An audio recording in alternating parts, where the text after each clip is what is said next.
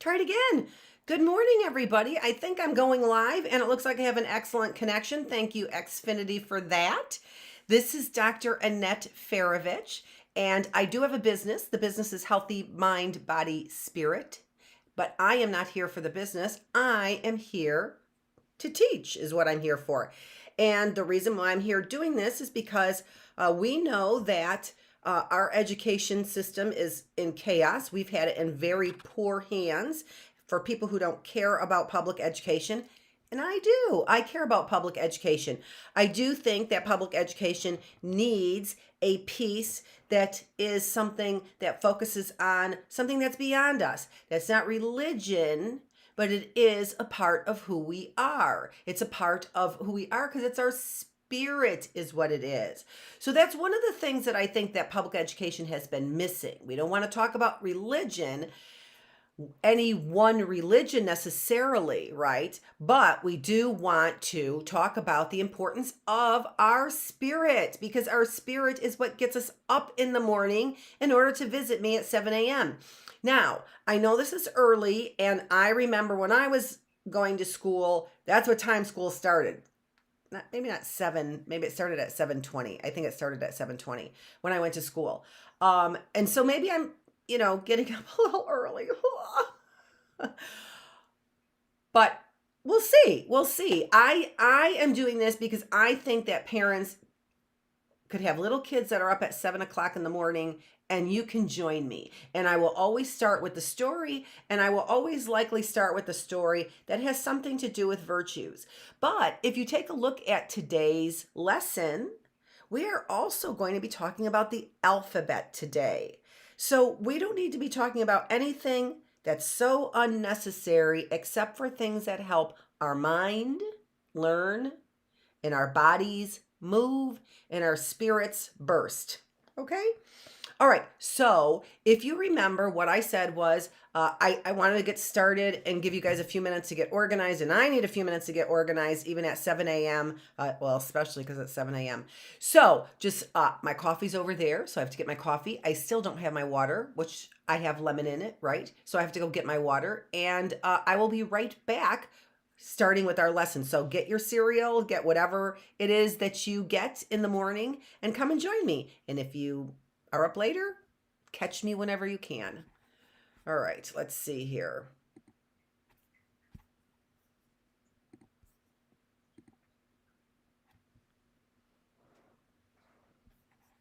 Maybe we'll play a song for the morning. What song should I play?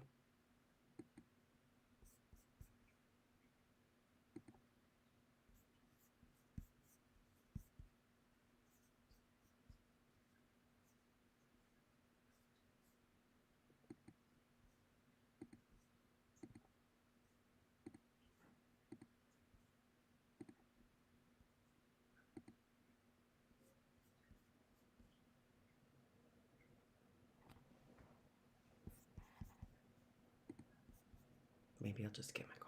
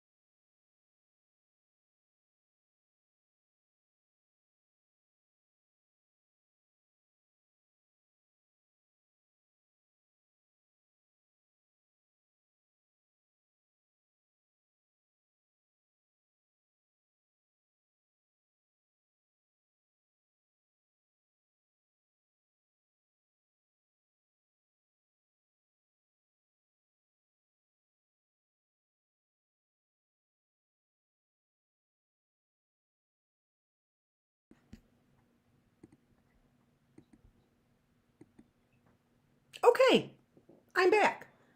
I have my water with my lemon in it and a little bit of stevia I put in there. And oh, that's what that is, isn't it? It's stevia. And I have my coffee. Thank you for letting me take a sip. Let's go ahead. I'm not sure why I'm recording, but I am. Let's go ahead and get started. So today we have a story from Tales of Virtue, which is the Beginner's Bible.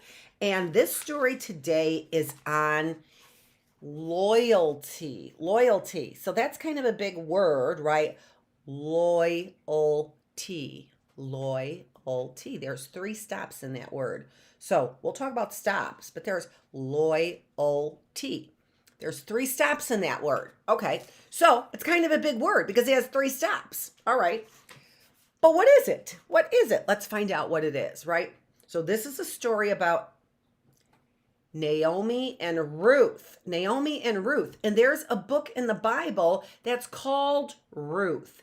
And so if you wanted the whole story right from the Bible, you could ask somebody that you trust to read you that story right from the Bible, the full story. It really is an interesting story. It's an interesting story because Naomi stays with her not her real mother, but her husband's mother, and stays with her, and our rewards are inside our hearts.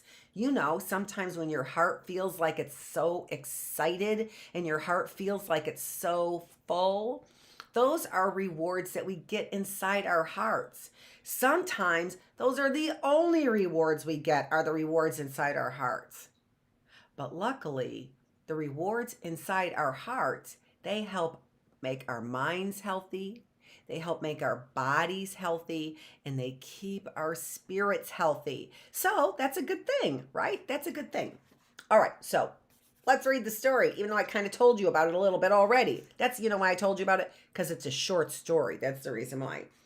All right, I don't have my glasses on. We'll see if I need my glasses in a minute. All right. Loyalty means to stay with someone. I do need my glasses. Hold on. Because they're right here. One of the things when you don't have your glasses is your reading gets really choppy. And so I could see it, but I don't want my reading to be choppy.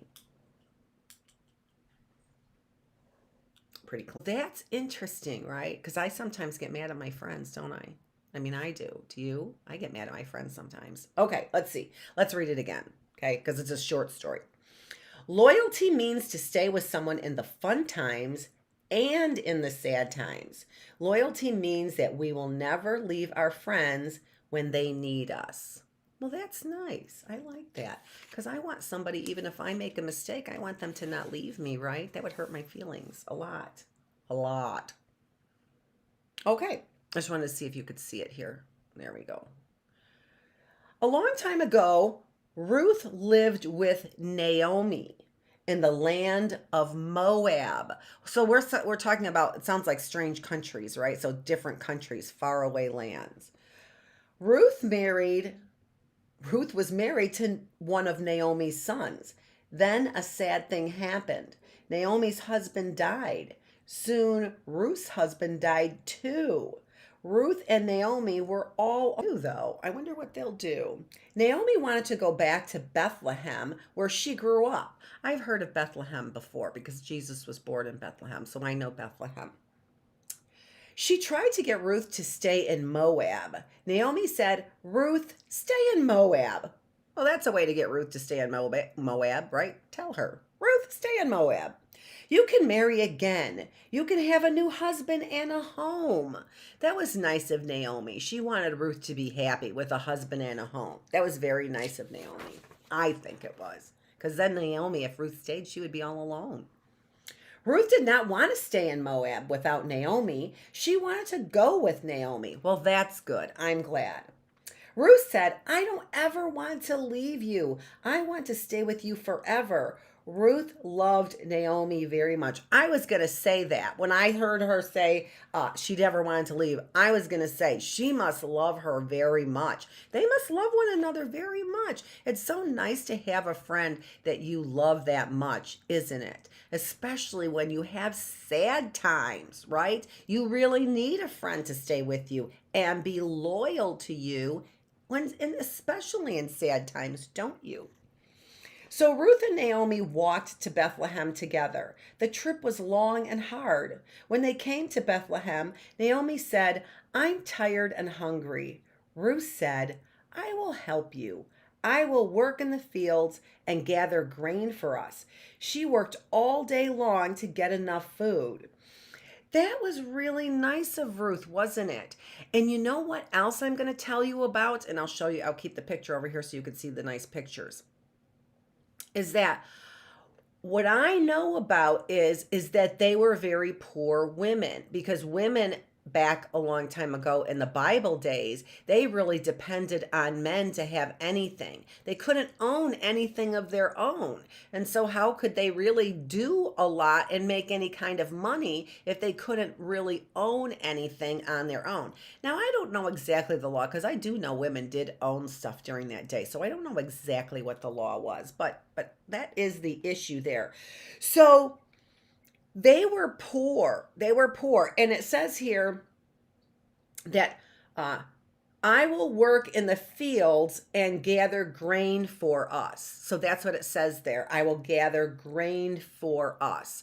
And what I know is that the people who owned the fields, what they would do for the poor people is they would leave the grain on the outside that fell down. Okay. Now, people needed grain in order to make bread, right? So they used the grain in order to make bread. But it wasn't their field, right? So how could they take the grain to make bread? And they didn't own a field, so they couldn't grow the grain. And so what the owners of the fields would do to take care of the poor people, because back in those days they cared about the poor people. So to take care of the poor people, what they did is they would leave the grain that kind of fell down and would have been wasted. It wasn't, still growing or whatever, and was kind of wasted on the ends of the field for the poor people to collect. And if they were willing to work, I will work in the field. If they were willing to work, they could go and pick up that grain for free, and they would have something to feed their families. So that was a wonderful thing for everybody. It was very generous of the owners of the field to do that for the poor people, knowing especially that women could be poor and could be widowed without a husband as well, right? But they didn't just give it to them free. They had to work for it. They had to get up and get the grain. And a lot of times they had to get it early in the morning, because otherwise other people would be there and gather the grain. And maybe you wouldn't have anything to eat that day. Or maybe you wouldn't have anything to make bread that day, right? So this is really nice of Ruth to work for Naomi gathering the grain. It's very nice for the owners of the field to leave that grain for the poor people. And it was very, I'm going to use the word industrious. It was very industrious of Ruth to go out and pick up that grain in the field, right? That was really good. Okay, so that tells us a little bit about days back in Bethlehem, what they would do. Okay, let's see. I want to keep this as... There we go. It was not easy for Ruth to work in the fields. It was not easy because she was from Moab. The Bethlehem workers might not like someone they did not know. But Ruth said, "I am not afraid. Naomi is too old and tired to work in the fields. I will be loyal to my friend. I will take care of her." So see, Naomi was an older woman. She was Ruth's mother.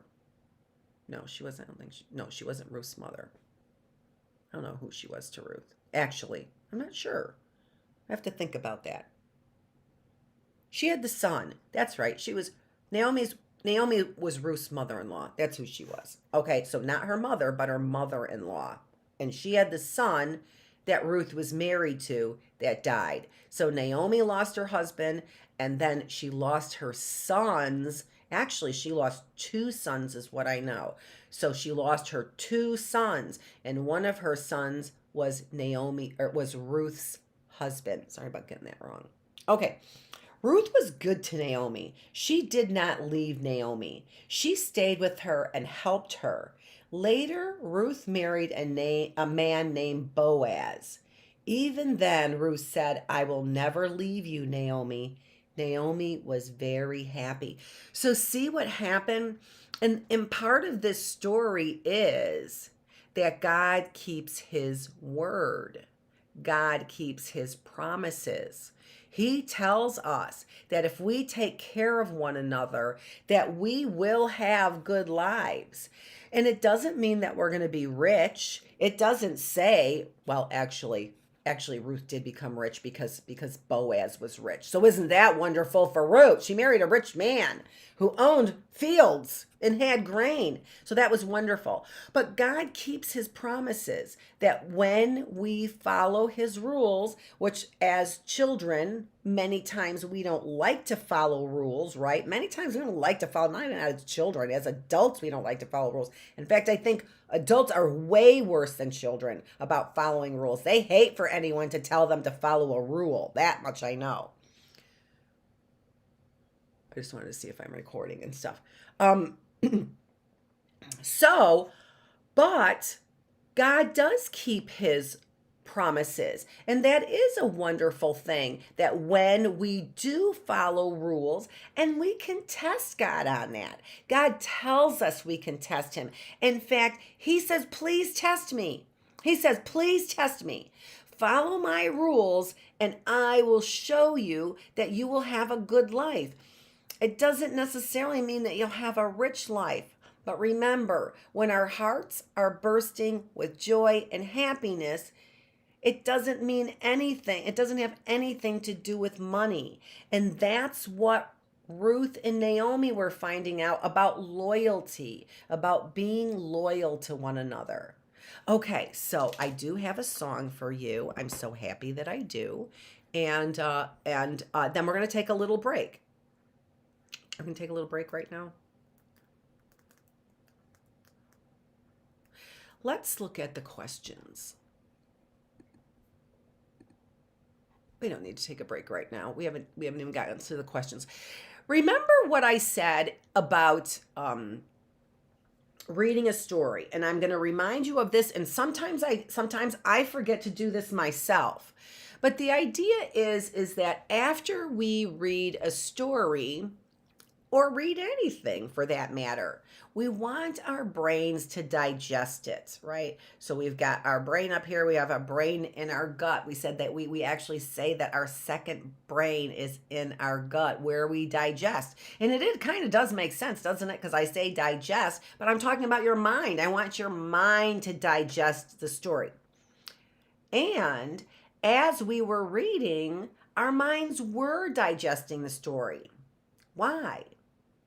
Because I was stopping and I was thinking about things and I was adding comments, right? So that helps me process, we can call it process, or it helps me digest the story.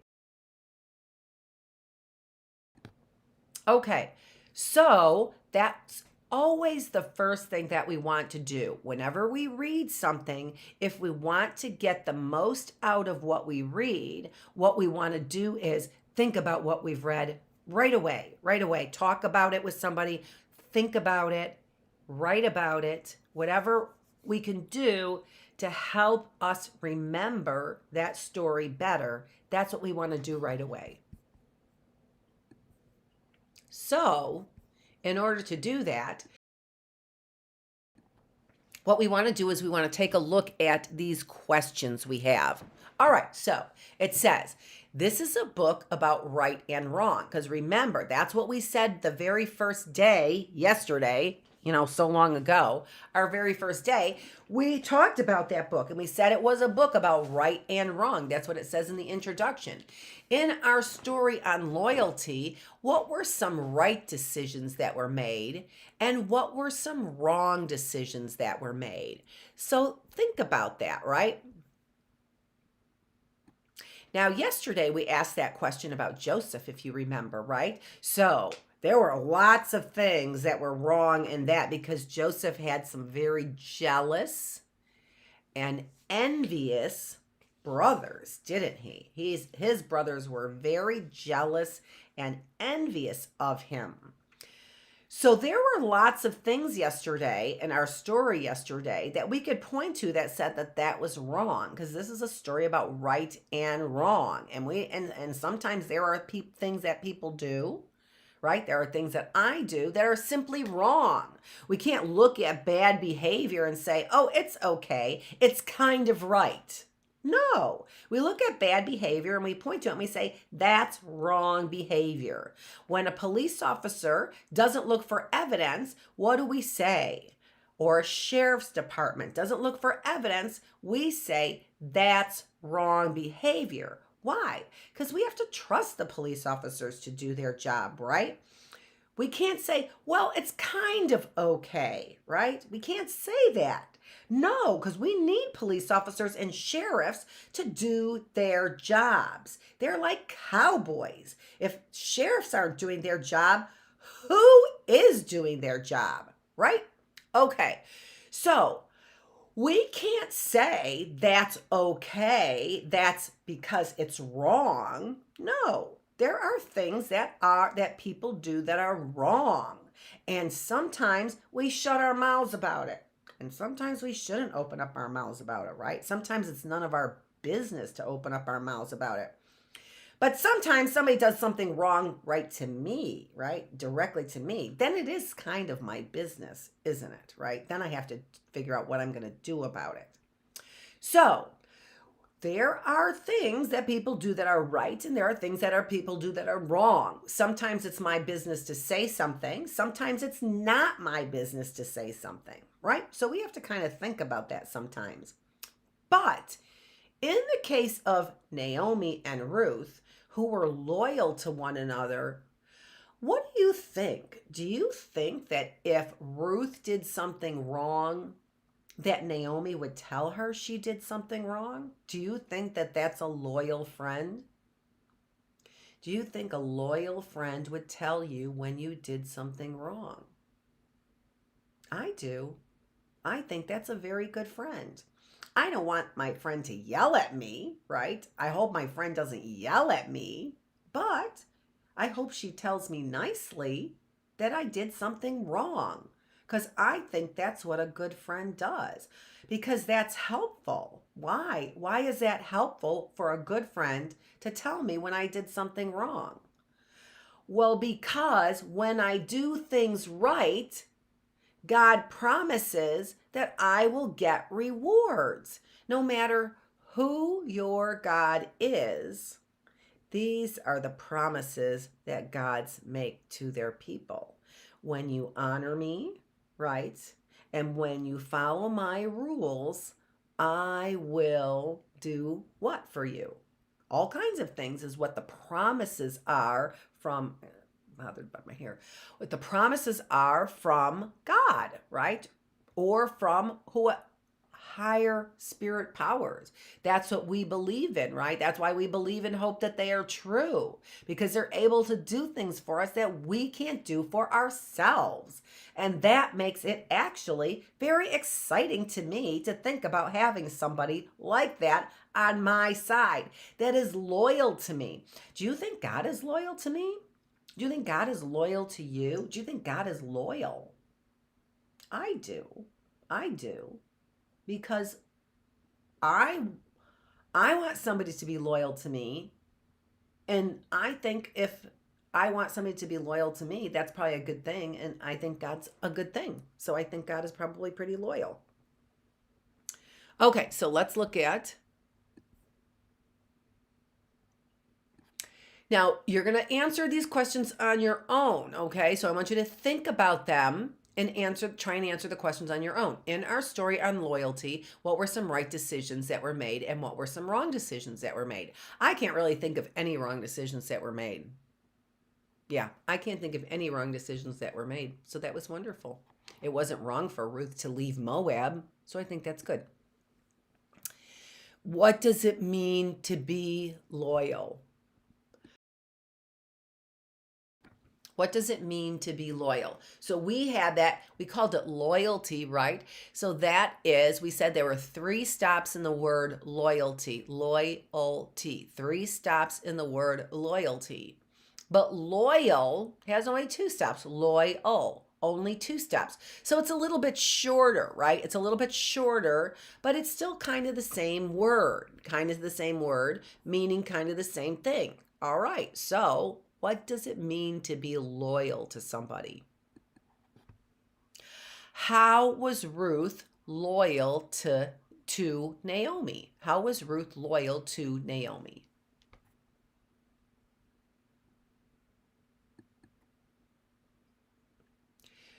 Who are you loyal to and why? Now, this is a really important question, right? Because it says 2 things. It's a question that tells me 2 things. Number 1, do you love people? Do you have people that you love? And do you have people that love you? Because that's who I would be loyal to, right? I would be loyal to the people that I love because they loved me too. So that's the first part of the question is really, do you have somebody that you're loyal to? Do you have somebody that you love and you care enough about that you would be loyal to that person? So that's good, right? We could say, well, you know, Dr. Feravich, or we call me Miss Annette in this class, right? I'm Miss Annette in this class. That, what about my pet? I'm loyal to my pet. Well, one of the things about loyalty is that it really does kind of have to be because my pet Lucy, who's my pet, loves me a lot. I know she loves me a lot, but I can't expect her to go work in the fields for me, right? So there really has to be kind of an equal exchange between the two. There has to be an equal exchange between loyalties. So if I'm loyal to somebody and I'm able to do this and this and this for you, then the person being loyal back, they should be able to do this and this and that. Maybe not the same things, right? But be able to do those kinds of things when I'm in need. Come and drive and pick me up if I'm stuck someplace, right? That's loyalty. So if we're talking about who can you be loyal to or are you loyal to anybody, you might be loyal to your pet, but that's not really what we're talking about because your pet really can't be 100% loyal to you because they can't go and pick up the groceries when you don't have anything to eat, right? Or like I said, help you out when you have a flat tire. So it's a little bit different when you have got when you are loyal to a pet because the pet can't return the loyalty in the same kind of way. All right. So do you have somebody that you are loyal to that's a person? Do you have a friend? So that tells me that you have a friend, right? And that also tells me that you really care about that friend, that you have somebody that you really care about. So that's important to find somebody that you are loyal to and that is loyal to you. Now, when that happens though, I said, why are you loyal to that person? So that's the other question there. Why are you loyal to that person? And the idea here is that you're loyal to people. Why? Because they do things for you? Is that why? Because thank goodness I have somebody in case my car breaks down? Is that why you're loyal to somebody? Right? So isn't that funny? I'm loyal to somebody and they're loyal to me, which means I have somebody to help me, but that's not the reason that I'm loyal to them, right? So why are you loyal to a person? Do you have somebody that you're loyal to and why? And if you don't have somebody that you're loyal to, then try and find somebody that you're loyal to, right? Try and find somebody. But again, that's not going to be somebody who you're going to be loyal to that can give you something, right? It's going to have to be somebody that you like, that you care about. And that's why you're loyal to them. Isn't that funny? So we just can't be loyal to somebody in order to get something back. We're loyal to somebody because we love them and we care about them. And then that makes us want to do things for them, and it makes them want to do things for us. So we're not loyal to people to get things, but we get things when we're loyal to people. That's so nice, isn't it? That's awesome. I think it's awesome. What do we have next? Should you be loyal to everyone? Should you be loyal to everyone? That's a pretty good question, and I try and ask only good questions. And what do you think? I'm trying to pull up my other thing over here. What do you think? Should you be loyal to everyone? Well, one of the first things is are they going to be loyal to me? That's the very first thing I think of, right? Are they going to be loyal to me? Because if somebody isn't loyal to me, then why would I be loyal to them? I think, being as old as I am, I think it's hard work to be loyal to somebody. Ruth had to work very hard to stay loyal to Naomi. She left Moab, the place where her husband was, right? So she left Moab. And so that was probably hard for her to do. She went to a strange place without anything, Bethlehem. That probably had to be hard for her to do. And she wasn't with her people, the same kind of people. She wasn't with the people that she knew in Moab. She was with new people in Bethlehem. That had to be hard as well. So being loyal to somebody can be work. Why would we want to do that kind of work? Well, we want to do that kind of work because we love that person. So should we be loyal to anyone? Probably not, because we don't love everyone.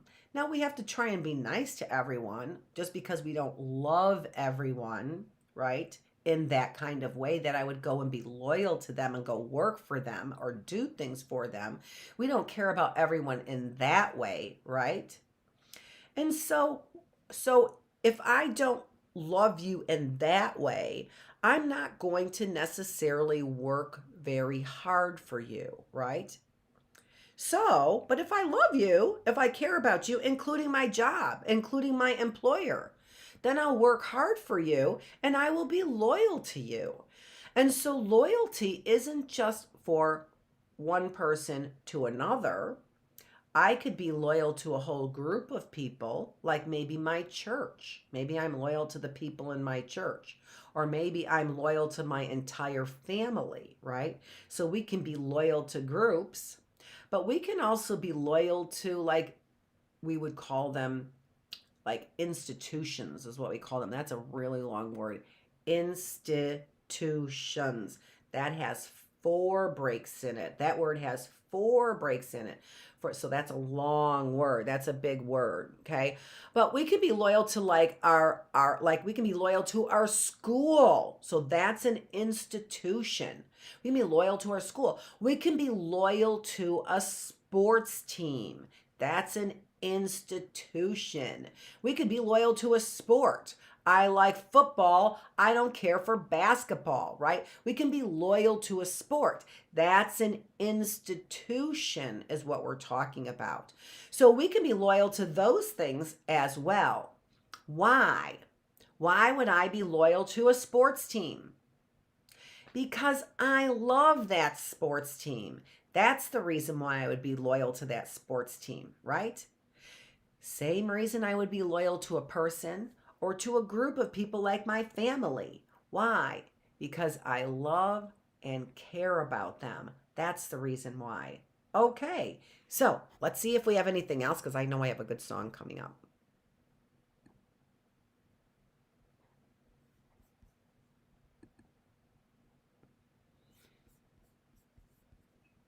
Okay. So I'm going to take a little break, and like I said, I have a song for you, and in fact, I'll probably end it with this song. This song is about friendship from Bruno Mars, and hopefully I won't get this whole thing excluded from the internet for this, copyrighted for it. But I like to give you music, and this is an educational video, so I'm hoping that they let me give you some music in between. Um,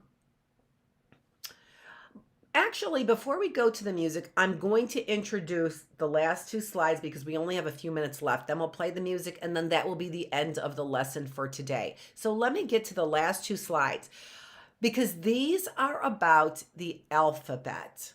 Okay? Am I going to do this? I think I am. All right, so these are about the alphabet. And what I want you to do is I want you to try and learn the alphabet with me. So one of the things that we are doing here is we're not just reading nice stories here, but we really are learning. So remember, this is the Early Bird Classroom, and this is for younger people. And this is we're learning all kinds of things. We're learning how we should behave, and we're also learning about we're getting ready to read is what we're doing. We're getting ready to read. So let's go ahead and let's take a look at this ABC song that I have called ABC Rock.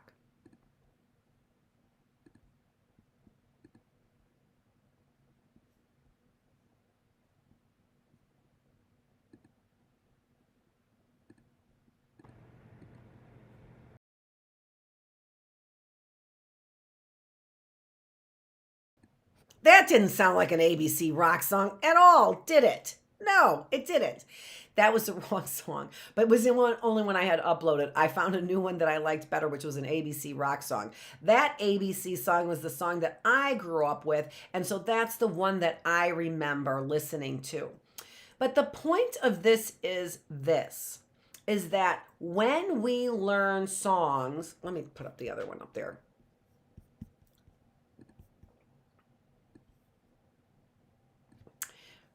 Let me rephrase that. When we are learning something and we put it to music, whatever song you might know The Farmer in the Dell, The Farmer in the Dell. I don't even know the words to that song. Why did I pick that? What is the rest of the words? I have no idea.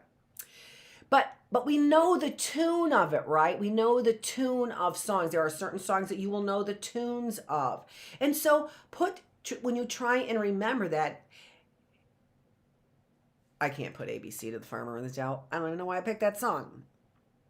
How about Joy to the World? Joy to the World. So A, B, C, D, E, F, G, H, I, J, K, L, M, N, O, P. Not my best voice this morning. I'm sorry. I have a better voice than that. But the point is that we put our words that we want to memorize to music, and it helps us memorize that more. So, the months of the year, I'm trying to think of, and the days of the week. We can put those to music, and when we put those to music, am I past my time? No, I'm looking at my time. And when we put those to music, we remember them better. And so when we are back here on Tuesday, that's what we're going to do. We're going to put things to music to help us memorize those a little bit better. So we're going to come back with ABC Rock on Tuesday at 7 a.m. We're going to do our alphabet with ABC Rock. We're going to talk a little bit about setting to music our months of the year. We have January, February, March, April, May. Okay, we're gonna set. I'm trying my voice out, folks. It really is better, but these songs are so old. I'm sorry. Anyway, doesn't matter because I'm a teacher and I'm supposed to sing with you guys. I don't have anybody to sing with, but I'm a teacher and I'm supposed to be singing. So we're gonna set things to music is what we're going to do to try and help us remember them. And then when we come back on Tuesday, we're also going to be talking about our vowels. Okay? Now, I have another song for you that I wanted to play, and that's how we're going to end up leaving this. Let's see where I have it.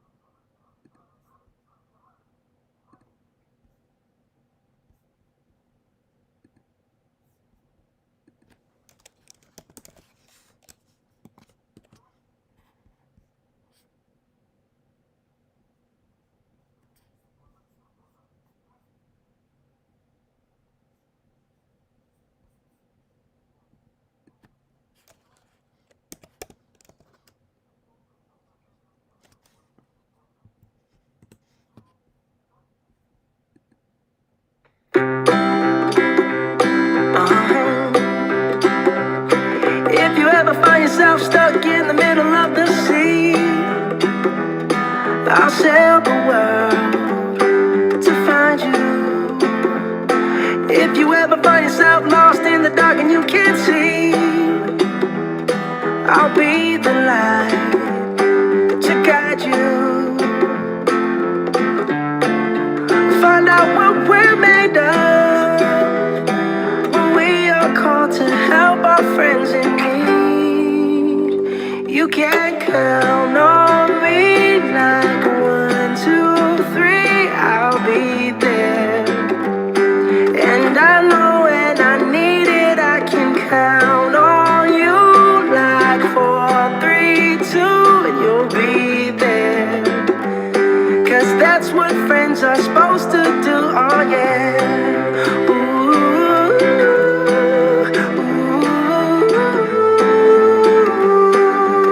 yeah.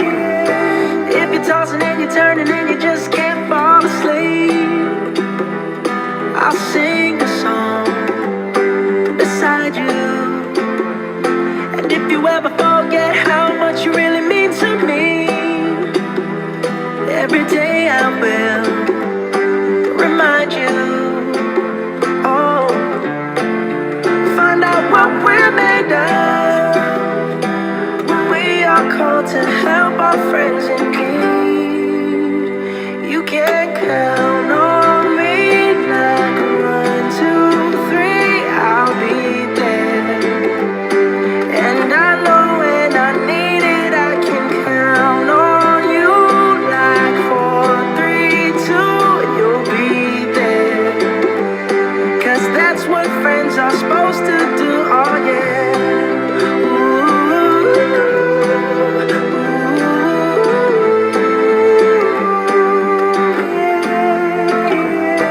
You'll always have my shoulder when you cry.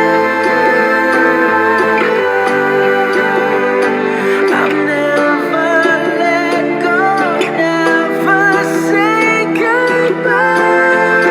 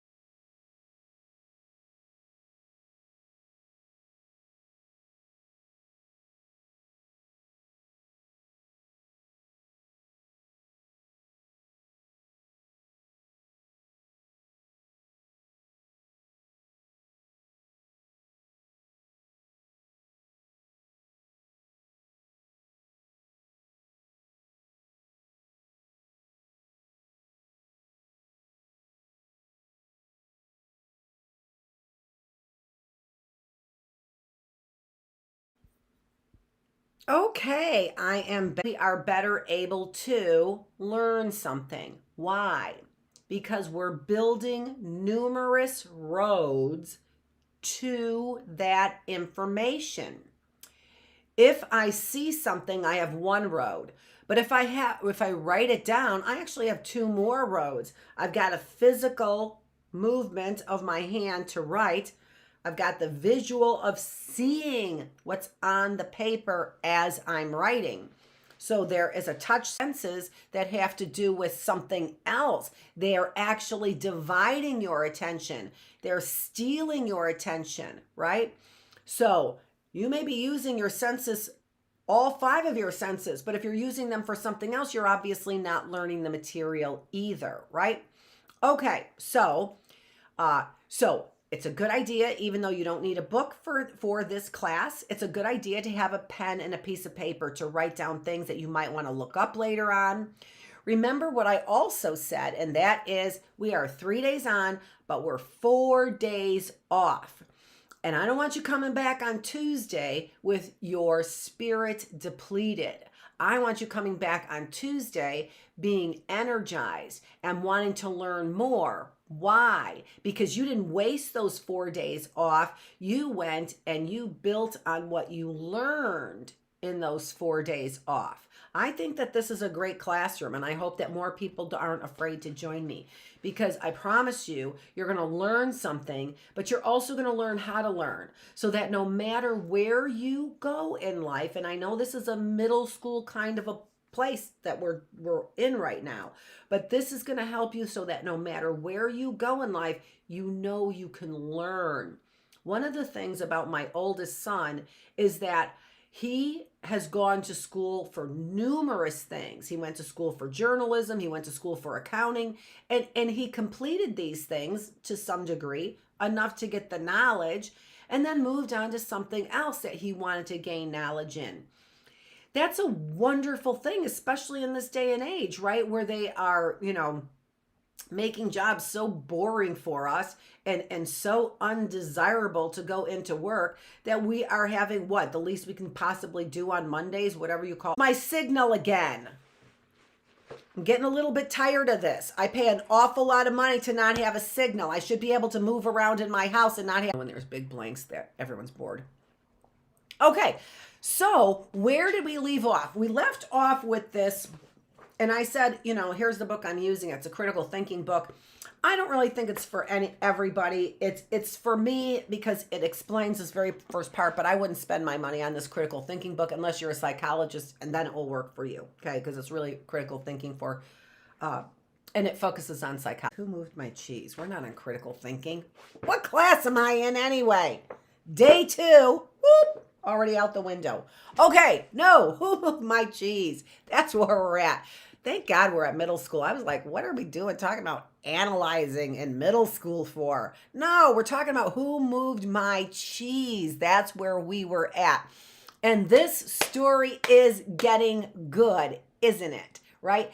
And what I want you to think about, because this is where we're going with this, and I was really excited about this actually, and that's why I was a couple minutes late getting on, because I was getting a slide ready for you guys, a couple slides in fact, ready for you guys, even though I wasn't ready for the right class.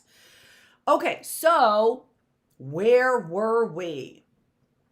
We had 4 characters. Sniff and Scurry were mice. And remember, they worked on instinct, didn't they? Right? So they're like, oh, we're not surprised there's no more cheese in Cheese Station C. And what's the big deal? We've got our gear ready. We just took our laced up that we had around our necks or hung up, right? Our laced up jogging suits and shoes and our jogging suits, and either Sniff or Scurry, it was probably Sniff, right? Went and put his nose up in the air and sniffed, and they were off to find more cheese without any worry at all about the fact that Cheese Station C was out of cheese. And in fact, they weren't surprised because they used their senses to notice. They were looking around and taking notes, right? They noticed that the supply of cheese was getting lower and lower, so they weren't surprised.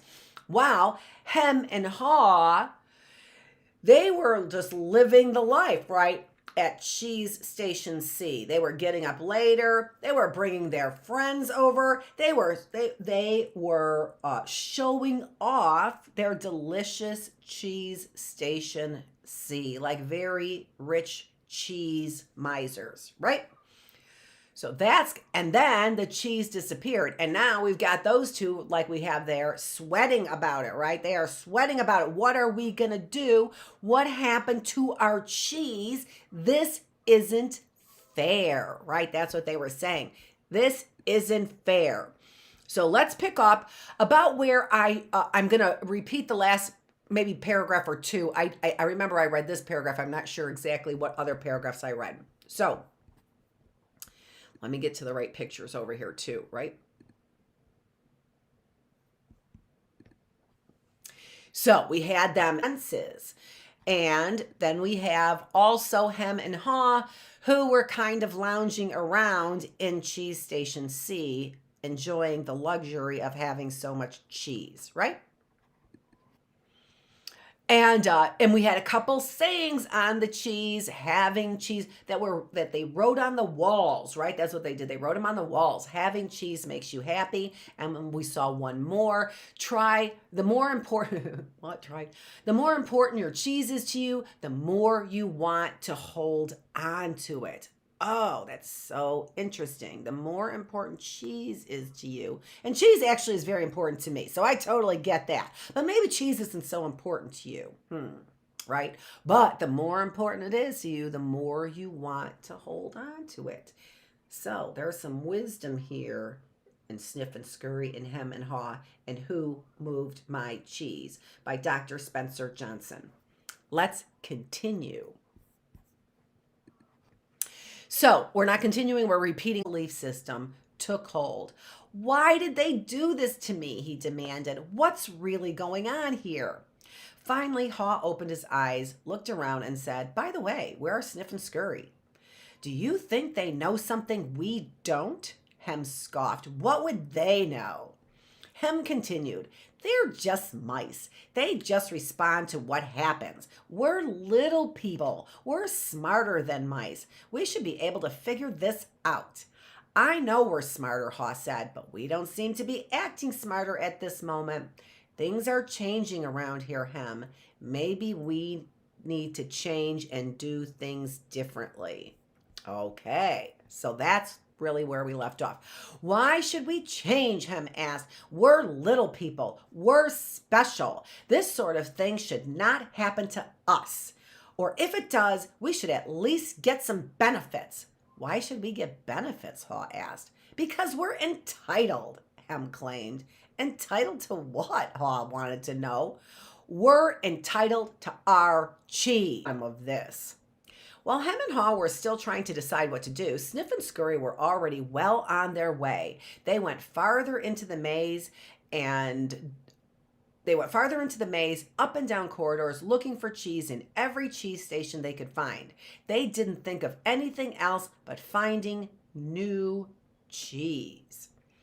They didn't find any for some time until they finally went into an area of the maze where they had never been before, Cheese Station N. They squealed with delight. They found what they had been looking for, a great supply of new cheese. Let me make sure everything's going right over here as I'm reading. I always get like, ah. In the meantime, Hem and Haw were still back in Cheese Station C, evaluating their situation. They were now suffering from the effects of having no cheese. They were becoming frustrated and angry and were blaming each other for the situation they were in.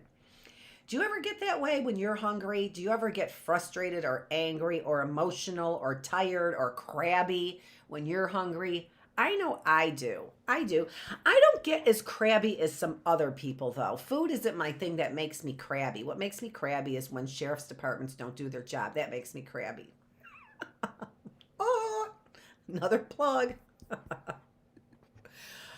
course it would make me angry if police don't do their jobs, right? Of course it would. Or sheriffs. They're supposed to be our cowboys. Where are our cowboys? That's what I want to know. Okay, let's get back to hem and haw. What's going on over here? Now and then Haw thought about his mice friends Sniff and Scurry and wondered if they had found any cheese yet. He believed they might be having a hard time, as running through the maze usually involved some uncertainty. But he also knew that it was likely to only last for a while. I want to make sure I didn't leave anything out. Sometimes Haw would imagine Sniff and Scurry finding new cheese and enjoying it. He thought about how good it would be for him to be out on an adventure in the maze and to find fresh new cheese. He could almost taste it.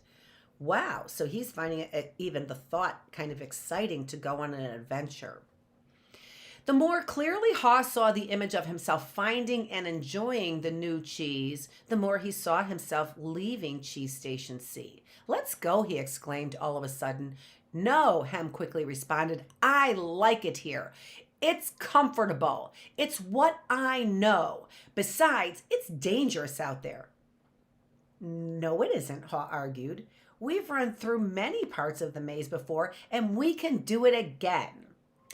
"I'm getting too old for that," Hem said, "and I'm afraid I'm not interested in getting lost and making a fool of myself. Are you?" That's interesting, isn't it? So who is this? Hem is getting a little afraid, right? And maybe embarrassed that he might not know something. That's interesting. With that, Haw's fear of failing returned and his hope of finding new cheese faded. So it looks like Hem was influencing Haw to feel this way, right? So Hem was feeling bad and afraid, fearful. He didn't want to leave Cheese Station C because he was afraid now of the maze.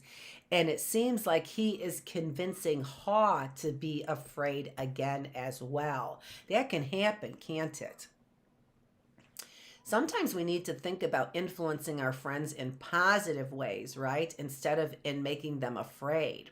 That would be good if we did that.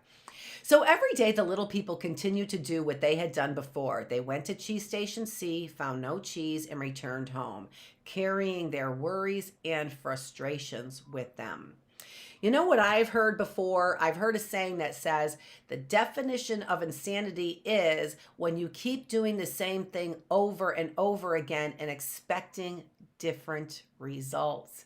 It sounds like Hem and Haw are going to go insane, right? Because they keep going to Cheese Station C, but they expect different results. They keep doing the same thing, but they're expecting different results. Are you doing that? Are you doing the same thing over and over again, but you think that it's going to turn out differently? Are you not doing your homework over and over again and expecting somehow that it's going to turn out that you're smart? Right? Are you doing something over and over again? Are you aggravating your parents over and over again and expecting that it's going to turn out differently? Right? Are you going to school unprepared every day and expecting it to turn out differently? That is a definition of insanity, when you do the same thing over and over again, but you expect different results. That sounds like what Hem and Haw are doing to me.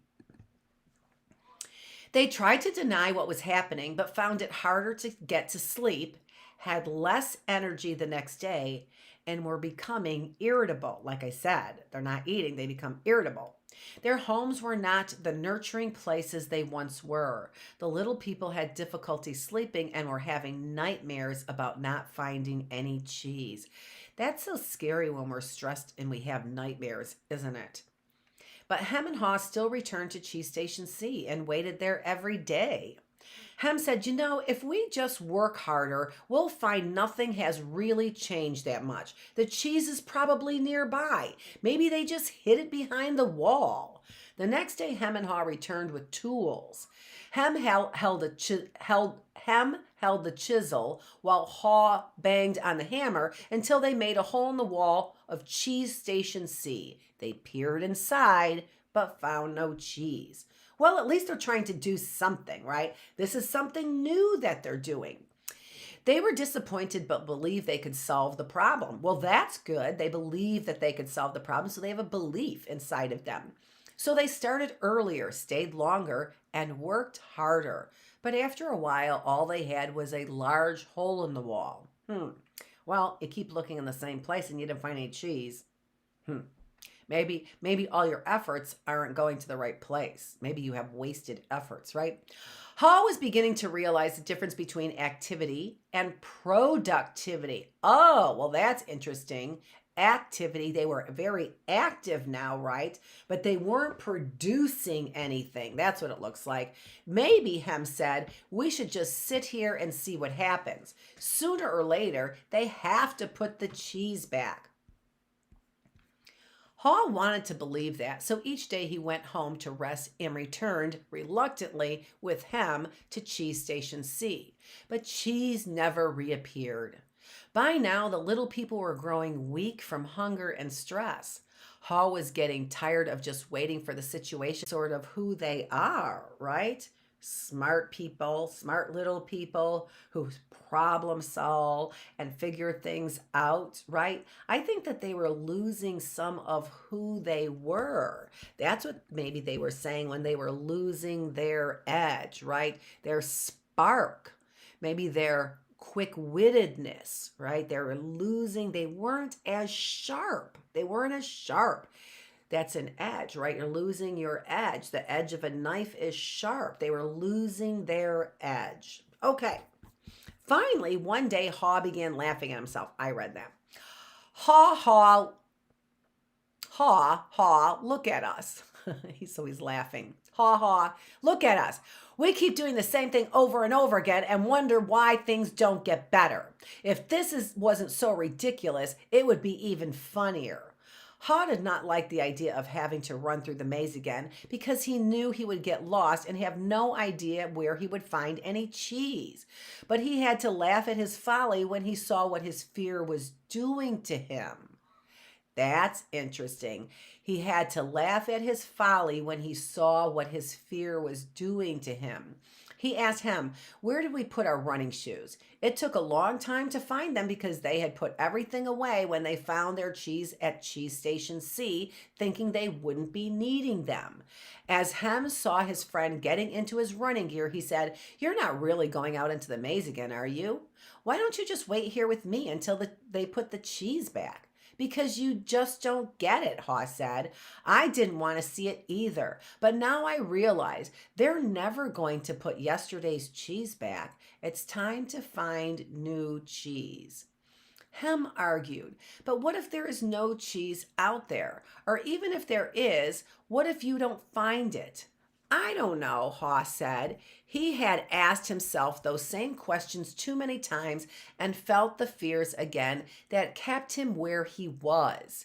He asked himself, where am I more likely to find cheese? Here or in the maze? He painted a picture in his mind. He saw himself venturing out into the maze with a smile on his face. In psychology, we call that a mental representation. He put a mental representation of what he needed to do in his mind. That's how we reach our goals. We reach our goals by putting mental representations, big words, mental pictures. We picture it in our heads. I remember that I used to, when I was a little girl, picture in my head what I was going to look like and be when I grew up. And I always felt that I was going to be a professional person. And so I always pictured myself in a professional suit with a briefcase. And guess what I looked like when I first started my first jobs? I wore professional looking suits, kind of, as much as I could afford, because I couldn't afford suits at that time. I was pretty poor. But I did get a briefcase. That was one of the first gifts that my husband gave me, was a briefcase. And so I had, since I was a little girl, a mental representation in my head of what I wanted to look like. And that is what your body and your mind work towards when you put that mental picture in your head. We know that people who grew up in the inner city, for example, and have been surrounded by violent crime, for example, and have had many relatives who were in jail, for example, they often have a mental representation of their lives being exactly the same, of not getting any work, of getting themselves in trouble, of being violent, and eventually ending up in jail. Our mental pictures that we have in our heads are so important because our bodies, our minds, and our spirits move in the direction of a mental picture. And so that is what Haw is doing.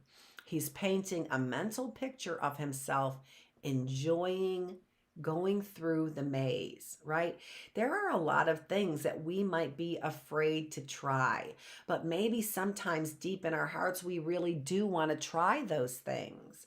Well, the best way to see if we could do that is to put a mental picture in our mind of us actually doing that. Okay? That's a really good idea. All right, so that's what Haw did. He painted a mental picture in his mind. While this picture surprised him, it made him feel good. He saw himself getting lost now. He saw himself getting lost now and then in the maze, but felt confident he would eventually find new cheese out there and all the good things that came with it. He gathered his courage. Oh, that's so good. He gathered courage, is what he did. By putting these mental representations in his head, these mental pictures in his mind, he was getting positive feelings because of it. We know that's brain chemistry activating. That's what that is.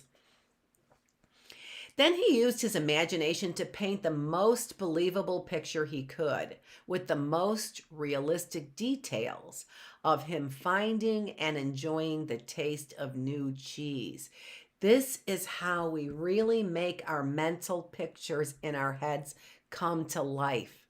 We see ourselves doing it, right? We get every detail of us doing the activity. And the more details that we have in our heads of doing that activity, the more likely we are to complete the activity. Wow, how easy is that? Put a picture in my head and it makes it easier for me to do the task. Well, that's pretty easy for me to put a picture of my head in my head of succeeding, right? Woo, I could put a picture in my head of succeeding.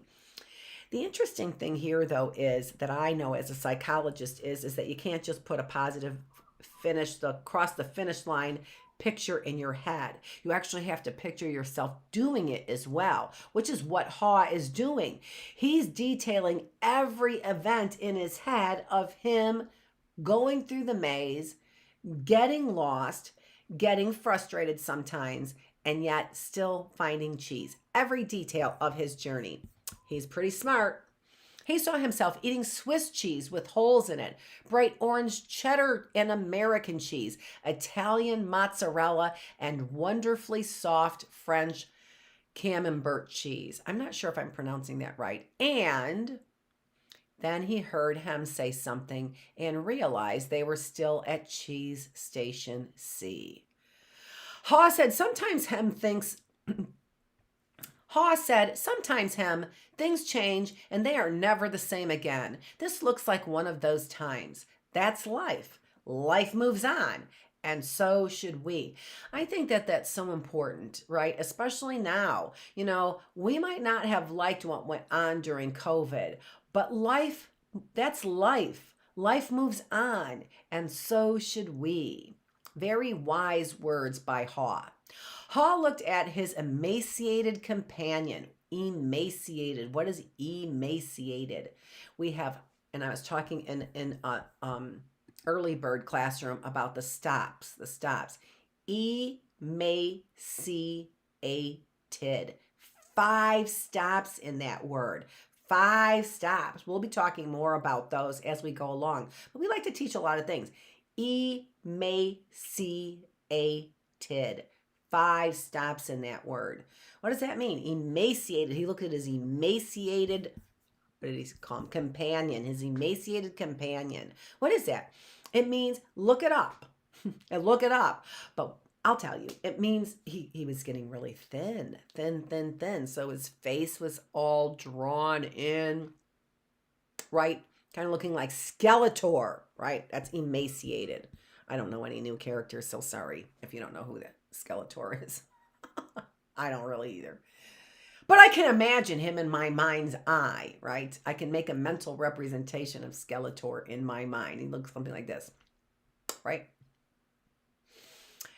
Haw looked at his emaciated companion and tried to talk sense to him, but Hem's fear had turned into anger and he wouldn't listen.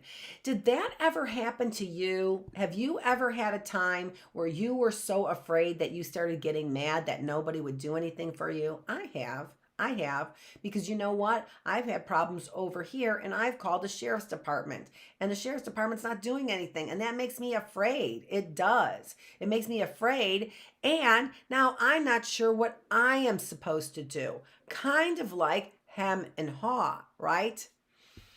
So that kind of made me mad. It kind of made me mad because when I'm afraid over here, afraid enough that I call the police and then, or the sheriff, actually, I'm thinking I'm going to get a cowboy over here and I get somebody who's like a frightened little chicken over here. I know. So we all have issues and we all get frustrated, but I'm going to have to figure out what I'm going to do about the problem. That looked. As Haw prepared to leave, he started to feel more alive. He's feeling alive because he's getting engaged in life again. Knowing that he was finally able to laugh at himself, let go and move on. Haw laughed and announced, "It's maze time." Hem didn't laugh and didn't respond. Haw picked up a small sharp rock and wrote a serious thought on the wall for Hem to think about. As was custom, Haw even drew a picture of cheese around it, hoping it would help Hem to smile, lighten up, and go after new cheese. But Hem didn't want to see it. It read, "If you do not change, you can become extinct." Let me say that again.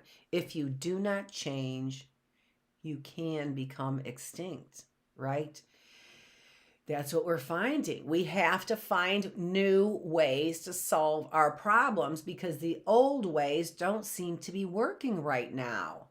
And if we don't find new ways to solve our problems, what will happen? That there may not be any cheese in the maze, or he may not find it. Such fearful beliefs were immobilizing and killing him. Immobilizing. So maybe that's why they become extinct, right? Immobilizing is killing him, is what immobilizing means. To be immobilized, I can't move. He's frozen, and he's frozen. How many people are having some of those same kinds of feelings, and how often are we having them, right? Haw smiled. He knew Hem was wondering. He knew Hem was wondering what? About, even though he hadn't found cheese here for some time. Isn't that interesting?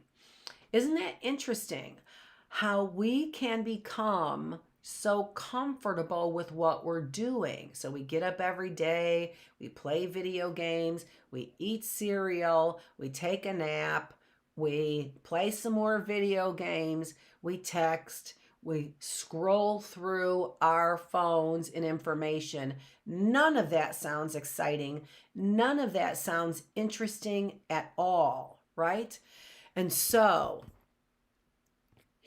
but we're drawn back to it, right? But we're drawn sometimes back to the comfort of. Sometimes we have friends who don't treat us very nicely. But the next day when we come back to class, we don't know who else to sit with. And so what do? We go back to where we're comfortable, right? Even though maybe that's in it. Let's see. Haw became more anxious and wondered if he really wanted to go out into the maze. He wrote a saying on the wall ahead of him and stared at it for some time. So here now, Haw is writing phrases for him. He wrote this one for him, right? If you do not change, you will become extinct. But what would you do if you weren't afraid? What would you do if you weren't afraid? You know what I did? I started these classes. With nobody coming to my class, I started these classes. That's what I did when I wasn't afraid, right? And I might fail. I might fail at it. Maybe nobody will ever come to my classes. And maybe I'm going to have to change and do something new with my classes, right? I mean, I'm doing something new by starting these classes. Maybe I'll have to do something new a little bit later on. But that's what I did because I wasn't afraid to try. I wasn't afraid to try it. So good. He thought about it. He knew sometimes some fear can be good. When you are afraid things are going to get worse if you don't do something, it can prompt you into action. It can make you do something, right? If you're afraid, maybe that fear is going to help you to do something. But it is not good when you are so afraid that it keeps you from doing anything. And isn't that what happened to him and Haw? They were so afraid they couldn't do anything. He looked to his right to the part of the maze where he had never been and felt fear. Then he took a deep breath, turned right into the maze, and jogged slowly into the unknown. So see what he did when he was afraid? And again, I'm going to steal from Bill Maher, his fear. Don't expect somebody to remove your fear. Because even if somebody does remove it, it's going to be there later on. And that person might not be around to remove the fear again. Then what are you going to do? Then what are you going to do, right? Sometimes fear is good, and sometimes we're supposed to be afraid of things that are going to hurt us, of course. Deciding what is good for us, bad for me, and it's not, because I love cheese, thank goodness. But if it is bad for me, it doesn't mean cheese is bad. It just means it's bad for me. So we're not making a judgment that things are bad. We're just saying it's bad for me for whatever reason, right? Okay. As he tried to find his way, Haw worried at first that he might have waited too long in cheese station C. He hadn't had any cheese for so long that he was now weak. It took him longer and it was more painful than usual to get through the maze. He decided that if he ever got the chance again, he would get out of his comfort zone and adapt to change sooner. It would make things easier. Then Haw smiled a weak smile as he thought, better late than never. During the next several days, Haw found a little cheese here and there, but nothing that lasted very long. But at least he's getting his strength back, right? At least a little bit. He had hoped to find enough cheese to take some back to him and encourage him to come out into the maze. But Haw didn't feel confident enough yet. He had to admit he found it confusing in the maze. Things seemed to have changed since the last time he was out here. Just when he thought he was getting ahead, he would get lost in the corridors. It seemed his progress was 2 steps forward and 1 step backward. Do you ever feel that way? Let's think about that for a minute. What does that mean? 2 steps forward and 1 step backwards. It means I'm really slowly making progress. I am making progress though, right? Because for every 2 steps, I only take 1. Because I take 1 backwards, right? Okay, so, but I'm still making progress, so that's good. It was a challenge, but he had to admit that being back in the maze, hunting for cheese, wasn't nearly as bad as he feared it might be. Well, that's good. A lot of times that happens, I found, is that when we face our fears kind of disappear is what ends up happening. Sometimes, not always, but sometimes. As time went on, he began to wonder if it was realistic for him to expect to find new cheese. He wondered if he had bitten off more than he could chew. That's another phrase, too. A lot of times we want to think about these phrases instead of just passing them by. What do they really mean? He bit off more than he could chew, right? Well, what would happen? What would happen? That would be dangerous, wouldn't it? If I took a big giant bite of cheese and I couldn't chew it, what would happen? I would choke. That's what would happen. I would choke. And isn't that interesting? What happens when people choke? They become immobilized. Immobilized. They become immobilized when I choke, right? What if I'm in a competition and I choke? I become immobilized, don't I? I become frozen. I can't move. Okay. Let's see where I was.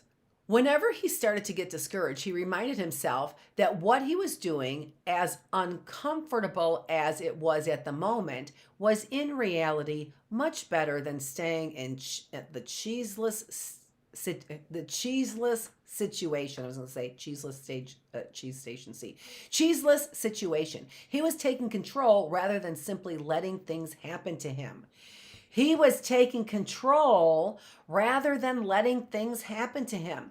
When we let things happen to us, we call that being a victim. We are being a victim when we let things just happen to us and we don't take control. So that's a really good feeling when we feel like we can take control, that we can have our lives go in this direction if we want, or that direction. That's taking control of our lives. So that's good. Then he reminded himself if Sniff and Scurry could move on, so could he. Hello, they were just mice. Later, as Hall looked back on things, he realized that the cheese at Cheese Station C had not just disappeared overnight, as he had once believed. So now his thinking is changing as well. The amount of cheese that had been there towards the end had been getting smaller, and what was left had grown old. It didn't taste as good. Mold may even have begun to grow on the old cheese, although he hadn't noticed it. He had to admit, however, that if he had wanted to, he probably could have seen what was coming, but he didn't. Are there times that you can see what is coming, but you don't prepare for it? Are there? Of course. We all do it, of course. But once we realize it, no reason being afraid. We just got to start preparing, right? Not a day is gained from worry, right? Not one single day is gained from worry. Hall now realized that the change probably would not have taken him by surprise if he had been watching what was happening all along, and if he had anticipated change, if he had predicted it, if he expected it. That's what anticipated means. So, if he had been using his senses, right, instead of analyzing a little bit more, using his eyesight, using his sense of smell to notice that the cheese was getting moldy, right? Discussing the issue with him, those probably would have helped him anticipate. 4 stops in that word, 4 stops. Anticipate or expect that this was going to happen. Maybe that's what Sniff and Scurry had been doing. He decided he would stay more alert from now on. He would expect change to happen and look for it. Well, that's pretty good then. Then I'm ready for it if I'm looking for it. He would trust his basic instincts to sense when change was going to occur and be ready to adapt to it. And remember, our basic instincts are those 5 instincts, right? So sight, sound, smell, taste, touch, right? Our 5 senses, right? So that's what he was saying. I'll use my 5, and there was also taste in there. They were tasting the cheese and it was moldy. They could smell the mold on the cheese. They could hear Or C, Sniff and Scurry had disappeared, right? So those are basic, using our basic senses, we can tell when change is coming. He stopped for a rest and wrote on the wall of the maze. What's he going to write this time? Smell the cheese often so you know when it is getting old. Well, there you go. Smell the cheese often. Smell the cheese often. I'm not eating any cheese. What does that even mean for me? Think about that. What does that even mean for you? He stopped for a rest and wrote, oh, we already read that. Sometime later, after not finding cheese for what seemed like a long time, Haw finally came across a huge cheese station, which looked promising. When he went inside, however, he was most disappointed to discover that the cheese station was empty. This empty feeling has happened to me too often, he thought. He felt like giving up.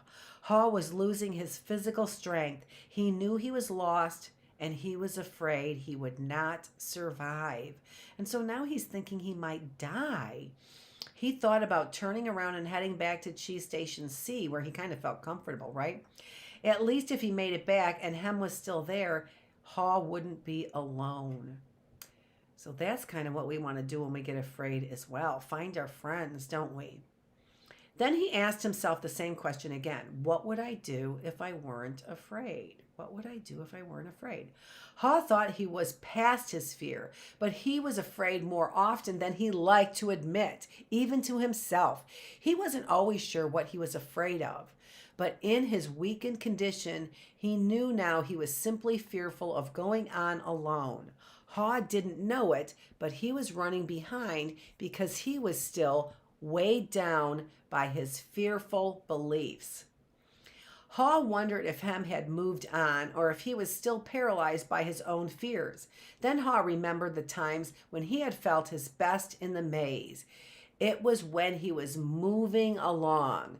He wrote on the wall knowing it was as much a reminder to himself as it was a marking for his friend Hem, hopefully to follow. Oh, so now he's leaving a trail for his friend Hem, right? So what does this one say? It says, movement in a new direction yields you, yields. Oh, that's a glasses thing because that's not even close to yields. Let me read it over here.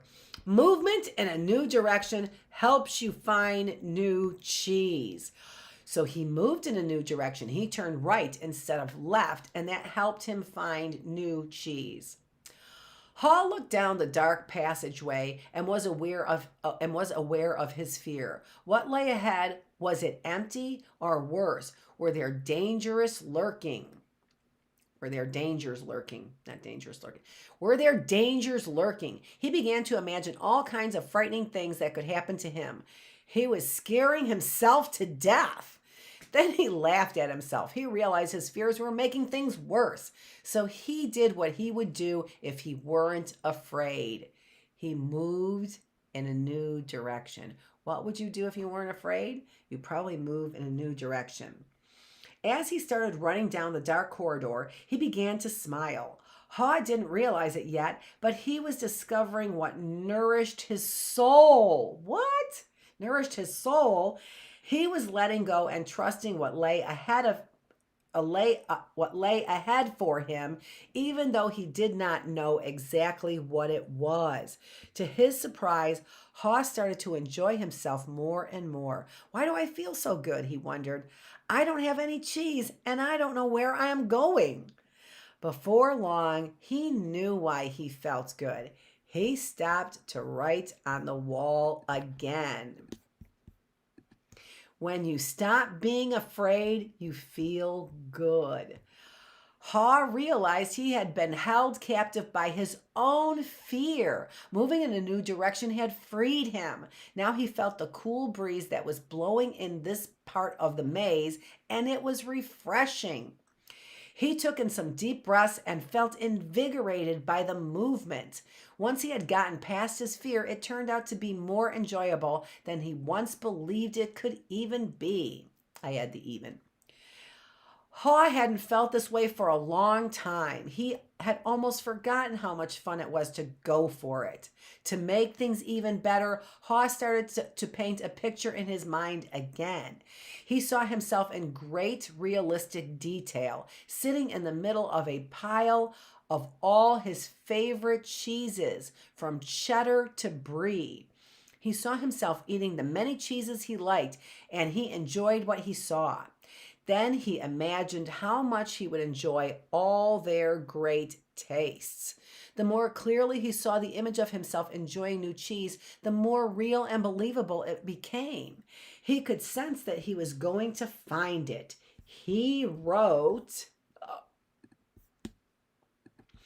imagining yourself enjoying your new cheese leads you to it. That's kind of what I said, right? Putting a mental picture in your mind helps you get to your goal. Haw kept thinking about what he could do, what he could gain instead of what he was losing. He was thinking about what he was gaining instead of what he was losing. He wondered why he had always thought that a change would lead to something worse. Now he realized that change could lead to something better. Why didn't I believe this before? He asked himself. Then he raced through the maze with greater strength and agility. Before long, he spotted a cheese station that became excited as he noticed little pieces of new cheese near the entrance. They were types of cheese he had never seen before, but they looked great. He tried them and found that they were delicious. He ate most of the new cheese bits that were available and put a few in his pocket to have later and perhaps share with him. He began to regain his strength. He entered the cheese station with great excitement. But to his dismay, he found it was empty. Someone had already been there and had left only the few bits of new cheese. He realized that if he had moved sooner, he would very likely have found a good deal of new cheese here. Haw decided to go back and see if Hem was ready to join him. He retraced his steps. He stopped and wrote on the wall, "The quicker you let go of old cheese, the sooner you find cheese." He was happy when he wasn't being run by his fear. He liked what he was doing now. Knowing this, Haw didn't feel weak as he did when he stayed in Cheese Station C with no cheese. Just realizing he was not letting his fear stop him and knowing that he had taken a new direction nourished him and gave him strength. So it sounds like trying something new and facing your fears actually gives you strength. Of course it does. I know that it does.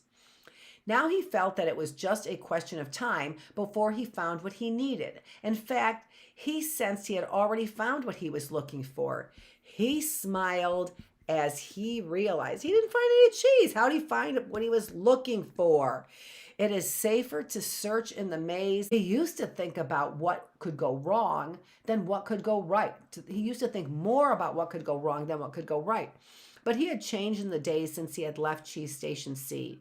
He used to believe that cheese should never be moved, and that change wasn't right. Now he realized that it was natural for change to continually occur, whether you expect it or not. Change could surprise you only if you didn't expect it and weren't looking for it. When he realized he changed his beliefs, he paused to write on the wall. What's he writing this time? Old beliefs do not lead you to new cheese. Very simple, very profound. Haw hadn't found any cheese yet, but as he ran through the maze, he thought about what he had already learned. Haw now realized that his new beliefs were encouraging new behaviors. His new beliefs were encouraging new behaviors. He was behaving differently than when he kept returning to the same cheeseless station. He knew that when you change what you believe, you change what you do. You can believe that a change will harm you and resist it, or you can believe that finding new cheese will help you and embrace the change. It all depends on what you choose to believe. He wrote on the wall. When you see that you can find and enjoy new cheese, you change your course. Haw knew he would be in better shape now if he had dealt with the change much sooner and left Cheese Station C earlier. He would feel stronger in body and spirit, and he could have coped better with the challenge of finding new cheese. In fact, he probably would have found it by now if he had expected change rather than wasting time denying that the change had already taken place. He used his imagination again and saw himself finding and savoring new cheese. He decided to proceed into the more unknown parts of the maze and found little bits of cheese here and there. Haw began to regain his strength and confidence. As he thought back on where he had come from, Haw was glad he had written on the wall many places. He trusted that it would serve as a marked trail for him to follow through the maze if he ever chose to leave Cheese Station C. Haw just hoped he was heading in the right direction. He thought about the possibility that Hem would read the handwriting on the wall and find his way. He wrote on the wall he had been thinking about for some time. He wrote on the wall what he had been thinking about for some time. Noticing small changes early helps you adapt to the bigger changes that are to come. So learning these skills to adapt, to recognize change, to use our five senses to see that change is coming, what that does is it helps us prepare for change the next time and be better prepared for it the next time and the next time. So those are good things. By now, Haw had let go of the past and was adapting to the present. He continued to run through the maze with greater strength and speed, and before long, it happened. When it seemed like he had been in the maze forever, his journey, or at least this part of his journey, ended quickly and happily. Haw proceeded along a corridor that was new to him, rounded a corner, and found new cheese at Cheese Station N. When he went inside, he was startled by what he saw. Piled high everywhere was the greatest supply of cheese he had ever seen. He didn't recognize all that he saw, as some kinds of cheese were new to him.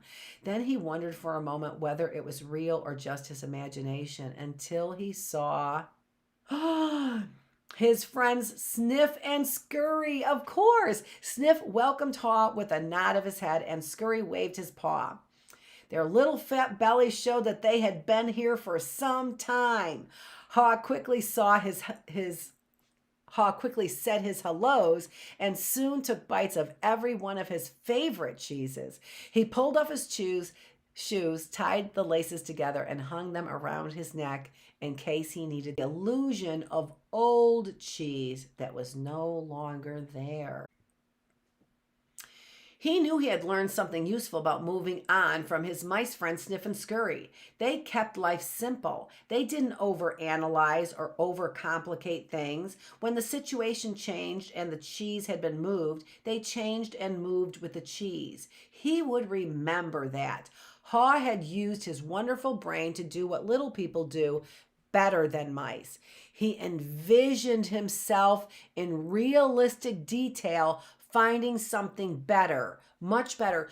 So the mice had the five senses, the humans had the brains, right? The little people had the brains, but they were using the brains to overanalyze things. And what they're saying is that they should have been using their brains in order to create pictures of where they wanted to be and where he wanted to go. He reflected on the mistakes he had made in the past and used them to plan for his future. He knew that you could learn to deal with change. You could be more aware of the need to keep things simple, be flexible, and move quickly. You did not need to overcomplicate matters or confuse yourself with fearful beliefs. You could notice when the little changes began so that you would be lies within yourself and that nothing gets better until you change. Perhaps most importantly, he realized that there is always new cheese out there, whether you know it at the time or not, and that you are rewarded with it when you go past your fear and enjoy the adventure. He knew some fear would be respected, as it can keep you out of real danger. But he realized most of his fears were irrational and had kept him from changing when he needed to. He didn't like it at the time, but he knew that the change had turned out to be a blessing in disguise as it led him to find better cheese. He had even found a better part of himself. As Haw recalled what he had learned, he thought about his friend Hem. He wondered if Hem had read any of the sayings Haw had written on the wall at Cheese Station C and throughout the maze. Had Hem ever decided to let go and move on? Had he ever entered the maze and discovered what could make his life better? Or was Hem still hemmed in because he would not change? Haw thought about going back again to Cheese Station C to see if he could find him, assuming that Haw could find his way back there. If he found him, he thought he might be able to show him how to get out of his predicament, but Haw realized that he had already tried to get his friend to change. Hem had to find his own way, beyond his comforts and past his fear. No one else could do that for him or talk him into it. He somehow had to see the advantage of changing himself. He had to believe that he could change. He had to believe that changing and turning into his fears would have a payoff. He had to believe that.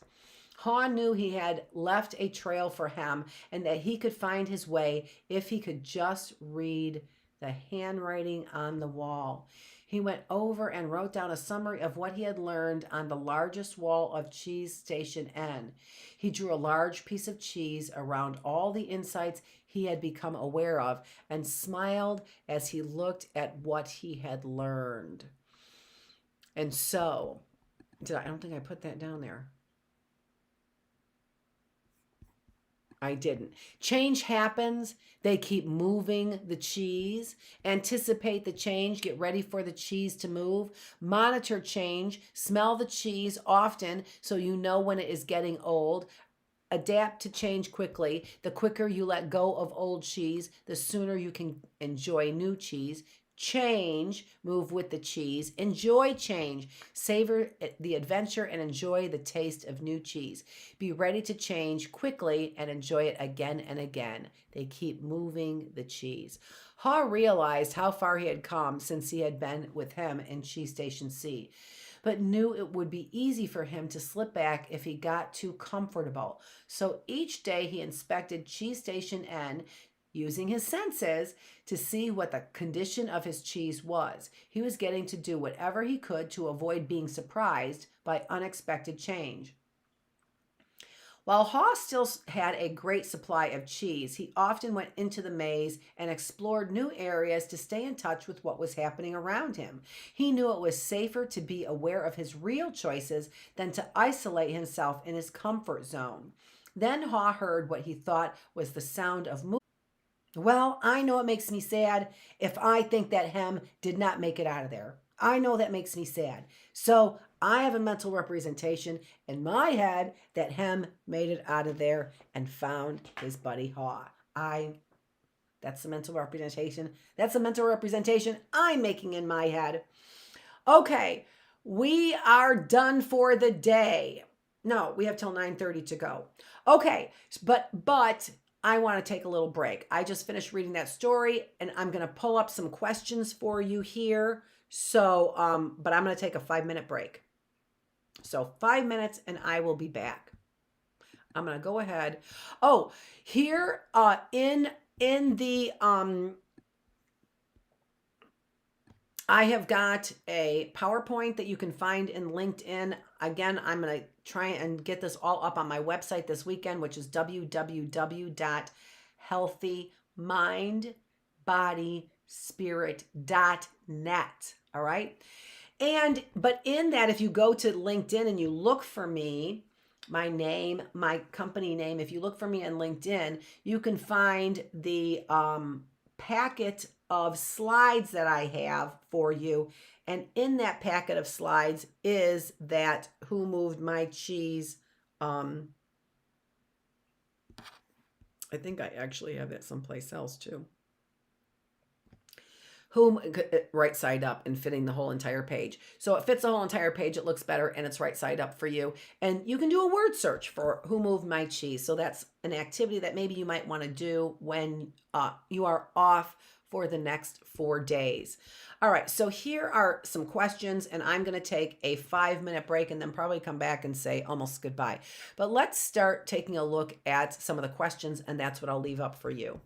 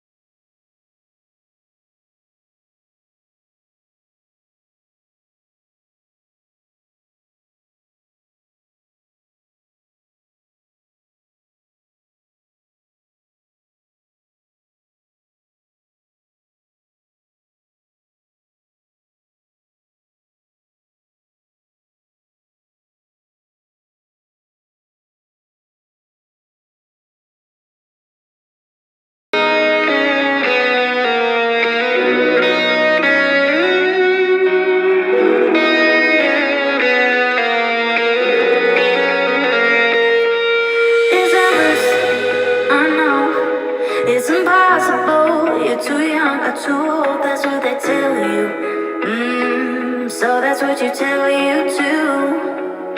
So then why it fades when you figure out the rules they change.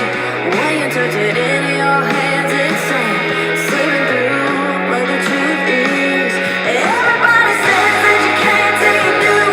Standing there staring in the mirror alone. Tell yourself one more day, one more shot. Voices in the night in your head, don't make you quit.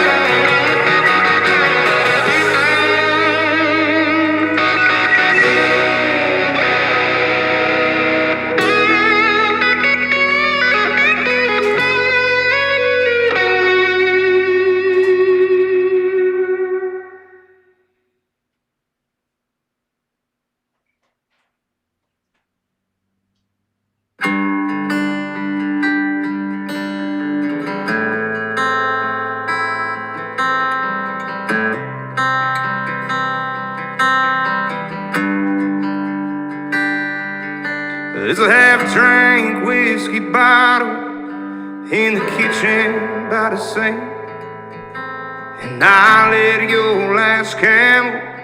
Now I'm sitting in a smoke ring, and you might not be listening, but I know you can hear through bedroom walls that old Willie song got your blue eyes raining tears. Maybe I'm being selfish, I can see another way. Just one more time for one last night, you can lay in the bed you made. I wasn't made for giving up, but there ain't much that's left of us. You already broke my heart, so just break it on. And I ain't gonna play the fool. I wasn't the one running around the room. No, I ain't the bad guy, don't make me be. Just set me free, yeah, but don't leave. Don't leave, no, don't leave. Leave it to me. That is Cameron Marlowe, and it's a beautiful song. Leave It To Me is what it's called. But the song before that, which is a very beautiful song, is by Gabby Barrett. And it's a really hopeful song because it's called, you can, the verse there is, you can do anything that you want to. There are footprints on the moon. I just love that song, Gabby. I love that song. You can do anything you want to. There are footprints on the moon. Okay, now I'm going to give you a few things to do for the 4 days that we have off. Quite a few things, but we're going to go through them when we come back on Tuesday. So don't worry if you don't understand what you're doing. Try your hardest, right? You can do anything you want to. There are footprints on the moon. So try your hardest, but we'll come back and we're going to talk about it.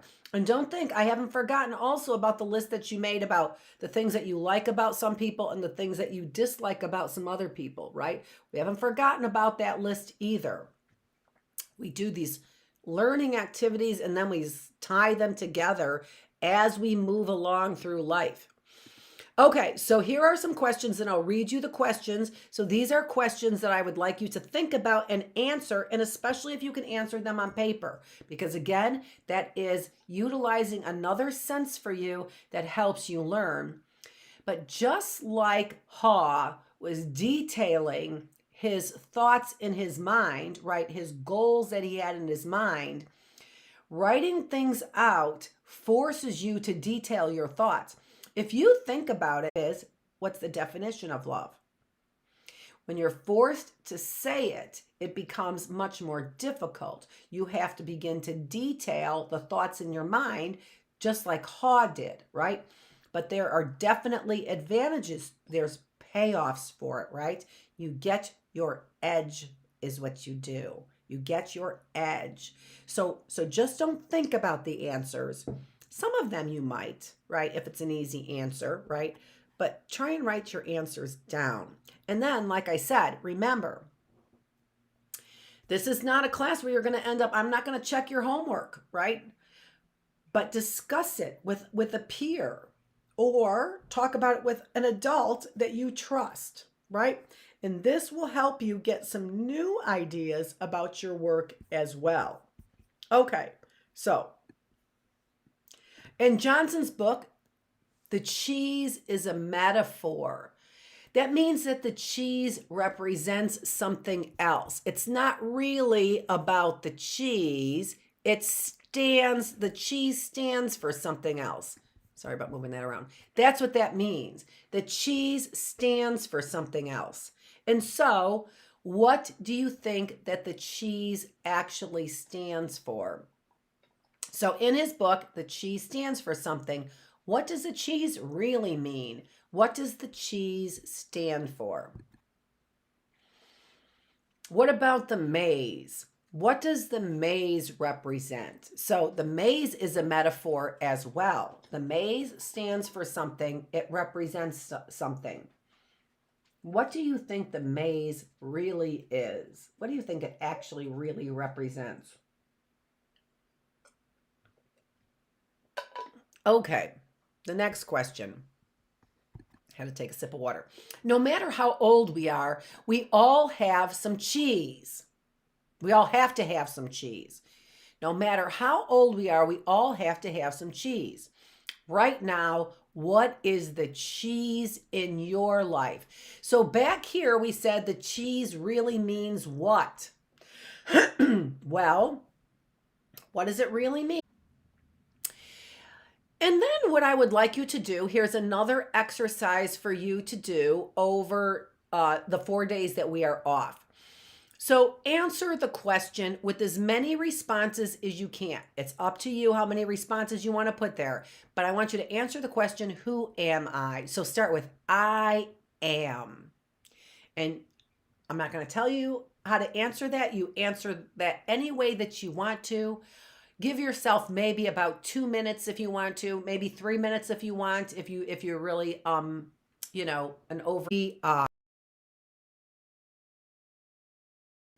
we're discovering who we are, and so this is going to help us figure out who we are. So I want you to take 2 to 3 minutes, jot down your answers and jot them down because we're going to go back over them. I am, and then jot down your answers. Okay. Now, let me see what I have next here. Thinking about the maze, are you more, and I wanted you to do that, and then we went on for some questions. Thinking about the maze, are you more like sniff and scurry or hem and haw? And which one are you most like, do you suppose? Sniff or scurry, hem or haw? What do you think about your approach to the maze? What do you like about how you run through your maze of life? So, this is the thing. How do you go in through your maze? We said, are you more like haw or hem? But think about how you go through your maze of life. Do you go through it more fearfully? Do you try everything? Are you quiet? Are you loud? Do you tell people what to do? Are you bossy or are you cooperative? How do you go through your maze in life? And when you're thinking about how you would go through your maze, think about also what you would change in the way that you go through your maze. What would you change? Okay. That's it for that.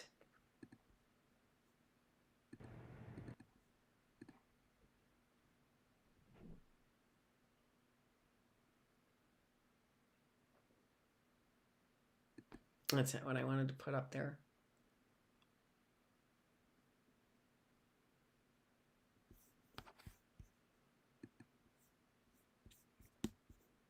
Ooh, I do think I have it. For our very last thing, I do think I have it. Hold on.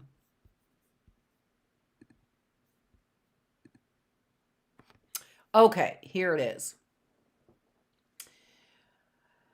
I think I have 30 seconds. The very last thing I would like you to do is if it is a new country, if it is a new planet, it doesn't matter to me.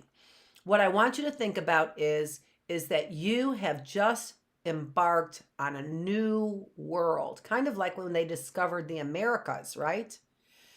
Tell me, what would you do? So we've been talking a lot about the maze, right? Going through the maze. So now's your time. You thought about how you go through your maze of life. What would you do in your maze of life if you found a new world? Okay, so that will give you some things to do. This is, if you're over 10, Dr. Feravich.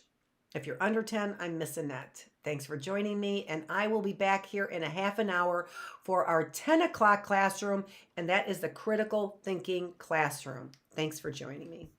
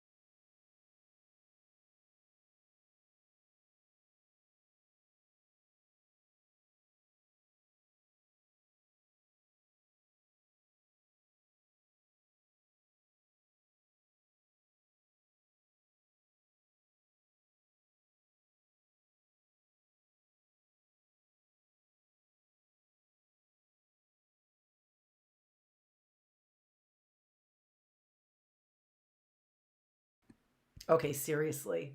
I cannot even believe I was just talking that whole entire time with my microphone off. I cannot even tell you how upset I am. Okay, so what was I saying before that? That little scuffle over there. Oh, does that bother me?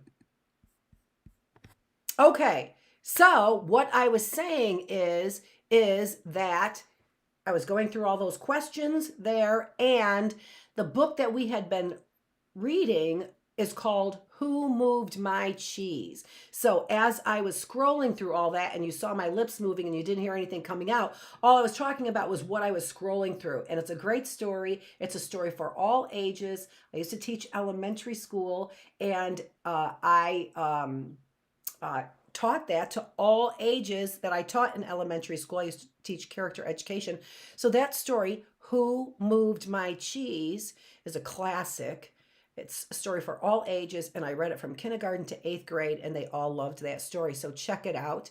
You have 4 days off. So I am trying to motivate you to keep your motivation up during those 4 days off. And then the other thing that I said that you missed is this is Dr. Annette Feravich.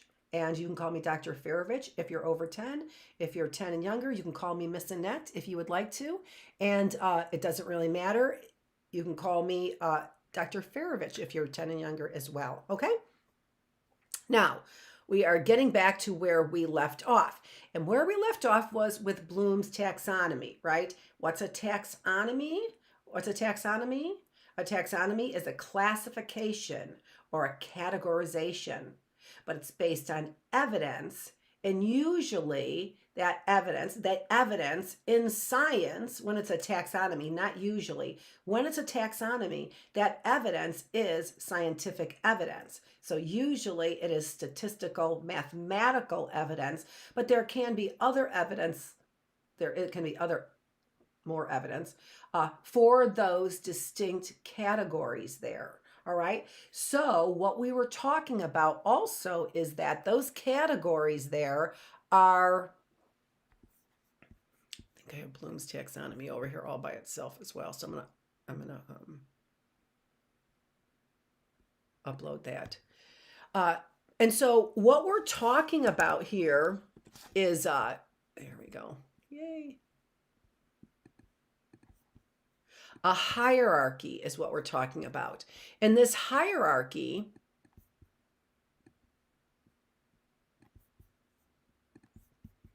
I like to keep talking.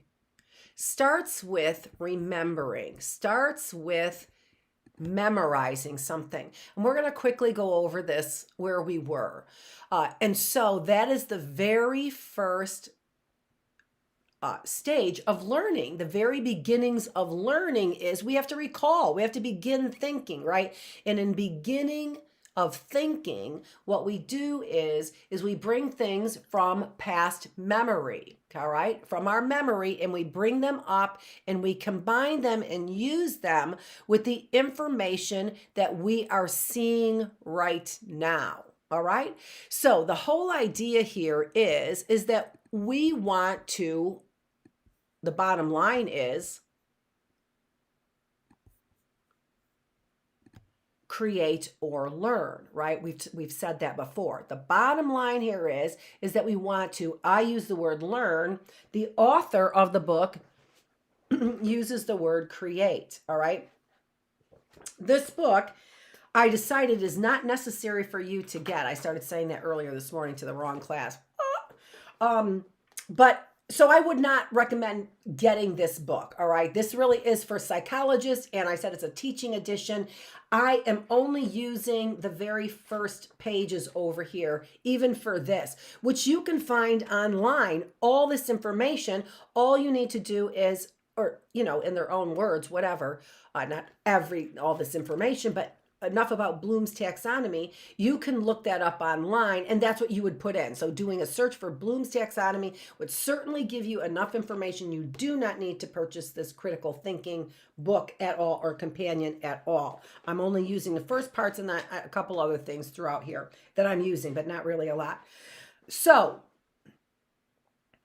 it's a hierarchy, right? And the objective is to create or to learn. And so I want to reread that objective here for us. All right. So that does come right out of this book, The Objective, and it encompasses in the objective all of those taxonomies. I'm pointing to them because that's where I see them, is up there on the screen. It utilizes all those taxonomies in this sort of thesis statement about these variables in the taxonomy. The taxes, so to speak. Not really, though. Don't use that. We must remember a concept before we can understand it. We must understand a concept before we can apply it. All right, so there's taxonomy number 2. We must be able to, 2 and 3. We must be able to apply a concept before we can analyze it.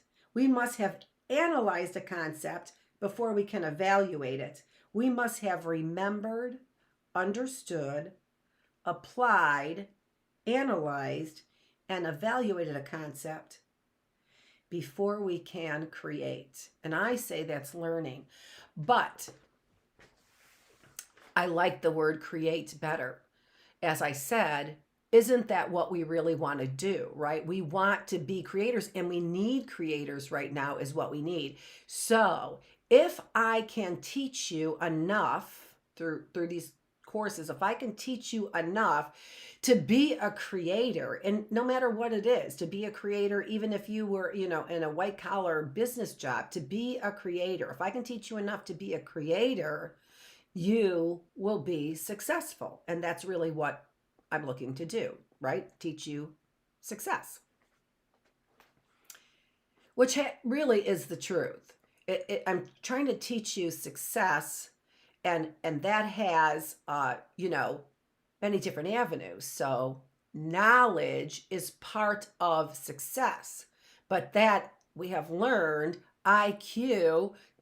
Very smart people who are not successful, many very smart people. So we know IQ is not equal to success. There's another variable. So I'm teaching you, excuse me. I think I have witchy poo people putting spells on me when I'm trying to do this. This is bothering me because I know that my video gets choppy unless I see the green light down there. I don't even know why that's a problem when I pay, $80 a month. Why is that a problem?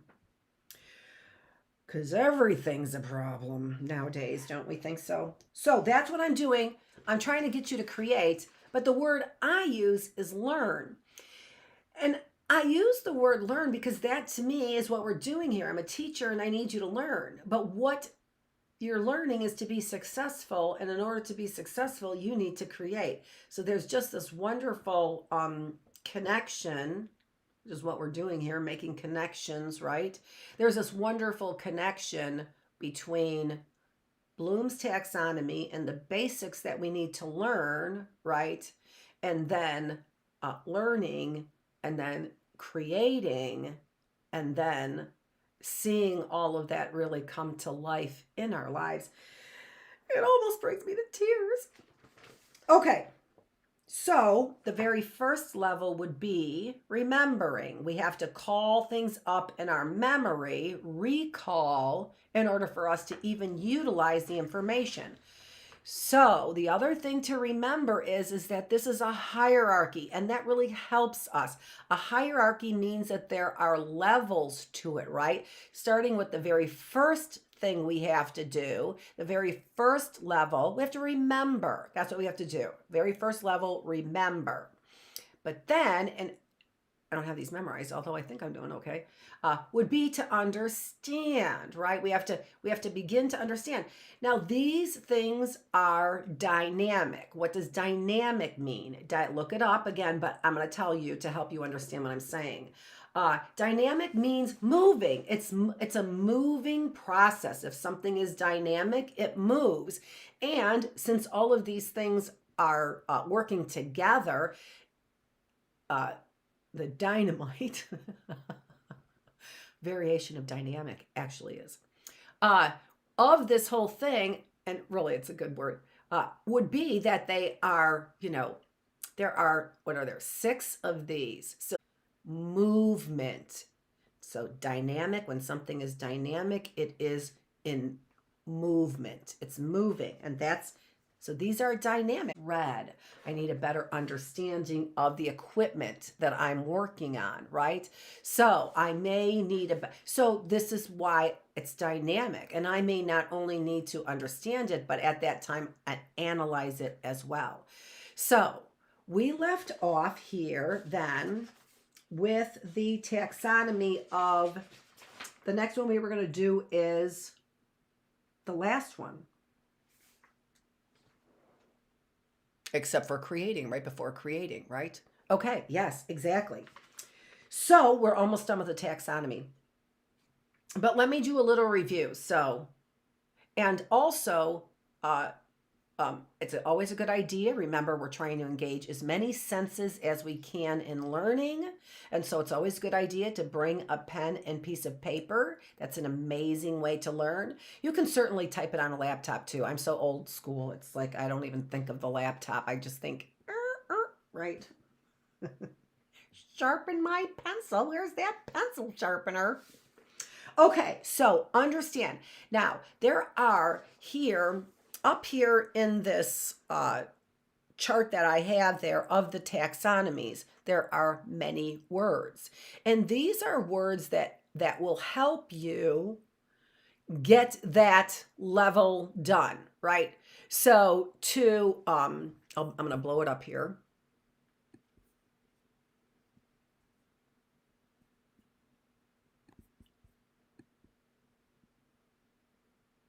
I'll keep talking because I know that's so irritating. Actually, when I was rewatching some of this, it was irritating when if I wasn't talking, at least something. Okay, so you can see there are many words here. So in remembering, the idea here is to show you how you are actively remembering. Now, in my presentation, there are key words for you to really know that you are engaging that taxonomy.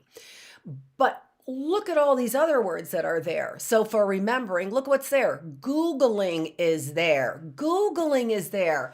How is Googling part of remembering? Well, see how this is dynamic of this taxonomy, right? How are we remembering when we're Googling? Well, so click, click, click. Oh, that didn't work. I did not get the hits. I wanted to get the hits, the kind of hits I wanted, right? It is taking what is in memory and combining it with what we are doing right at the moment. So, Googling, that's not the right word. Go into the file cabinet, right? The file cabinet. Oh, here's a better word. Let me try that word. And then you are evaluating, did that work give you, have to stop and think even about these, unless we need to do a real thorough investigation of something, right? I don't need to be driving down the street and constantly be sure I'm learning something. Dr. Feravich said I should be analyzing. And it's not like it's a bad thing to do, right? Of course it is. It prepares you for what is going on. It prepares you to not get in an accident, right? If you happen to analyze what that driver is doing, right? That driver is moving into my lane for some reason, right?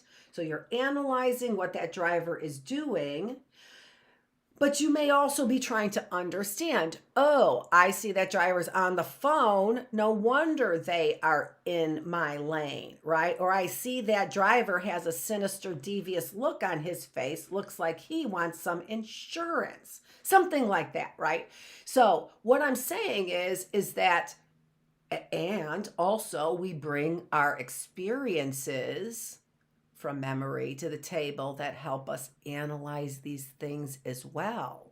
And so if you had a recent experience with,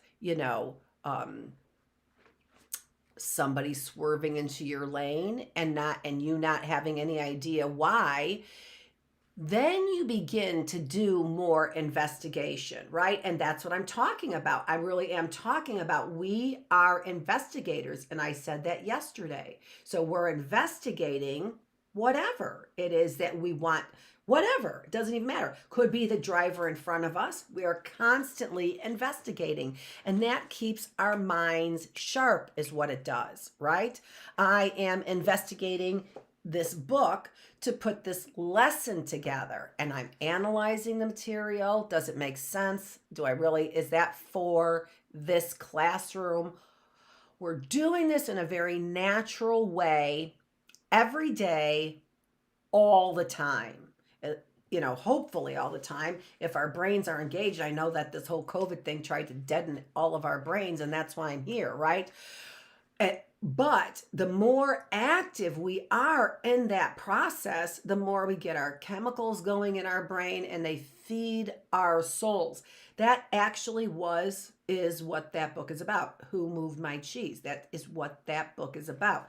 So in this critical thinking time, without repeating myself and reading it to this class, it might not be a bad idea for you to look it up, read it yourself. That it goes to show you how in a story, I'm not positive it's Dr. Spencer Johnson. Maybe Dr. Spencer Johnson knows everything about Bloom's taxonomy, and that's what he was doing. He could have very well have known everything about Bloom's taxonomy and was being sure that he included everything from the taxonomy in there. But as you go through that story, you will see that there's analysis in there, there's understanding, there's evaluation, there is applying what we've learned, right? By writing things on the wall. Writing things on the wall was helping recall. And they put it in cheese. So just to kind of give you a little heads up. So what's the purpose of these short, 5 words or 3 words sometimes, or 2 words that describe each one of these taxonomies, as opposed to all of those numerous words? Well, those numerous words there help you think about and help you decide how I can better apply that, because apply is one of the taxonomies, right? Apply that taxonomy. How could I better apply that taxonomy? Let's take a look at another example in the taxonomy, all right? So, mind mapping in analyzing. Mind mapping. All right, so this is a wonderful skill. That was the first one that I pulled out that I saw, and now I'm trying to rack my brain to make sure that I sound intelligent when I'm going to talk about mind mapping. And I do know what this is, but there's a cognitive term. I know, sort of a cognitive, doesn't even matter. Yes, it does. There are variations of these, and what I bring to my understanding of mind mapping, as you can see, I'm pulling from the file drawer. I'm kind of searching around and evaluating the different types of information that I know regarding mind mapping to see whether or not it will match my audience's needs or meet my audience's needs, right? Okay, so when we are mind mapping, and I talked about this earlier, one thing about mind mapping really is, so what are we doing? We're trying to find something out, but detailing the course of trying to find that out. That really is what mind mapping is. Okay, so, but then we have all these it is a literal mapping on your brain is what it is. So I would have to, and that's not useful for you. So why is this person, it's useful for a psychologist. This was written for a psychologist. So why would that person be using the word mind mapping? Well, I'm evaluating that the person is using the word mind mapping, or analyzing, actually, not evaluating, this would be analyzing why that, and so compare and contrast and those kinds of things. Why is that person using the word mind mapping? I'm contrasting it with cognitive psychology, thinking, nope, that's probably not, or comparing it as well. And that's probably not what you're doing. You're not literally mapping the place in my brain. So that would also bring up ideas of mental representations. Mind mapping has to do with creating a mental representation. So now, as I'm saying it and talking it out, I'm doing an evaluation of my analysis, is what I'm doing. And so I'm thinking about this. And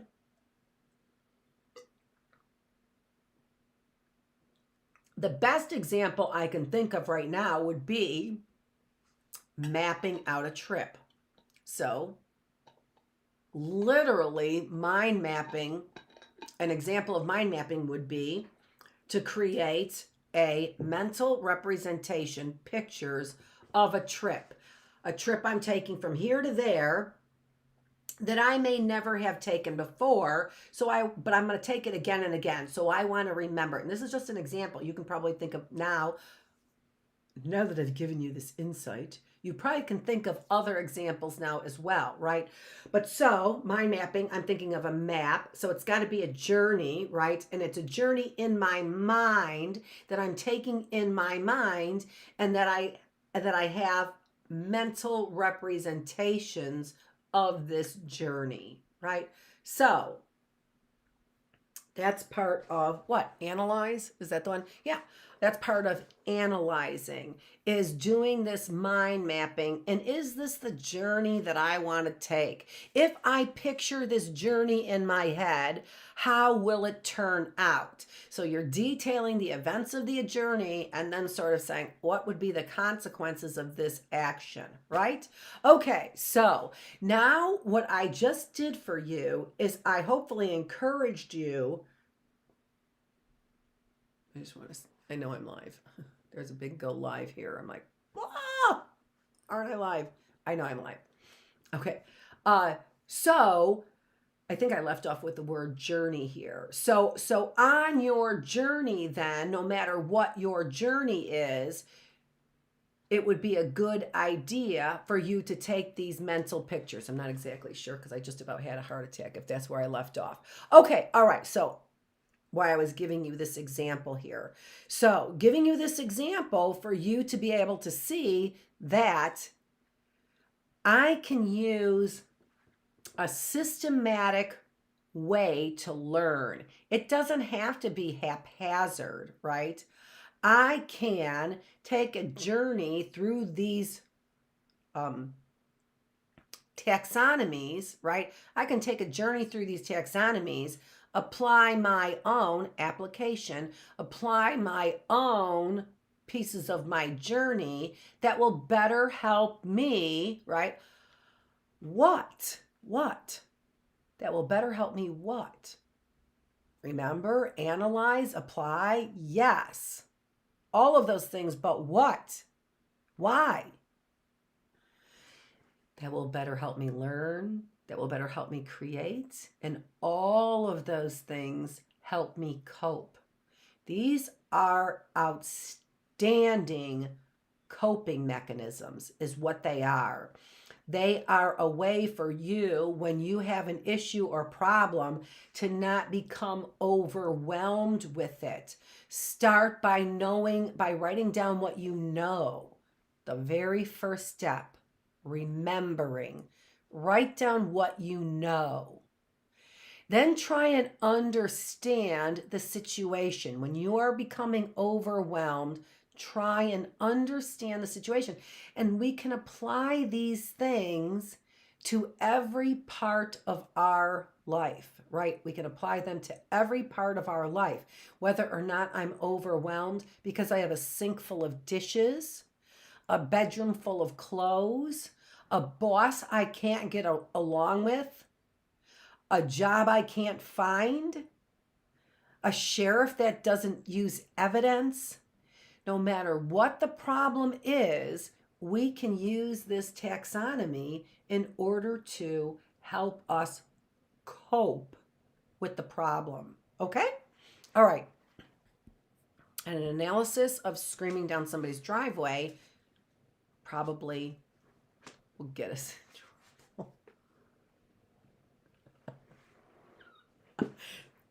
Sorry about that. Oh, I just pulled something up from memory. That was all. I pulled something up from memory. Don't worry about it. Okay, so I said that I left off with evaluate, but what I was going to do was I was going to give you a little bit of a refresher on the main words for each one of these taxonomies. And yeah, so just we're going slow, but we have to go slow. We have to go slow. It has to go slow. Okay, so we kind of already went over the first one, which is remembering. The second one is understanding. So understanding really is to try and get a good assessment of whatever is in front of us, right? And so that would be if the problem is that this pen isn't writing, right? Then I'm going to have to understand, right? Look at, right? Understand, right? Kind of do experiments with it. That's what I'm going to have to do. And what is that about? Well, the words are observe. That's what I just did, isn't it? Right? I just observed. And then I'm detailing. Well, that's working. That's what you want to do. Xfinity. What is going on here? Right?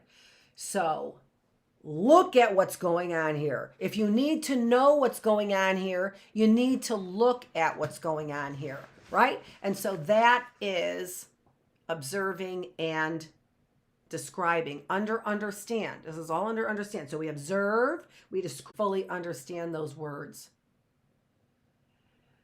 I'm getting a little tired of that Xfinity, seeing that all the time. I think it's a little ridiculous. And if you don't want the bad reputation, come around here and then check out my neighbors because they have been intercepting my internet.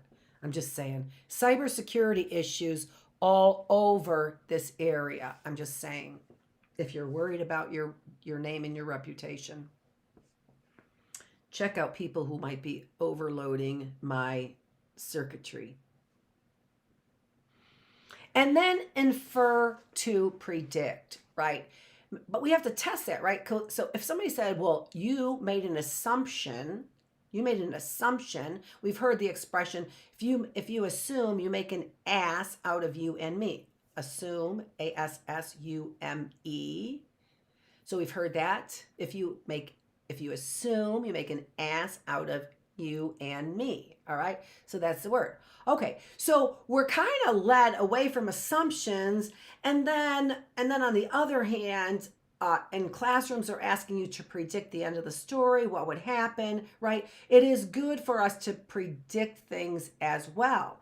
We see again in the classroom, that's what they teach us. What happens next in the story? I need to predict that. All right, that's part of understanding. Did you comprehend the steps that came before?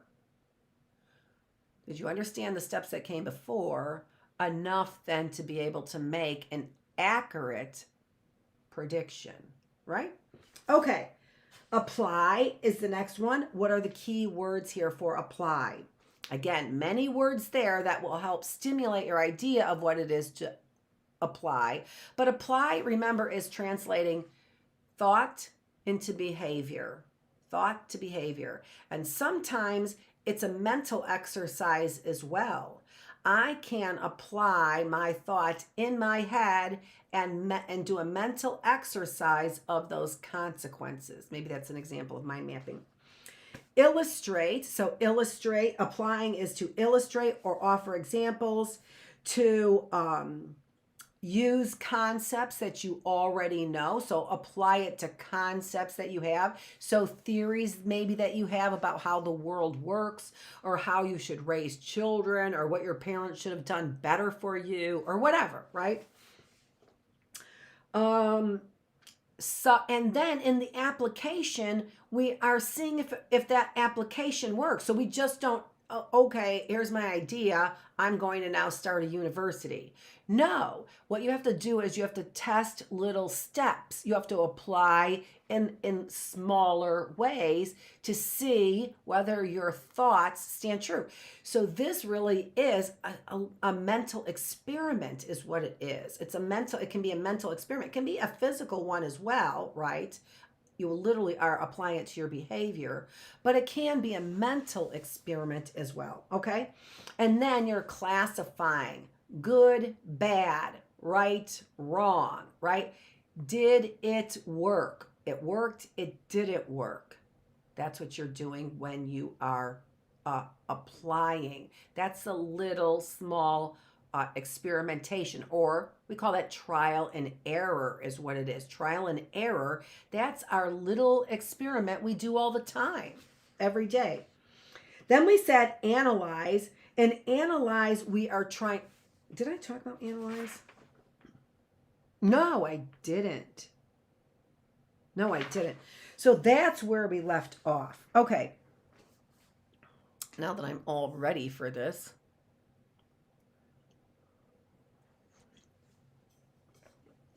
delicious coffee. And don't forget, I always have my lemon water as well.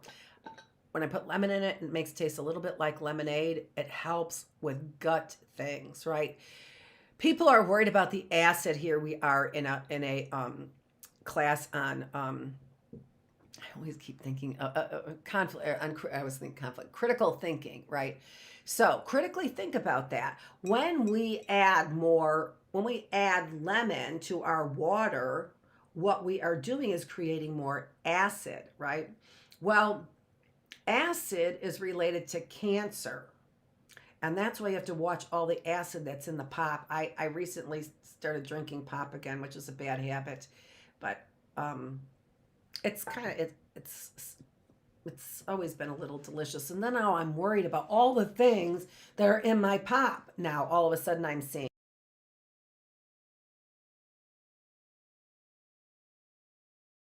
So trying to get back to the water. But what I noticed in the pop is, oh my gosh, the acid level is so high. It's no wonder we have rock gut all the time, or leaky gut is what they call it. Pop is burning a hole in our gut, for Pete's sake. There's so much acid in it, I can't believe it. Then I did the Pepsi Zero. That's what has all the acid in it. And then whatever Ace K is, I don't even know. So I had to go back to my water, and I was never a water drinker. And here we're going through, think about Bloom's taxonomy as I'm evaluating this, right? I was never a water drinker, and that's what I'm doing, evaluating the last step.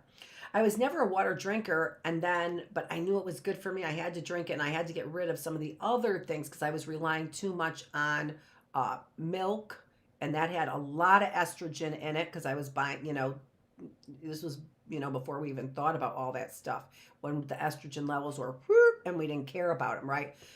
So drinking milk in place of water. So I had to get back to the water. I could only drink it with a little bit of sweetener. So stevia, 1,500 years of stevia, evidence of stevia, not your Ace K that you're putting in our pops. That's a chemical synthetic in our pops. Are you serious? In our soda, if you don't know what I'm talking about when I'm saying pop. In our soda is what I'm saying. So to go back to drinking the water, the lemon will kick up your acid, right? The lemon kicks up your acid, and acid is related to cancer, but it's the acid from the pop, trust me. It's the acid from the soda is what it is. Not from your lemon, but there's still acid in there. But what this acid does, especially because it's natural, and in particular for lemons, I'm not saying all acid does this, but this kicks up the alkaline is what it does.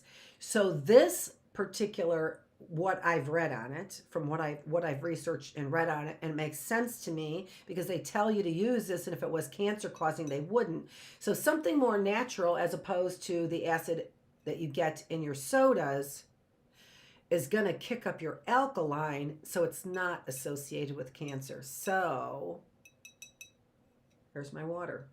And there, how many of the taxonomies did I use? I had to understand right? What lemon does. I had to understand even the acid in non-natural things like soda, right? So those are the things. I applied it because I drank the soda, right? I was drinking the soda. Ugh.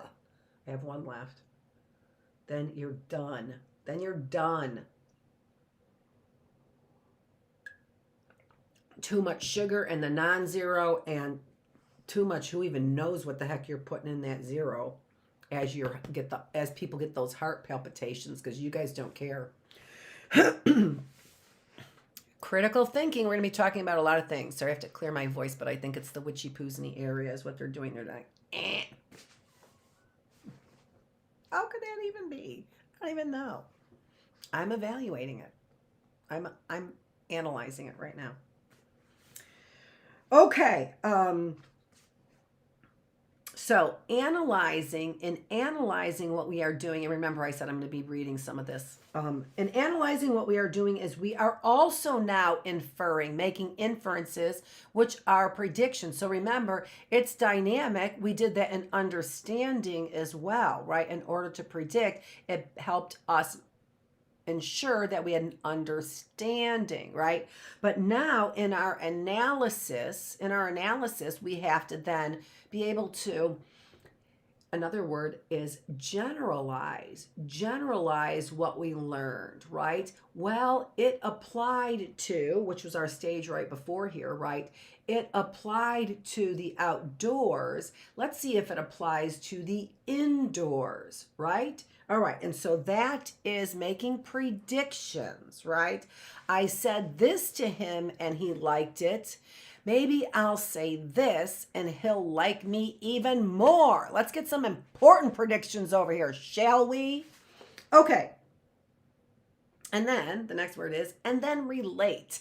And then relate, which is recognizing the connections with situational factors. Again, this is what is going on all the time. Pulling out ideas and predictions and consequences all from memory. So we're not just pulling out a word, we're not just pulling out a scene, we're pulling out knowledge is what we're doing, right? In that first stage. And when you're older, hopefully you have way more knowledge to be pulling from and deciphering and analyzing and deciding, does this work, right? So relating, so analyzing has 1, 2, 3, 4 main components that get you to analyze better. There are words up there that will help you understand the concept and even apply the concept as well. It helps you apply the concept actually even better. But these are the things you need to know to understand what it means to analyze. Okay? So, another thing that it says here, we look for weaknesses and strengths. That's part of our analysis. This idea, some of it worked, but not all of it. What were the weaknesses in my idea? What were the strengths in my idea? Okay? And in this, what we are trying to do is build sound arguments. The idea here is not just to throw your hands up and go, that's subjective. Right now, I could just put up the big middle finger, right, is what I could do. That's subjective. No, it's not. And if you just shut your mouth for a second, you might be able to analyze what in that statement was subjective and what in that statement was objective. But when you shoot your mouth off, all you are is held up in stage 1, and not even a good stage 1, a really failing stage 1. I'm going to talk about that in Disobedience later on in my philosophical classroom. So you are being held up not even in a good place in stage 1 because you are regurgitating. That's all you're doing. You're not discerning what is good memory to recall. You are not going through your file cabinet.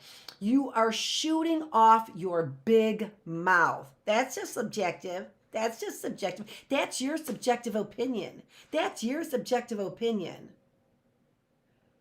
How would you know? Because you obviously are in processing. You are stuck in some hellhole in stage 1 of taxonomy. Not even in the good place, in a real bad place. Okay. And these are the things that people are refusing to do. When they are refusing to think about things, they are refusing to learn, they are refusing to create new ideas, to create new pathways. And what that is arrogant. It's arrogant. Why can I say that with such authority that that's arrogant? Because the word humility or humble, to be humble, as many of these evangelical Christians are claiming to be humble is a willingness to learn. That's how humility, one definition, and my favorite because it encompasses everything. Every single thing about humility is encompassed in the definition, a willingness to learn. Okay? So, how do I know you are being arrogant when you go, that's your subjective opinion, and not thinking about anything else, and that you are stuck in some hellhole in the very first taxonomy? How do I know that that is a hellhole? Because you are not getting any of the positive outcomes that you should be getting from all the resources. You are that subjective. Xfinity, I'm waiting for you again. An argument that says that's subjective, that is not defensible. That means I can't defend that argument just regurgitating words, right? I can't defend that argument. Why? Because I haven't analyzed the argument. I don't understand the main components of the argument. I haven't evaluated my position, and I haven't analyzed the evidence. So those people need to just stop talking, because they have no clue about any of this. They don't know how to learn. That's where I was. They don't know how to learn. How do I know it's arrogant? Because they don't know how to learn. And how do I know that? So again, they're not being humble. They're not being humble. I know that they're arrogant because the definition of humility is a willingness to learn, and an individual who's now. And what do I know that I'm calling? Every time I do that, I'm recalling. Let me get this over here. Recalling, right? That's a recall indication of memory over there. So I'm pulling memory in, and I'm checking it with situational factors, which is what I keep saying. So that's analysis. And then cognitive factors as well. Cognitive factors are things like the number of people. This is interesting, right? The number of people. What are cultural factors that might influence this outcome? Okay? All right, so we're going to get back to some of these things and show you how these situational factors, especially as a social psychologist, become extremely important. So we have to weigh those out. When we are stuck only using the beliefs that we've had in the past, what we fail to do is include the situational factors. So our analysis is faulty. We don't have evidence, is what we don't have. And then we become defensive because we're defending an indefensible argument. Why is it indefensible? Because you have no evidence. Why don't you have any evidence? Because you're arrogant. That's why. That's why. Compare and contrast. So, I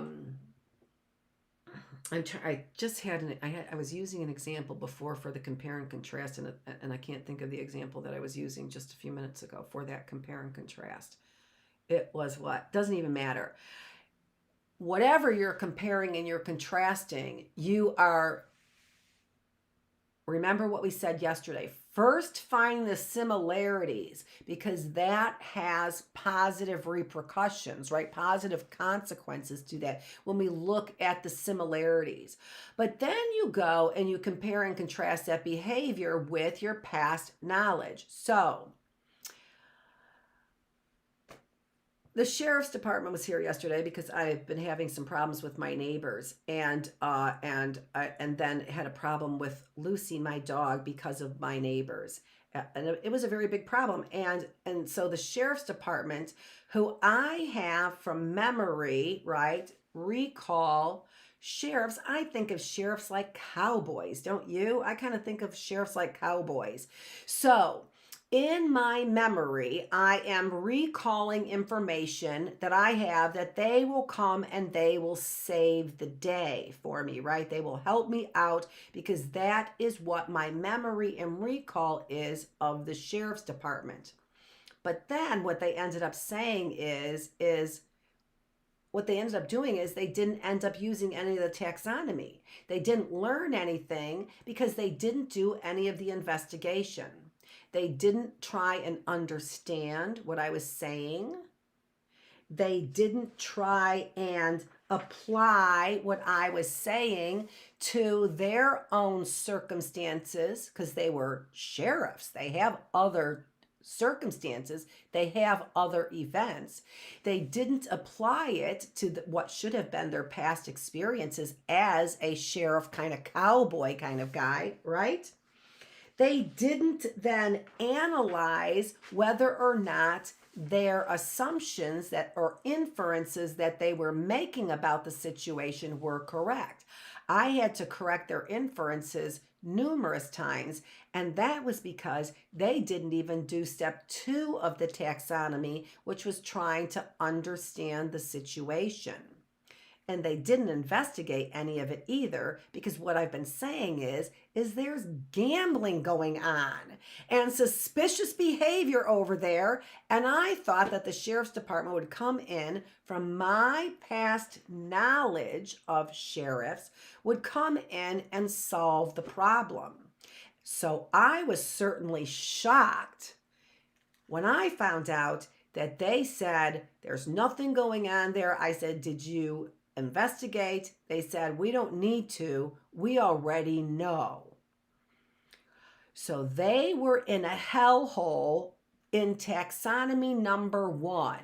Why? Well, if you go back to earlier today, who moved my cheese? It likely is because they wanted to stay in their comfort zone. Okay? It's hard work to go through this taxonomy. It's hard work to get out of your comfort zone. It's hard work to think differently about things, because analyzing, applying, evaluating, all of those things might change your thinking. And that's hard to do, because if I change my thinking, I also have to change my behavior. And it's so hard to change our behavior. And so what I would rather do is think the way I've always thought. That's my comfort zone, right? That's my comfort zone.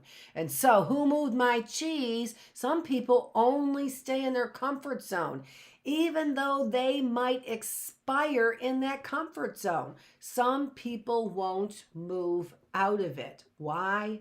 Because it takes courage, because it takes hard work, because it takes a willingness to evaluate something, because it takes a willingness to learn, and then the responsibility to create something new. So that's what's going on in our local sheriff's department, who I expected to be cowboys. And now, through my evaluation, and what are we talking about? Comparing and contrasting.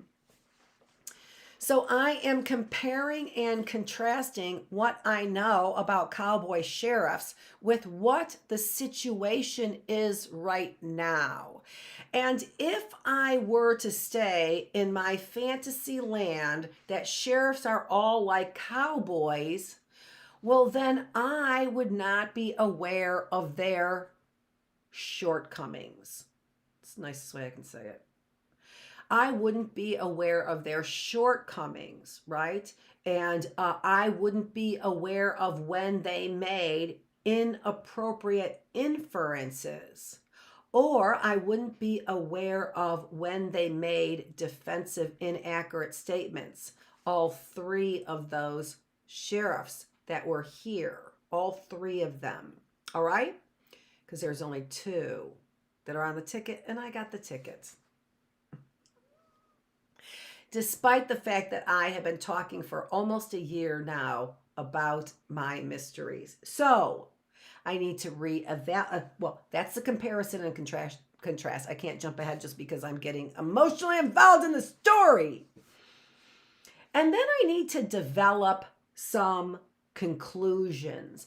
And these conclusions need to be reasonable. So under analyze, we've got our fourth word. The first one is infer, that we have to infer, right, to make predictions when we analyze, like we did in the first stage, but now we are a couple stages ahead, right, with more information and a better understanding.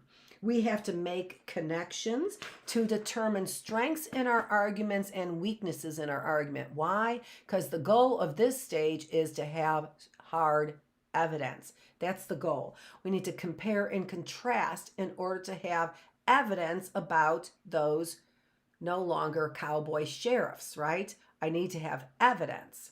And then the last one was reason. I then developed conclusions that not all sheriffs are cowboys. Some of them are. Well, if I said the F word, you wouldn't know what I was talking about because you'd think a different F word, and I don't mean that one. I don't mean that one.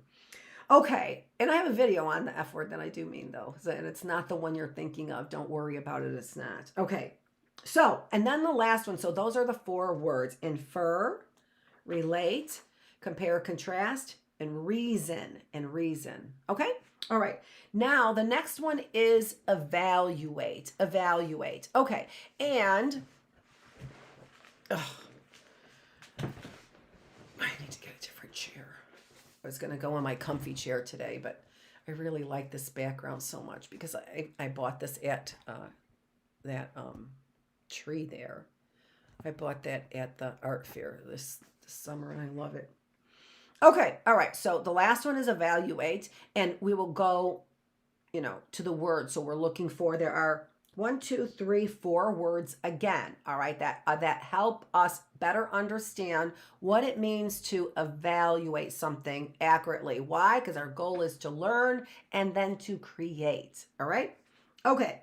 So when we evaluate, we build on analytical information that gives us insight. Then we have insight to the problem is what we're doing. We begin to build on. So an insight is an aha moment, right? So here we are back at the pen and I can't figure out, and I've checked everything out. And then the guy said, well, so I go and I take it to the pen fixer-upper, and he says, well, these pens are made to stop working after you've had them for a year and a half. Oh, okay. Well, now I have new insight, right? That's like the light bulb went on. It is a complete change in my thinking is what it is, right? I am solving the problem one way and the answer was in a different direction, and aha, now I have a different answer. Okay, well, if they rigged these pens to stop working after a year and a half, now I understand what the problem is, right? Okay, so that's what we're doing. We are building on our analysis that we've done in order to get more insight. And then what do we do? When we get insight, go, aha, then what I might do is I might try and understand what did they do to get these to stop working, right? Call up the company, analyze whether or not it is worth arguing about, calling the company. All of those kinds of things can go back into play when we begin to build on these insights, right? These aha moments, which changes our thinking and then moves us back around, recalling, what do we know about this now? Oh, I know that they are what? Usually looking for a fast buck. So of course it makes sense to me, right? See how we're pulling in cultural things as well? Those are important as well. Okay, so objectivity. So here when somebody goes, that's your subjective opinion. No, it's not, because I am in phase 5 of phase 5 of a taxonomy, and so I'm pretty much at an objective stage. Maybe you're stuck in the hellhole of stage 1 taxonomy. I'm not, right? Okay, so I am looking at things objectively because I'm not afraid of the truth. Objectivity is truth-based, right? And I'm looking at, right? It's factual. It's looking at the facts. It doesn't mean that you know everything. It doesn't mean you have all the facts. You're evaluating what facts do you have and what facts don't you have. We're in the evaluation stage. We're pretty far along. We're pretty smart. We've gained a lot of knowledge along the way, but we're still evaluating, right? We're still evaluating. All right, so let's talk, but we focus on what do we know, because in the analysis stage, we were trying to build evidence. So now we say, what evidence do we have? We built on this evidence. What evidence do we have? So objectivity, tolerance of ambiguity. That's point number 2. Tolerance of ambiguity. When something is ambiguous, it is unclear to you. All right, it's ambiguous, it's unclear to you. But again, I said you are not going to know everything.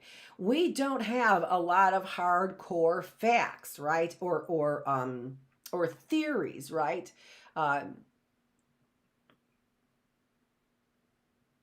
Yeah. Isn't gravity a theory, right? Gravity's a theory, right? Theory of gravity. Yeah. And theories are, again, not 100% provable, but have an awful lot of facts there to back them up. That's objective data. It's not gravity isn't subjective, right? It's not something's up and then it falls down. That's not subjective. That is what occurs. Now, can I understand how that occurs?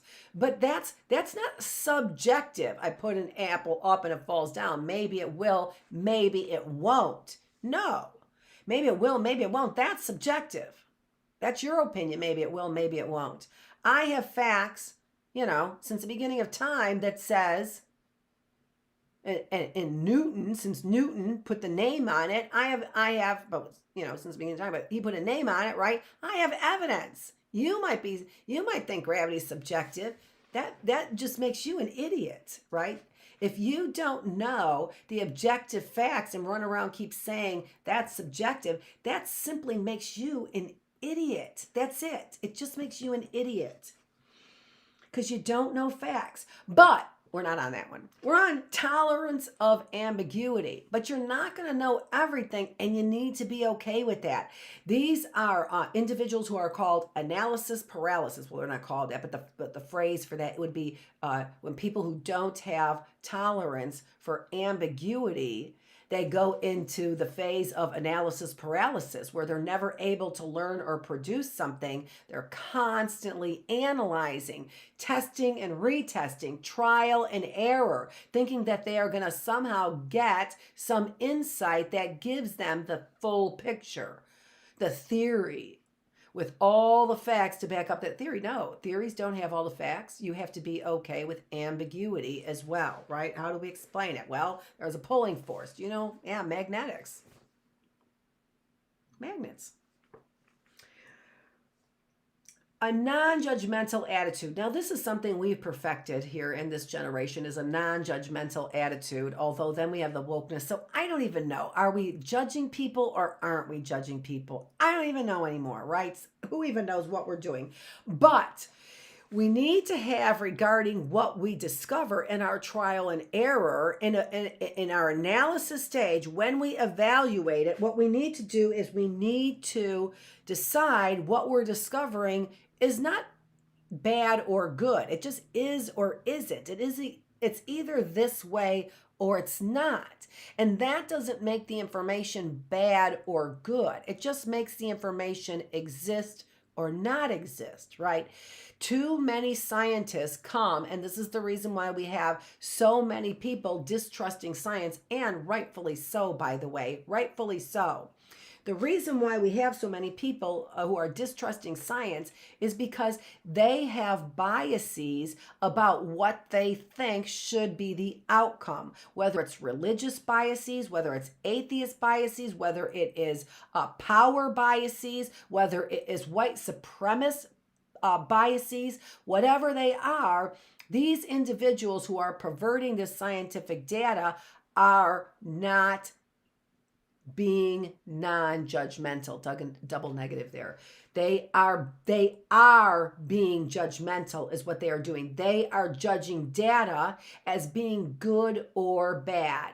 And I'm going to just say, because we're in critical thinking, that in part is capitalism. In part, that is capitalism. I want you to think about it this way, that when they're feeding you information and getting those algorithms, they're saying that this is good for you. Why? Because they make money on it. That's the reason why. They're saying, I'll give you what I want, but they're just giving it to you in doses beyond reason, Why? Because that's what they want, right? That's a judgment in the data. That's a bias in the data. I am feeding you this data for my own interest. So that's biased data. You can see that we have a lot of self-interest. Again, it could be money, it could be pride, it could be comfort. We have a lot of self-interest that make us judgmental in the data that we uncover.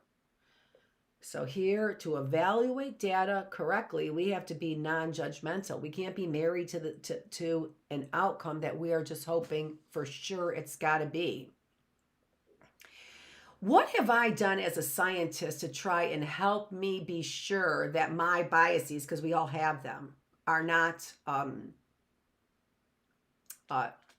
perverting my data, right?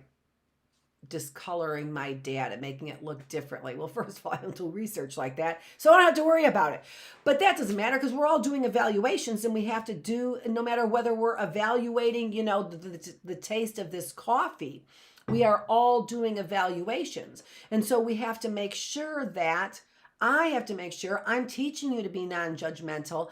How do I have my strong opinions and strong beliefs, but make sure that my research doesn't always turn out exactly the way that my strong beliefs are? Did we do, I can't remember if it was Goldacre in this one or not, but battling bad science, right?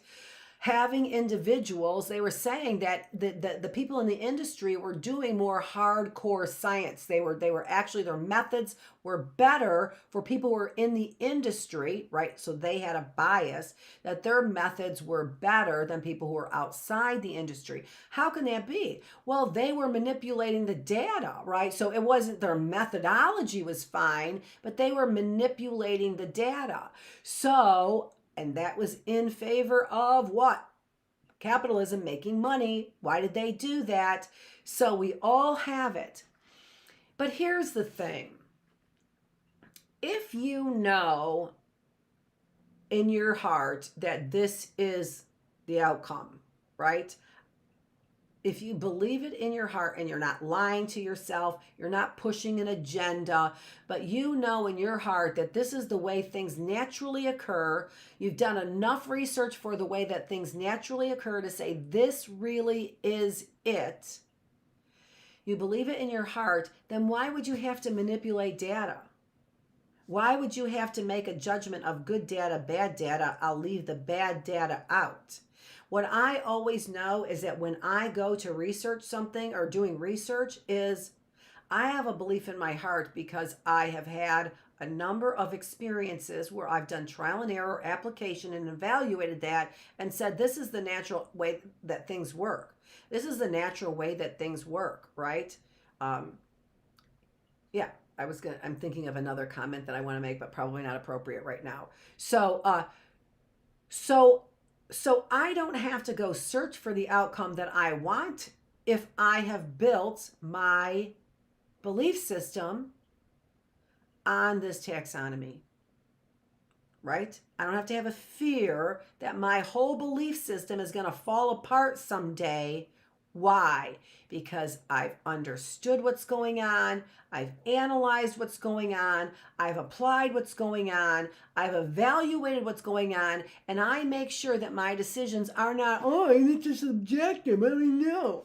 No, I make sure that my opinions are based on fact, and I don't have every fact, right? But the things I've tested, for my opinion, not that I'm not willing to listen to you and get more facts and have a better understanding of this. That's what an open mind is. And a closed mind they stay in the hellhole in taxonomy number 1 going, that's just your subjective opinion. That is your subjective opinion. And they sound like that too. Who was that guy on that video that I watched? I just wanted to vomit. With Jon Stewart, that video. I wanted to vomit. That Ohio representative. Oh my gosh.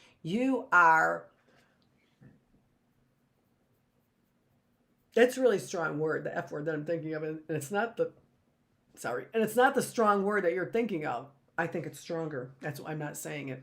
I would say the F word that you're thinking of. The one that I'm not saying is even stronger than that one. And it's not a cuss word. Even though I don't have a problem with those either. All right, and the last one. So objectivity, tolerance of ambiguity, non-judgmental attitude, and assess or make judgments about the quality or effectiveness of your behavioral explanation, Okay? And we've said that. So we've said we probably have to go back to analysis again, right? So that's what we're saying. Assess, are these good quality judgments that I've made? Can I really say that they really are non-judgmental, right? That they really are objective conclusions I've come to with the facts that I have. Okay, all right. So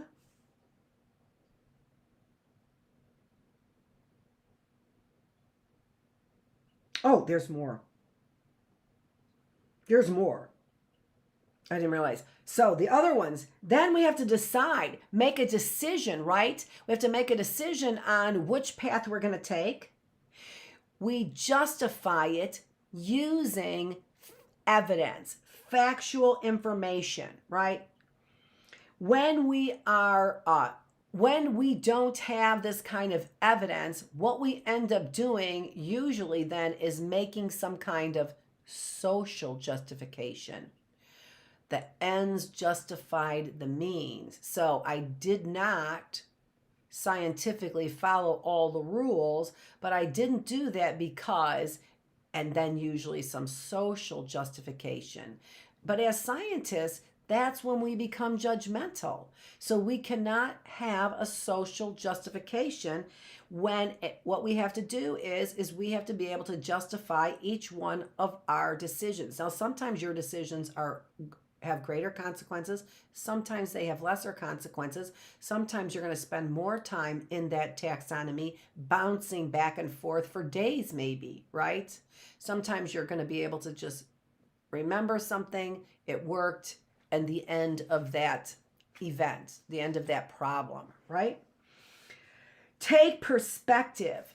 So in order to evaluate, you also, this again, this is open-mindedness, right? You have to be able to understand the arguments of your competitor. If you're like the la la la la la la la, there is no way in the world that you have considered probably even half of what you need to consider in order to make a good, sound decision, right?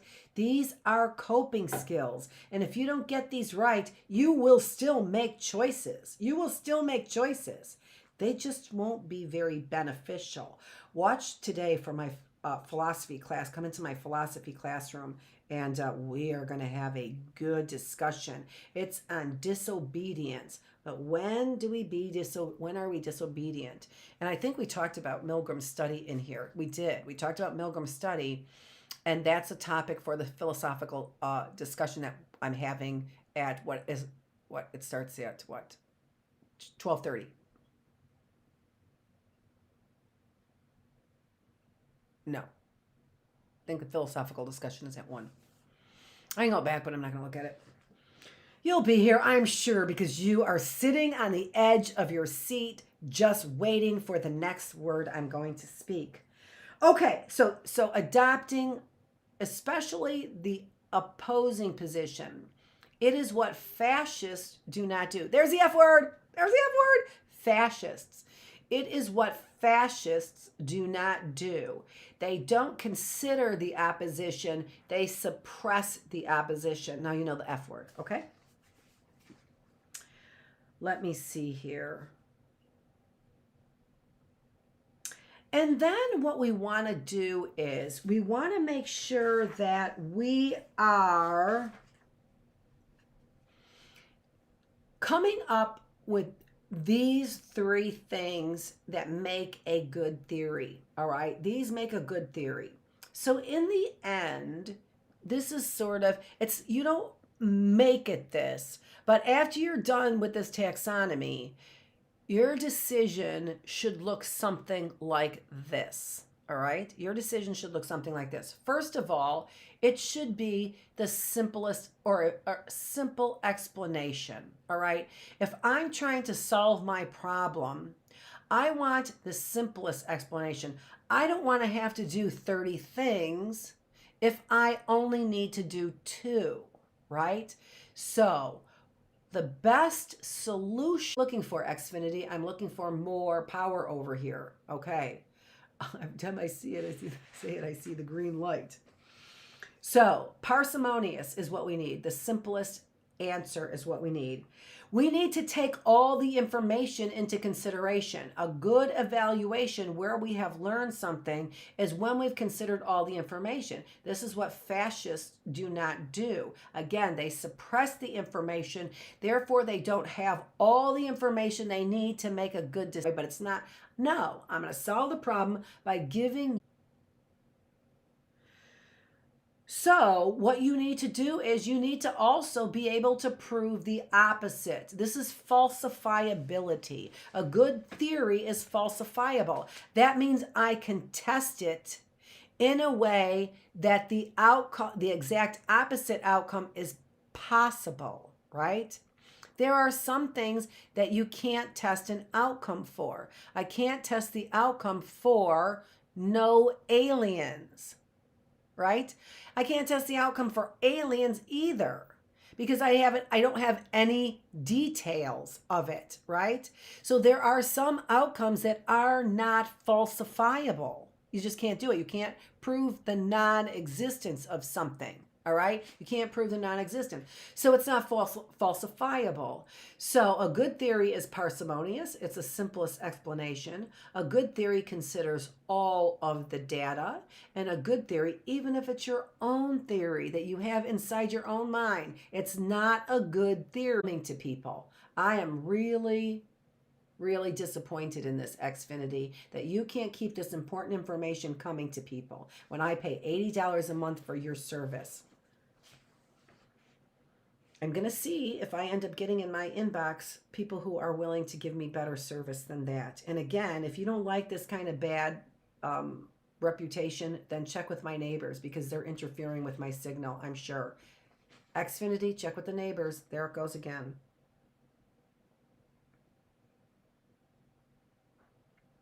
Check with the neighbors, Xfinity, if you don't like what's going on with your reputation, because I know my neighbors are interfering with the signal. Okay, all right. We are at 11:25, and what I'm going to do is I'm going to show you a video that closes out this session. And what this video is this is a video on helping behavior.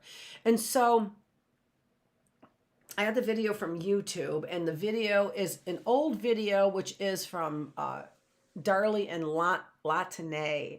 They had been doing studies, which is called bystander intervention.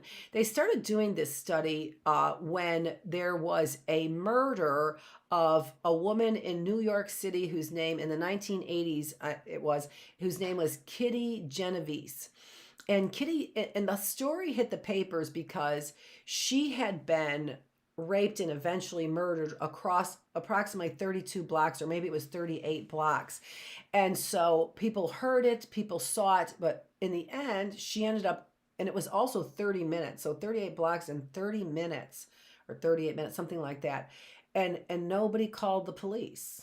I guess if you called our sheriff's department, I can see why. Ugh. Investigation. Thanks, Xfinity. Again, in and out of the signal all the time. Neighbors, I think it's you. You don't want people to hear what I'm saying, and I know that, and I wish somebody would investigate it other than the sheriff's department, because apparently they're not doing their jobs about what is going on over there. And that's clear. You are in some judge's pocket, and that judge might live in the condos near a railroad. I don't know. I don't know. This is unbelievable what you are doing to this town. It's unbelievable. It is inexcusable. It is a lack of any kind of honor, any kind of integrity, what you are doing to this town. And it's not just this town. It's what you think you want to do to the state and what you think you want to do to this country. We're not letting it happen. We're not letting it happen. We're not letting it happen. This is the United States of America. We are not letting it happen. We are not letting you corrupt judges, you corrupt contractors. We're not letting you do, and you corrupt sheriffs. We're not letting you do this. You think you are. You're not. We're not letting you do this. And it doesn't make me sad. It doesn't make me cry either. So why won't people help? What is going on in Bloom's taxonomy when you clearly see that somebody needs help, but you're not giving it? So go through the taxonomy as an assignment over the 4 days that we are off. Nobody here to check your assignment, right? So you are doing this for you as the way education should be. But try and go through that taxonomy to determine how you would solve that problem, and maybe also the best way to solve that problem, because those two things can be two different things entirely, right? Okay, I think the video starts like right away.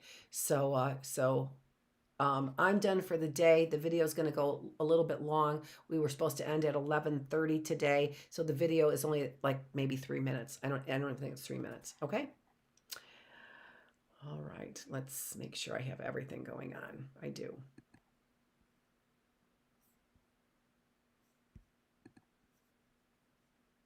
Place like this street in New York City, if you were unfortunate enough to be the victim of a crime or taken ill unexpectedly, you might think that surrounded by all these people, someone would intervene. After all, isn't there safety in numbers? Psychologists say no. Research suggests that often a victim is less likely to receive assistance when surrounded by a group rather than a single bystander. When people are in a crowd, it's easier to pass the buck. It's what psychologists call the diffusion of responsibility. Liverpool Street Station in London, a busy thoroughfare for commuters. Unknown to these passers-by, Peter is an actor. As part of an experiment on bystander apathy, he's pretending to be ill. Help! Help! How long before he gets help? Please, somebody. Help. Help me, sir. Please help me. Helping would be inconvenient or even risky. He lies there for more than 20 minutes and no one raises an eyebrow. Please, somebody help me. It's always very distressing to watch situations like this where people are obviously suffering and no one's actually helping them. But what we have here is two conflicting rules. One is the rule that we ought to help, and the other is the rule that we ought to do what everybody else is doing. And here you have effectively a group of strangers who are exerting the pressure not to intervene, not to help. And it's very difficult to rebel. Ruth, another actor, takes Peter's place. How long before she receives help?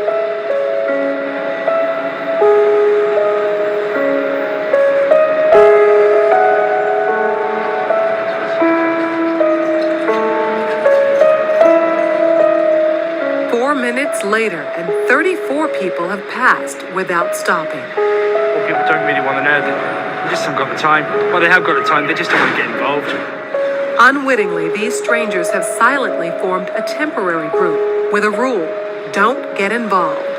They're afraid to... No. Why you're lying on the floor in the rain?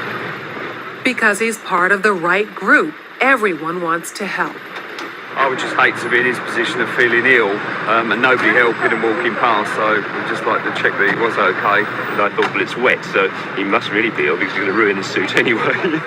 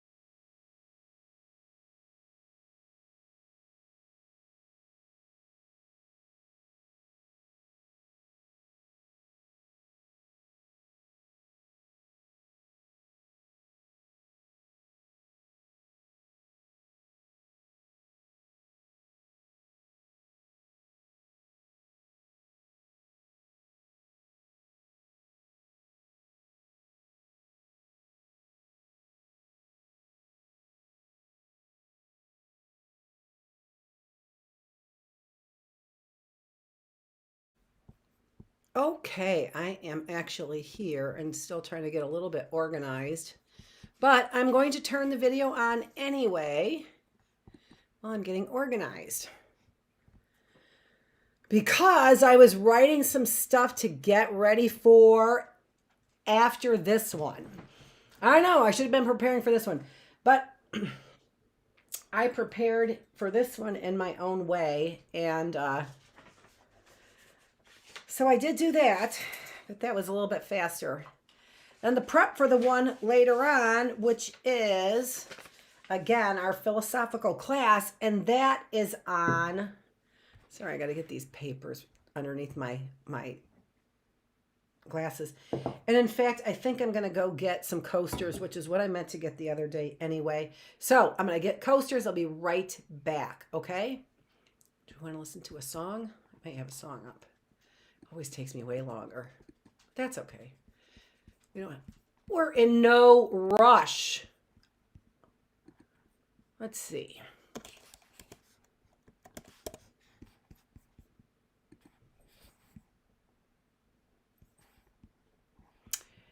I think I am going to play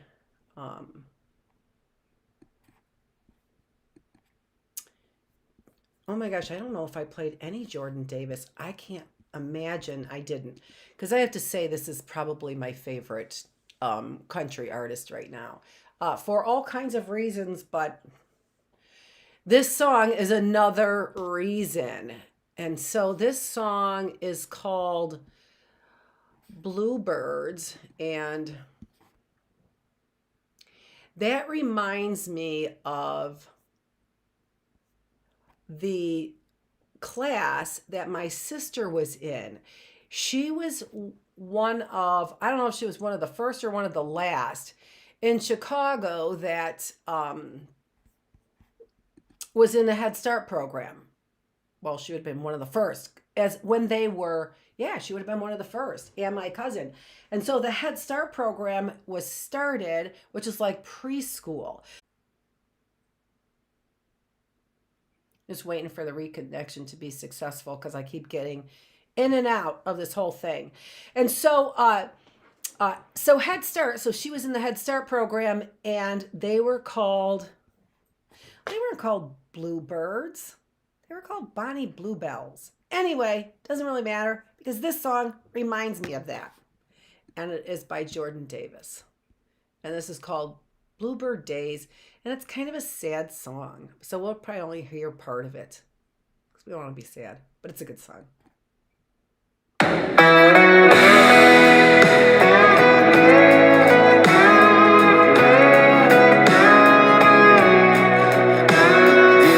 Training wheels on a broke sidewalk, July heat. Back when life was just a pirate ship, plywood fort in a tree. Daddy went to work, mama stayed home raising us three. Back before it all went south, words get said, fingers blaming, white flags wave. People change, but they used to be sunshine and roses. Their heads were way over their heels. Said they do it and they don't, and ended up dancing right through a minefield. It was the truth about living a life, that the lie never outlives the truth. The two hearts fell in love, and two hearts grew apart. They went their separate ways, and our bluebird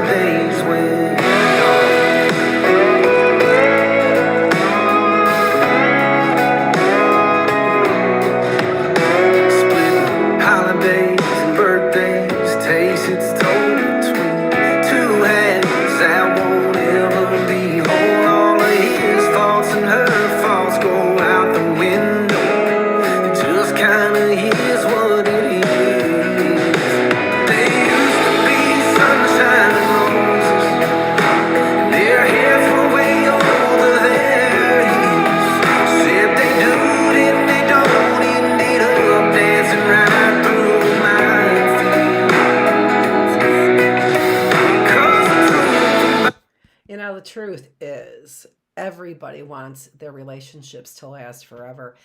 And it's such a sad song, and it's such a sad time besides that we are all, let me look at everything. It's such a sad time besides that we are all at each other's throats, right? For all kinds of reasons. We can't count on one another. I can't count on the police, if you're listening to me, or the sheriff's department that I thought were a bunch of cowboys, and I found out that they aren't, even though they kind of look like cowboys.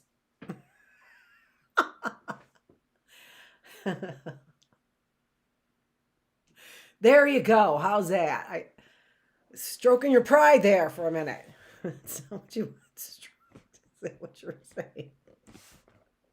Okay, glad. How many people are on with me? Anybody? Anybody? I do actually want to look, just in case there's anybody who caught that. But remember, we are in the adult section now. I can't find it. Oh, there it is. Yeah, no. We're in the adult section now, and well, actually, it's not just an adult section, right? Because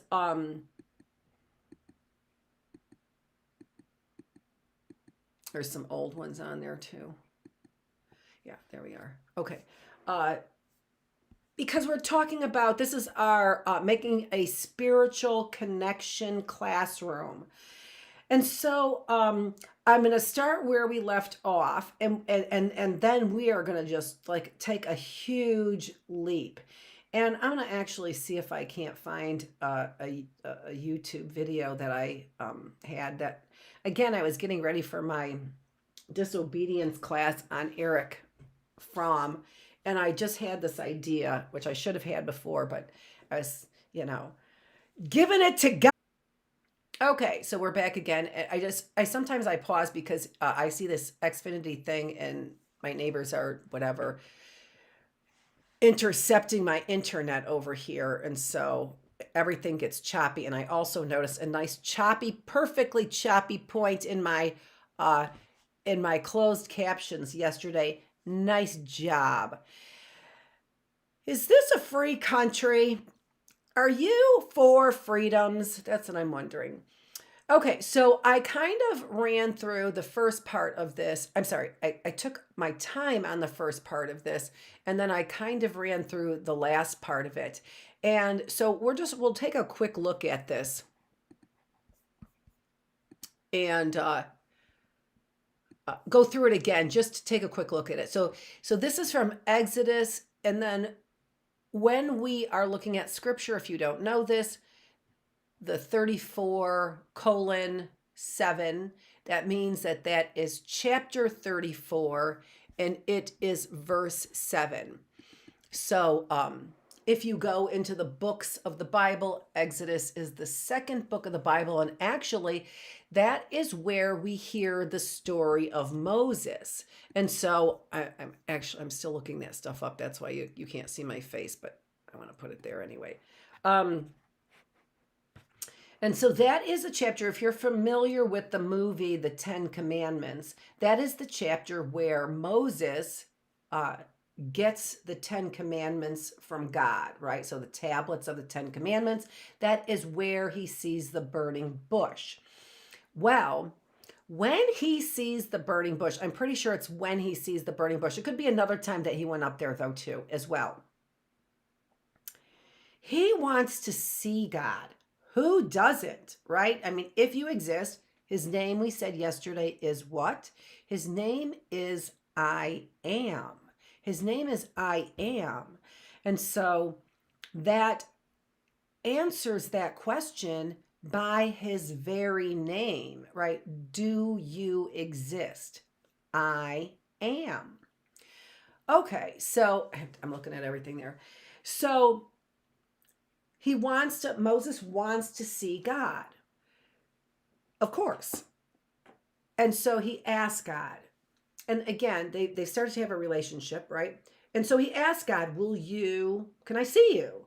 And God says, no, that you can't put your eyes on me.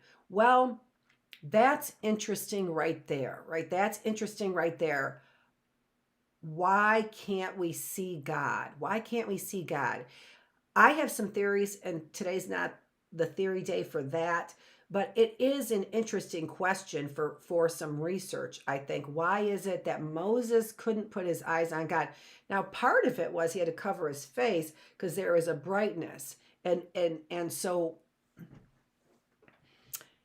you know, if God is light, that could explain that, right? But we're made in the image of light. Are we made in the image of light? Is that what it is? Right? Because we're made in his image. We're not going to probably, I don't know that anybody thinks that we're going to turn into a bunch of light bulbs or a bunch of stars. Maybe. I don't know. It's kind of happening now. Everybody wants their 15 minutes of fame, right? And so we're going to kind of talk about that actually in our philosophical class after this. So I wonder why God couldn't pass before Moses. It makes me wonder, and I have some, like I said, I have some ideas, and part of it I do think is light. I do think that it is light, and so much light our eyes couldn't take, right? But when we are perfected, we're supposed to be able to see God. So I would imagine that there's something about our eyes or the light that we adjust to, which is probably likely exactly it. Perception, our perception adjusts, and we can adjust to the light, probably exactly it, with some other variables, whatever. So God passes before Moses, but Moses is behind a rock and basically shielding his eyes so that he can't see God. And this is when God tells him who he is. All right. And so we talked about merciful, and we talked about gracious, and we talked about slow to anger, even though that's not in this quote, right? We talked about that as well. And that was important because God's personality is, first of all, our personalities, and in particular, our emotions, likely, because it's not the physical way. We don't think like him. We've already been told that. So our ways are not his ways. His ways are not our ways. So we've already been told that we don't think like him. And of course we don't. We're not the creator. So we don't think like him, although we're made in his image. So I think that the thing that we're made in his image truly is the emotions. The emotions. So slow to anger, right? He gets angry. And why does anyone get angry? We all get angry for the same reasons, and those are reasons of justice, or very specifically, reasons of injustice, right? So we get angry when there is injustice going on. So that right there brings us to the promise that's at the end of this. So a couple things to remember. First of all, they spend a lot of time talking about God's positive qualities, which takes up the majority of that quote from the Bible, right? So as God is revealing himself to Moses, he's revealing, but Moses doesn't see anything, right? So what is he really revealing? What is God really revealing? He's revealing this. I am the Lord, the God, right? I am God. I've never gotten Bible quotes right, even, and I don't have my glasses on, so even when it's right there in front of me. But what that anger thing brings us to is again, there's a lot of wonderful positive traits, and not there aren't any that can be even construed as negative traits. So a lot of times when people are like, oh, God's not my thing, he is a God of vengeance, right? And that's not what this says. That's not what God revealed to Moses, right? That's not what he revealed to Moses. So, and again, we are talking about the Bible, which 70% of the population believes in the God of Abraham, Jewish population, Christian population, and Muslim population. So I'm talking about the majority of people who understand this God, who has a relationship with this God. Not, sorry about that. Not everybody does. And we are not going to, I'm not, we, like, again, I have this great big crew over here. Hold on just a minute. Quiet down over there, crew. Makeup. I am going to be looking into these other religions because this is really what I'm doing is public education. What I would like to do is public education, and in this public education, we are not ignoring spirituality or religion. Why would we ignore any part of knowledge? That just it is it's stupid, right? To ignore any part of knowledge. And that's what the universities and schools and public schools have done, which is really, once again, it's stupid. I understand the separation of church and state, church as a religion, but as a knowledge, it just doesn't make any sense, right? As a knowledge base, we can collect knowledge, and that's a wonderful thing. And that's part of something that I'm going to be talking about in our critical thinking about the settling of this country.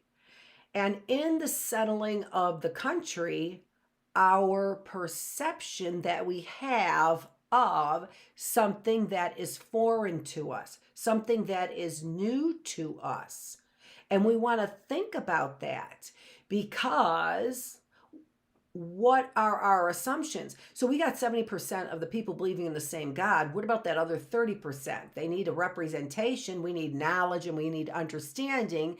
They are not, as described, barbarians, right? And as described by groups of people who felt that they were part of the out group. So when I say the word barbarians, please remember, this is not by any stretch of the imagination. I'm not talking about anything in present time, right? I would be talking about when they labeled barbarians. So the history of the labeling of barbarians and the thought that is behind this. So back to where is our spiritual lesson here then, right? Well, we are talking about individuals who are not part of our 70% believing the same thing, but are part of the 30%. They look like us. They feel like us. They react in the same way. Their smiles don't look like this, right? Their smiles look like this, and they experience the same kinds of emotions that we do for the same kinds of reasons. So I have to assume that that person is a child of God. And this is the interesting thing, and we're going to be talking about this again in our critical thinking classroom, that Columbus was on a mission for God. Columbus was on a mission for God. So how does a mission get so distorted that you end up wiping indigenous people, wiping out indigenous people, right? The American Indians. How do you go on a mission for God and wipe out indigenous people? And I'm using that word because if we use American Indians, then it excludes, like, sort of Cortez, who did it in Mexico. We could say Mexican American, but they're not. No, and the Mexicans and the Aztecs, right? And the Indians that were there as well, the indigenous population that we would relate to as American Indians. Let's think of them as American Indians. Were overtaken by the Aztecs. So when Cortez came, and this is what I've been reading in my history, and this is when Cortez came, he did the same thing that Columbus did. So who is exempt from doing that when we discover any new world? Treating people like barbarians when they are made in the same image we are made in. That, again, that's what this whole wonderful spiritual classroom is about. So it's also obviously a philosophical classroom as well, right? But thinking about it really in terms of what we know about from world religions, right? What do we know about God from world religions? And again, so this was how do we get to know God? So there we see the majority of that is really focused on positive traits. So the Lord God, merciful and gracious. So there's two positive traits. Long suffering. That is so dense. That trait is so dense, right? A third positive trait. Anyone who's suffering for me, for my sake, right? That's a wonderful trait. I don't want to suffer, but he's suffering for me. And abounding in goodness and abounding in truth. So those are 5 things. Keeping mercy for thousands, that's 6. Forgiving inequity and transgressions, we'll count that as 1. 7. And sins, all right? Because those are all the same thing. So we'll count that as 7. By no means clearing the guilty, 8. And then one thing that he does that could be perceived as being negative or uninviting. Visiting the inequity of the fathers upon the children and the children's children to the 3rd and 4th generation. Now, I've heard that quote, that bottom part of that quote there, that last part. So we've got 7 positive traits in the camera, 7 positive traits that we have describing God, and then 1 perceived negative trait, right? And why do I say perceived negative trait? Because all my life I perceive that, and others have perceived that, and this has been a quandary, right? A topic for debate.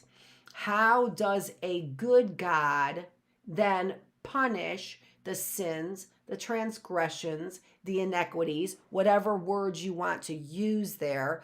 How does a good and forgiving and merciful and loving God, all of those 7 things that we just listed, how does he then visit?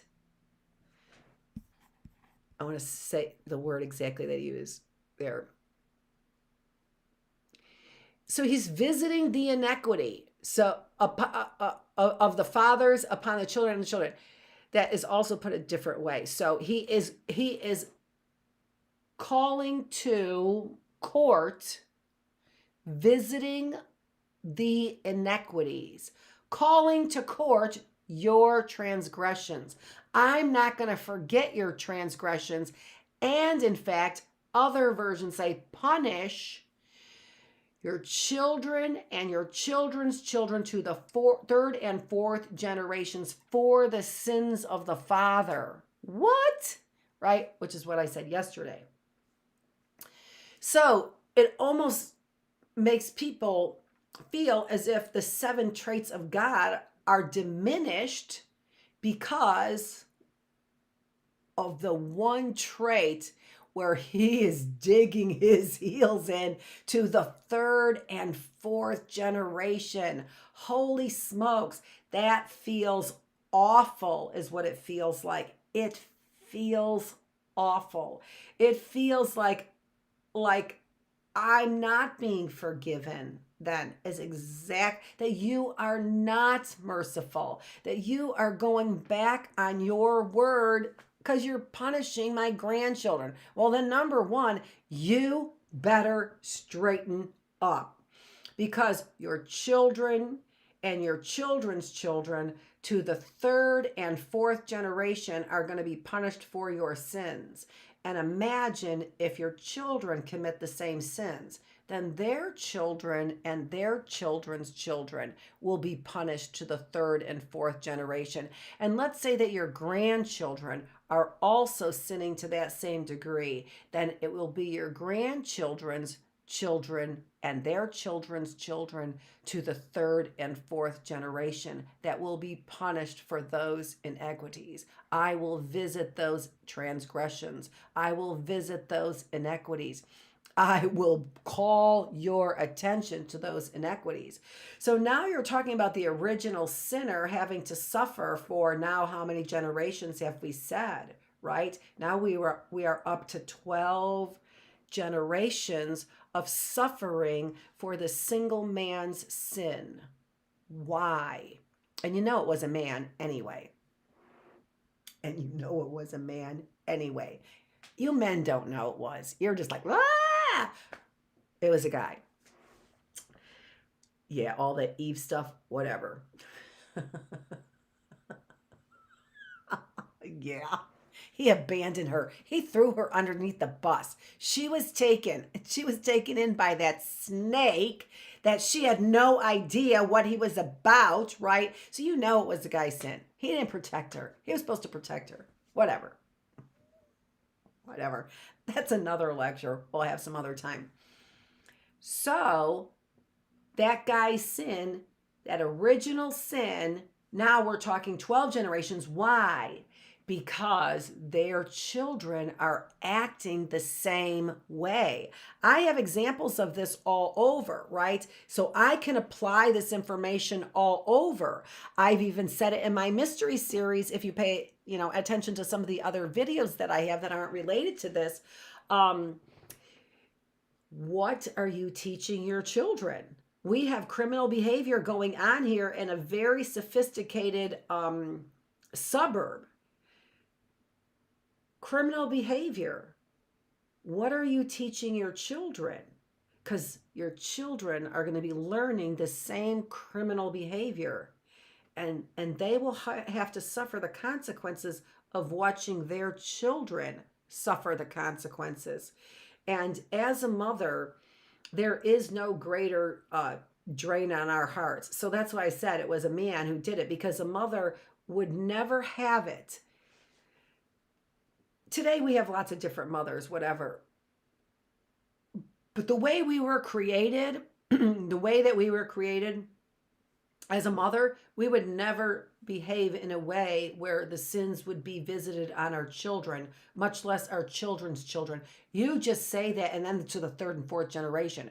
You say that to a mom, the original creation of mothers, right? To a mom, she would never let that happen. So you know that the sin was the man's sin. You know damn well the sin was the man's sin. Anywho, so this is a difficult quote to swallow, despite 7 positive traits that they're giving about God, right? And that is simply because oh dear God, if that's true. And it almost gives me reason to not want to even believe in a God like that, who would visit the transgressions, right? The inequities on the 3rd and 4th generation.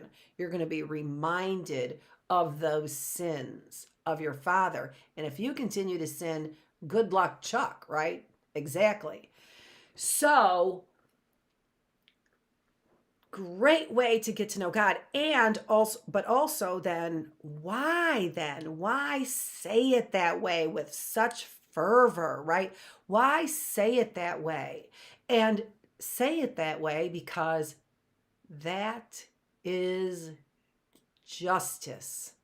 That is justice. And when somebody has been transgressing against me, and then they taught their children to do the same thing, I kind of might want justice like that. That's the kind of justice I want.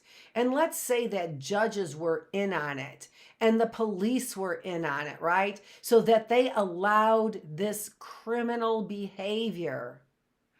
I would want justice, wouldn't I?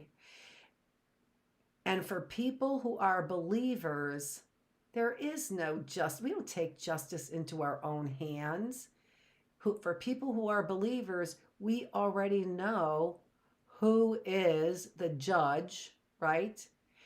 And that there will be justice. We already know that. You want to know why I'm not sad? You want to know why I'm not crying about what's going on? Because I know that the lie never outlives the truth. That's Jordan Davis. Those are his lyrics. I know that the lie never outlives the truth. The lie could outlive me. I'm not so worried about it. I'm not worried about it because I know the lie will never outlive the truth. And you know what? You know it too. You know it too, police officers. You know it too, judges. You know. That's why you're trying to cram so much money in your pockets, because you know the lie will never outlive the truth. So you better hurry up while it is right now. Your children and your children's children will have to face your transgressions, the consequences of your transgressions. And the only person who would allow that to happen would be a bunch of guys. And they are. And they are. And they are. Where's the female sheriff? Where's the female sheriff? Huh? You bunch of chauvinists. You bunch of 3 chauvinists there. Another one, you all know about the 911 call. But this is a spiritual thing, and we're keeping positive spirits around us because we don't want to, right? We don't want to just get sucked into that freaking hellhole that they live in. I've seen it firsthand. Okay, so great wrap up of that for me. And now, believe it or not, I am going to tackle what has come to be known as the hardest topic in religion to discuss. And that is the Holy Trinity. And it is interesting because it's interesting to me. I hope it's interesting to you. That I decided that, and this is the reason why I don't have the video that I wanted to have the video of, because I just realized that it is the most difficult topic to talk about, the Holy Trinity. And the reason why is because there's no scriptural basis that we know of for this Holy Trinity, right? And I've been wondering about, people tampering with the Bible when Gutenberg's press came out and the Bible was translated from Latin into different languages and then in print, so everybody had access to the Bible, that might have been a great time to change the wording of the Bible. And I've actually gone into some of the information about research about the Nicene Creed, which was also known as Apostles' Creed. And in religion, it has been a serious debate and problem, although not with Christianity, because Christians believe in Jesus, but there has been the debate about Jesus's position relative to being God's son. He calls himself also the Son of Man. How are you the Son of God and also the Son of Man? How is there one God? And according to the 10 Commandments and Moses, that we have to revere and have no other gods, but yet we call Jesus a God, right? So this has created reconnecting. There we go. All right, reconnecting. All right, so I'm back again. And so Arius, which was literally then the head of the Aryan nation. What? Yes. Was creating heresy in the church by saying that, by clouding up and muddying the waters regarding whether or not Jesus was the Son of God or if he was a God. Was he just a prophet, right? Or was he a God? And the Aryan nation under Arius was saying he wasn't a God. And so what? Was it Augustus? It might have been Augustus, but it might have been Alexander, who I think it was. I don't know. I think so. Said, get this thing straightened out. Get it straightened out. And so that's when the Nicene reconnecting. Okay, so a bad signal over here, and I wanted to sit in the other place. So Augustus from the Aryan nation, and watch it cut out again because my neighbors, I've been calling them the F word, and the F word is not the one you're thinking of, right? That's not the one you're thinking of. Back it up a little bit and you'll know. And that's the reason why they keep cutting out when I'm calling this Arius in the Aryan nation.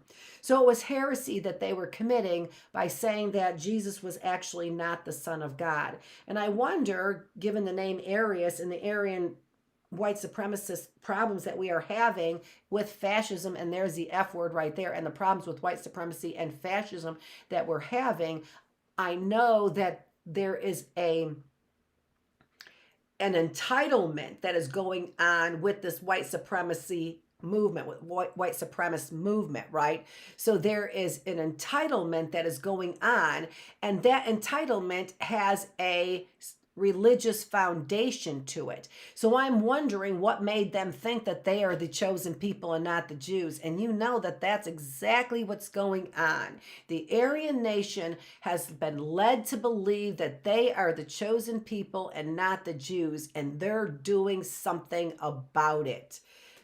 They're trying to do something about it. And that's what's going on, in my opinion. So the Apostles' Creed did not spell out the distinction that Jesus was the Son of God. He was begotten, not God. That's what begotten, not made. I'm sorry. Begotten, not made, which suggests that he was with God, and he was with God in the beginning. There was God. You know what? That's what else I was supposed to get, is I was supposed to get that quote. And I've quoted it like I have it. In the beginning was the Word. And the Word was God.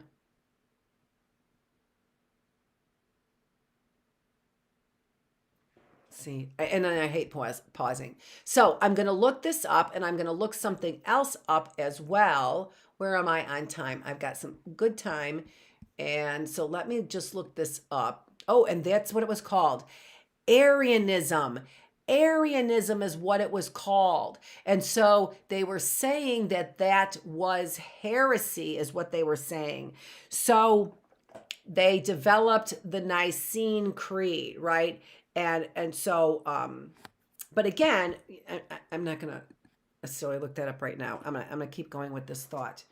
So the Nicene Creed was supposed to clarify that, that's what it was, that Jesus, God, and the Holy Spirit were all God. I am more of an expert, even though I can't really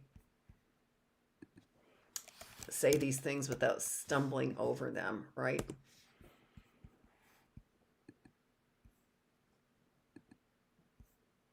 All right, there we go. So in the beginning was the Word, and the Word was with God, and the Word was God. He was in the beginning with God. All things were made through him, and without him nothing was made that was made. In him was life, and the life was the light of men, and the light shines in the darkness, and the darkness did not comprehend it. And I've read this recently. I don't even know what it was for right now, because I do a lot of different things, right? And I read that recently. I read that recently. It was for the mysteries. I don't know why I would have read it for the mysteries. Was it yesterday? Who even knows? Why would I have read that yesterday?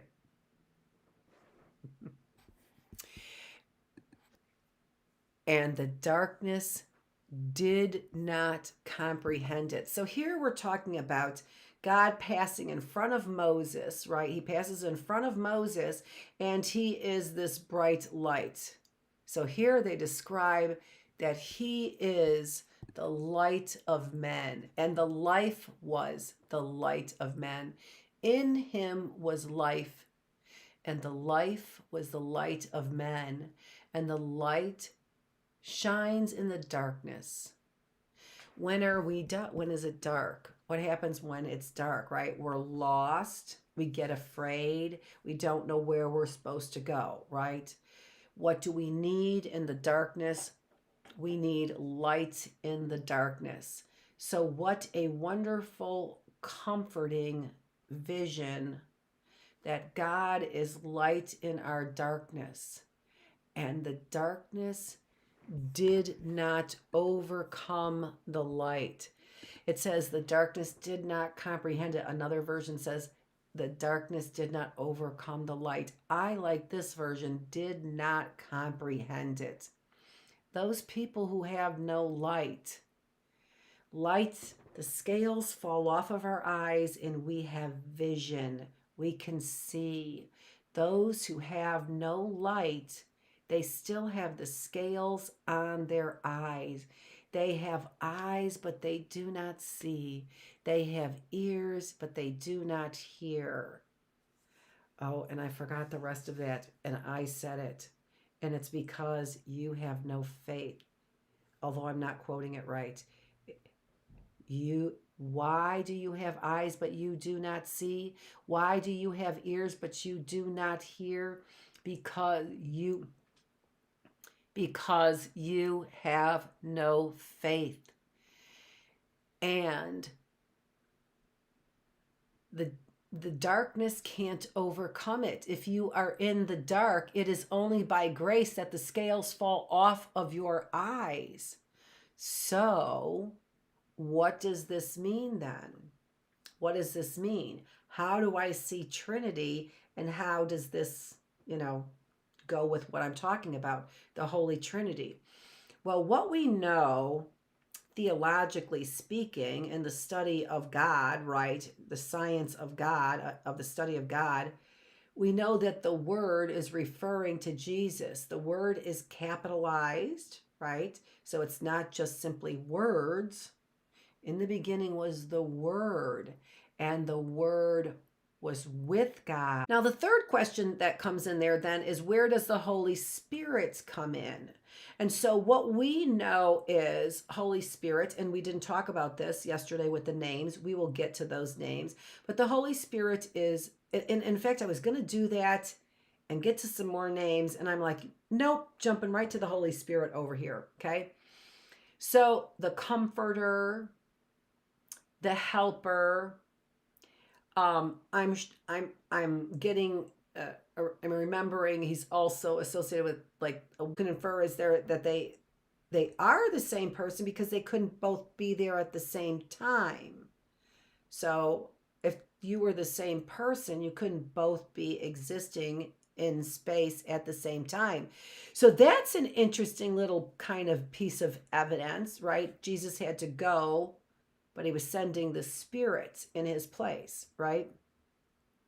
Talking about the Holy Spirit, right? The Holy Spirit and reality. So the way he explained the Holy Spirit aligns with our understanding of physical reality. So that's interesting, but also then it's a part of Jesus. It had to be a part of Jesus, right? Because that's what he was doing, It's an inference, right? Who's he sending? A part of God, part of Jesus, something like that, something of those two. That's the inference there. So the third, when I was researching this, so the issue of Jesus and God's relationship, and then the issue of this Holy Spirit, is a Holy Spirit of God. So Alexander, I'm pretty sure it was Alexander, said, straighten this out. And when they straightened it out, what they said was, Arius and the beliefs of Arius, they are heresy. So the Arians were committing heresy in their beliefs. And their beliefs were authority, and those underneath them, they suppress authority. So they do both. What's the word I'm looking for? Not bow down, that's not the word, but that will do it. To authority, right? They do that to authority, but then they also take a position of pride, arrogance, authority over those who are beneath them. And so you see this hierarchy that it doesn't seem that God ever intended, right? If he made everybody in his own image, then there isn't this hierarchy where the Father is the head, and then you start seeing the Son, and then this hierarchy, right? And then it begins to exclude people who are not part of this hierarchy. And this is where I believe you begin to get the sect of the Aryan nation, is from the heresy that they believe that they are the chosen people, and that what? It was stolen from them by the Jews? That makes the most sense. Theory, but it makes the most sense, especially when you take a look at the history of the Nicene Creed, which again replaced the Apostles' Creed in order to be sure that they were distinguishing that that he was. And I looked it over: begotten, not made, one in being with the Father. Through him all things were made. That's what it was. So Jesus, we believe in Jesus Christ, his only Son, who is what? Begotten, not made, by the Father, who was born of the Virgin Mary. That's what it was. Suffered on Pontius Pilate. Okay. All right. So that's sort of the foundation that I wanted to put in front of you as I was doing this research, so that you had the scripture quote, which I didn't tell you, is John 1:1. So there are the four Gospels. The four Gospels are the beginning of the New Testament that tells us about the life of Jesus. Matthew, Mark, Luke, and John. John is the fourth gospel, gospel meaning good news. So who is he talking about? It's clear he's talking about Jesus, because he was the promise made. All things were made through him, and without him nothing was made that was made. And the emphasis there, he could have stopped at nothing was made, but no, nothing was made that was made. I love that. In him was life, and the life was the light of men, and the light shines in the darkness, and the darkness did not comprehend it. That's why the darkness couldn't overcome the light. The lie can't overcome the truth. And who is Satan? Satan is the father of lies. So if you think that the end justifies the means, and that you are employing lies in your means to an end, then you are employing Satan. Fascists who call yourself evangelicals, those fascists in particular who call yourself evangelical Christians, I am so ashamed. I am so ashamed, because you don't stand for anything that Christians stand for. And we know that by the way that you treat people that you think are beneath you. And that's a number of people, starting with all minorities, including women, right? So starting and ending with all minorities that include women.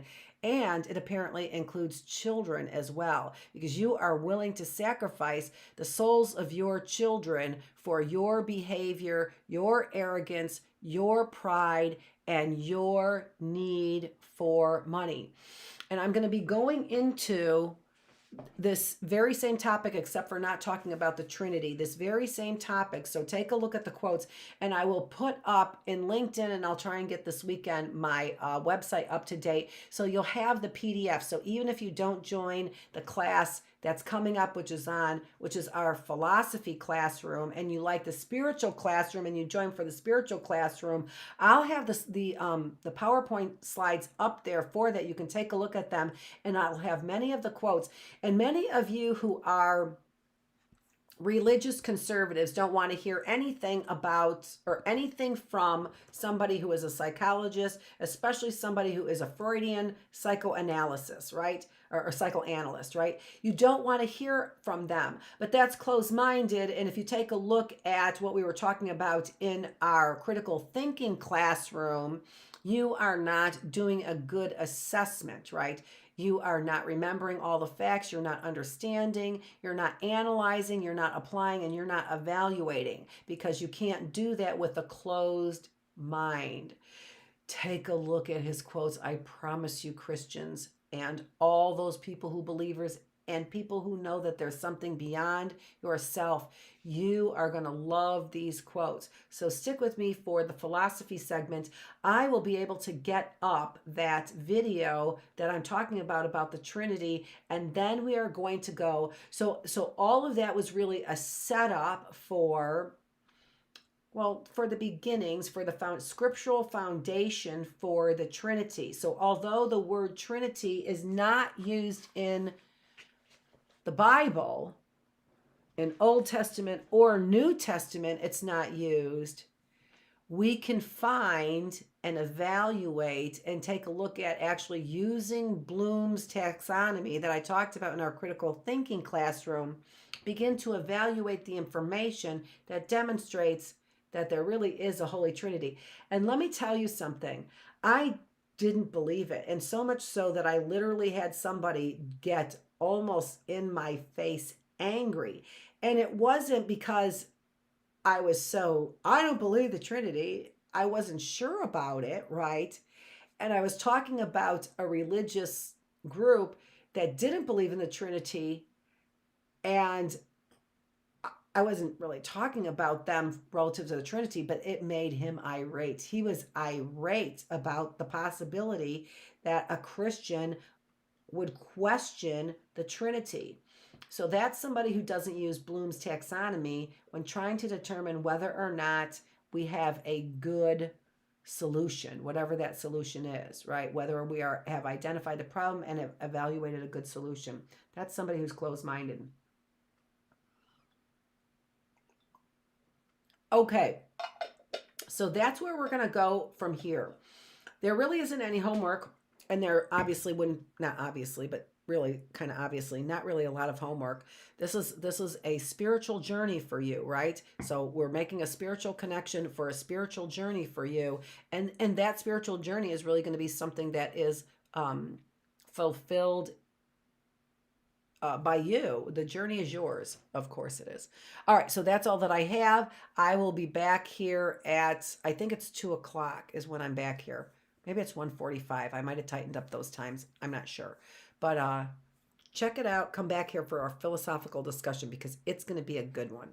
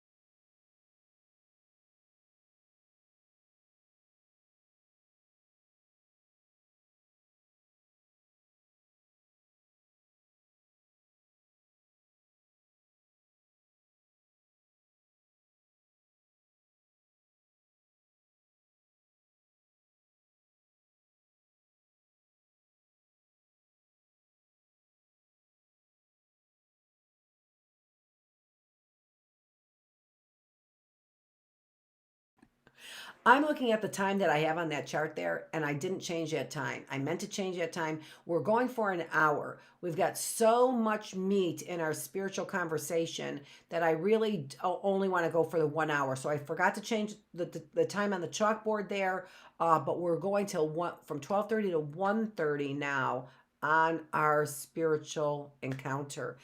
And yeah, and then I was going to start at 1:45. So I'm going to see how that goes, and I am going to start at 1:45 because I think I've got the time change over there or something. I'm not sure. I don't know. 3:15 I see. I got the time change for the talk, for the reading room. Yeah, and philosophical is going to go for the hour and 15 minutes, not the hour. I think I switched that around, and I meant to switch that around. Okay, so here's the story, Morning Glory. I'm going to be back here at 1:45, likely at 1:45, and just because I'm still talking and I didn't get my break, like I wanted to, my full 15 minutes, and then we're going to go until, what did I say, 3:00, and then start the reading room at 3:15. Who cares?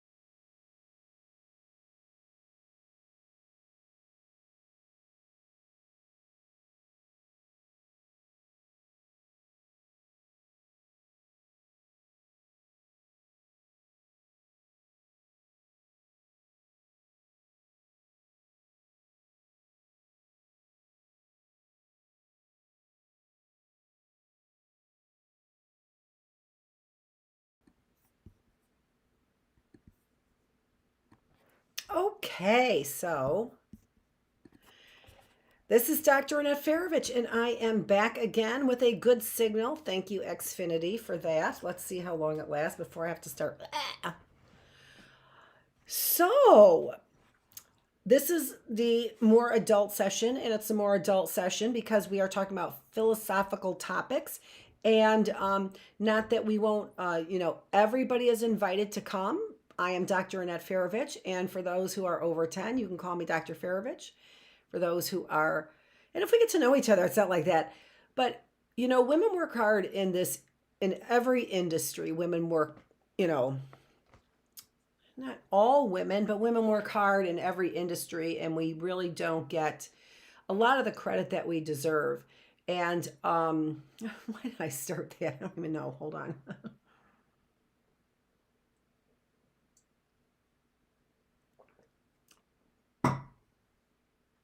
I don't know. I'm just saying. This is what I'm doing.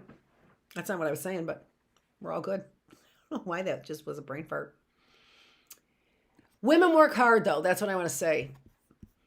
And so what we're talking about, where we left off is didn't really leave off, is really kind of completed, was our topic where I was talking about Milgram's study on obedience. And I wanted to give you the background of obedience in order to be able to springboard into, we're not calling him Eric Fromm, we're calling him Eric Fromm because it wouldn't be Eric Fromm, right?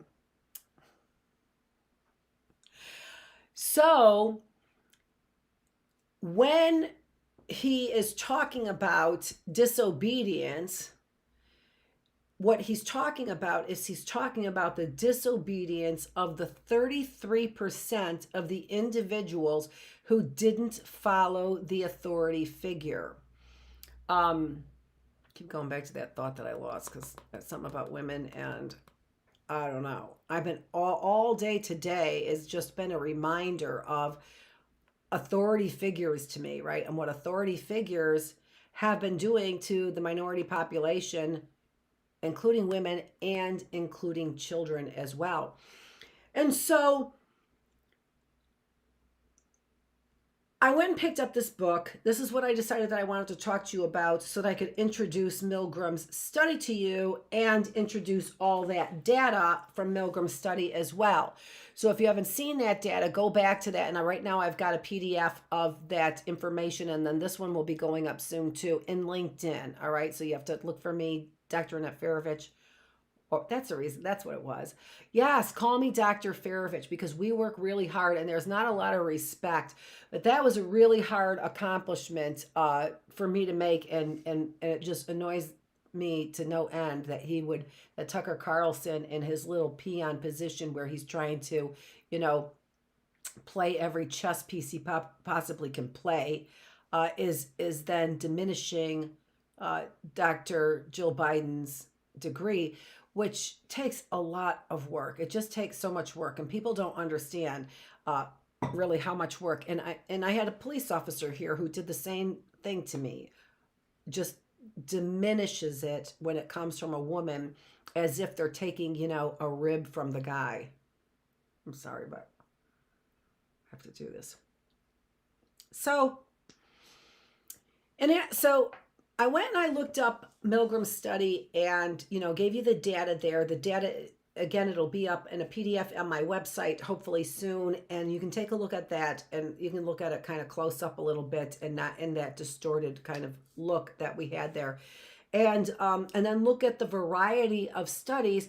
All that was to lay the foundation to talk about what is disobedience, what is he talking about. So I picked up the book and I read some of it, but I didn't buy the book. I picked it up from my shelf, but I never previously read the whole thing. I read bits and pieces of it. It really wasn't on my reading list because, for a number of reasons, not because I didn't think he had something to say, just for a number of reasons. So when I decided to do this, books on my reading list now, and I begin to read and refresh what I had highlighted. And this is an extraordinary book. So we are only starting with, we won't even get into his essay on disobedience. We are going to start again as we laid foundation yesterday for Milgram's study. We are laying foundation now for Fromm's theory on disobedience. All right, so the first chapter here, and I don't know how much of this we're going to do. I was only planning on talking about disobedience, so we'll see. But the very first chapter is values, psychology, and human existence. All right, so already I just heard click about 500 of the 20,000 people that I have following me and watching me.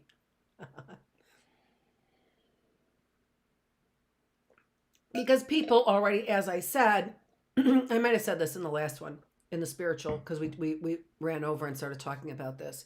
But people really have an aversion to psychologists and psychology, and I know probably not all the reasons, but certainly a lot of the reasons. Didn't know them at first, though. Thank goodness I wouldn't have gotten into psychology if I knew people hated psychologists that much. And they do, and rightfully so, right? Because psychologists have done some awful things. Awful things. Why?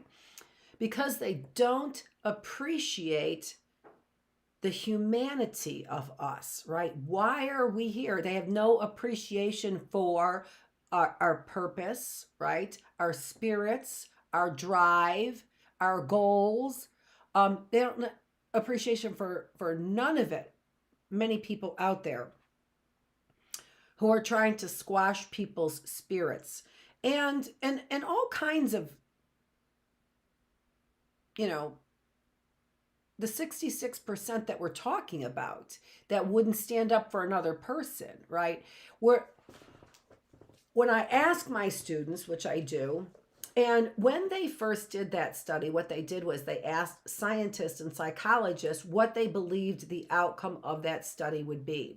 How many people would go all the way to 450 volts on that generator, on that shock generator? How many people would go to 450 volts? And the scientists, these are educated individuals, said probably maybe 1% of the individuals. And that 1%, 1 to 3% is what they said. I think it was actually 2%. And those people would be psychotic, is what they said. Well, here we had 66% of the individuals in a variety of conditions, right? Sometimes more, sometimes less, who are willing to go all the way to 450 volts, right? In the original study, men and women, right? In different studies, we showed that they were willing to go to that 450 volts. So what Fromm does is he takes a look at and where his spirit is and where his belief system is with a natural human spirit. So our natural existence is what he goes for. What is in our very nature? And at first it kind of rubbed me a little bit the wrong way, what he was saying.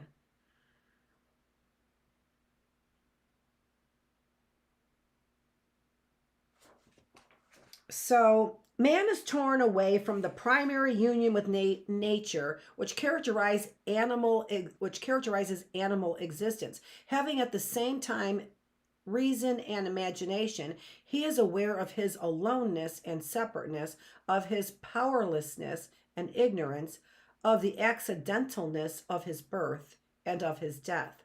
He could not face this state of being for a second if he could not find new ties with the fellow man which replace the old ones regulated by instinct.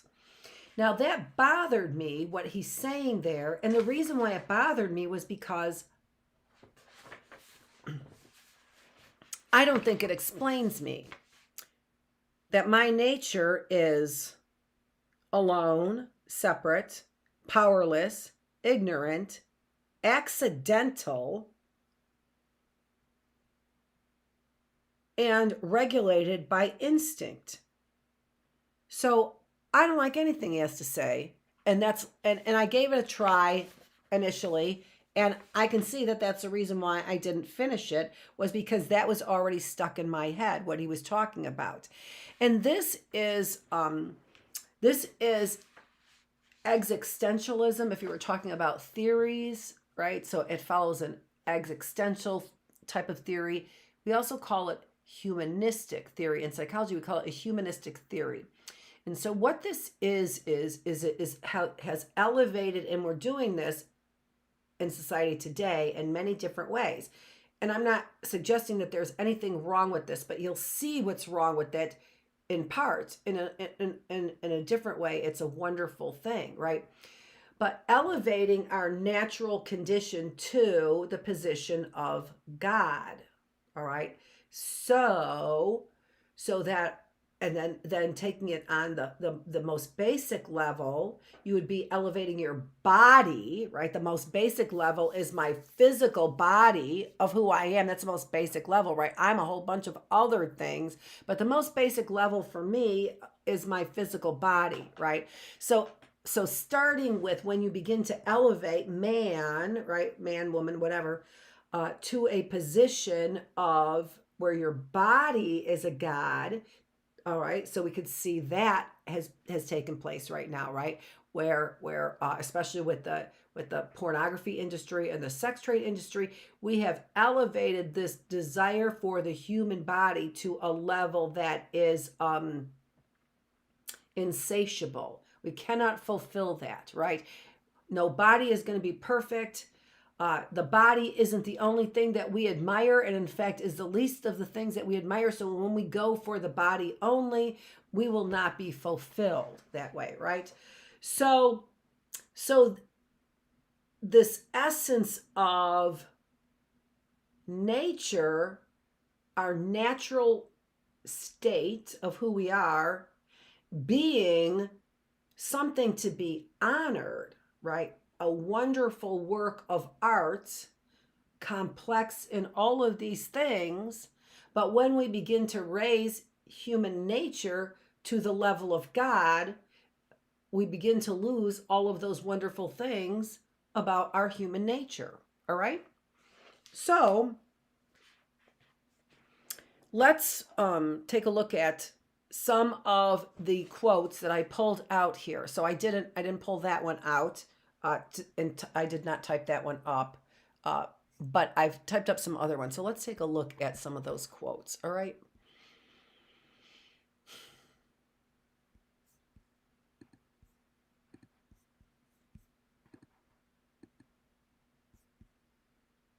Okay. So the book here from Eric Fromm is On Disobedience and Other Essays. Okay. So this quote is at the end of chapter 1. So he ends chapter 1 with this quote. That would be meaning the same thing. The end of chapter 1 has this quote. He ends chapter 1 with this quote. And it is, things are in the saddle and ride mankind. And this is a quote from Ralph Waldo Emerson that is found in this book. So Emerson is being quoted. Emerson said, things are in the saddle and ride mankind. And so Fromm is quoting Ralph Waldo Emerson, who is an author. Now, what does he mean by that? Things are in the saddle and ride mankind. Well, there's another quote here. I want to make sure I'm giving you all of these in order. Well, they're in order, but. So this is what he says. What does that mean? What does that mean to Fromm? That we are being ridden, right? Is basically, it's what he is saying, right? Things are in the saddle. Things are in the saddle and ride mankind. So, well, when you think about it, that's pretty easy, right? So we have things that are in our saddle, and we're the horse. We're carrying all of our things. We're the horse, and we're carrying all of our things. Now, remember that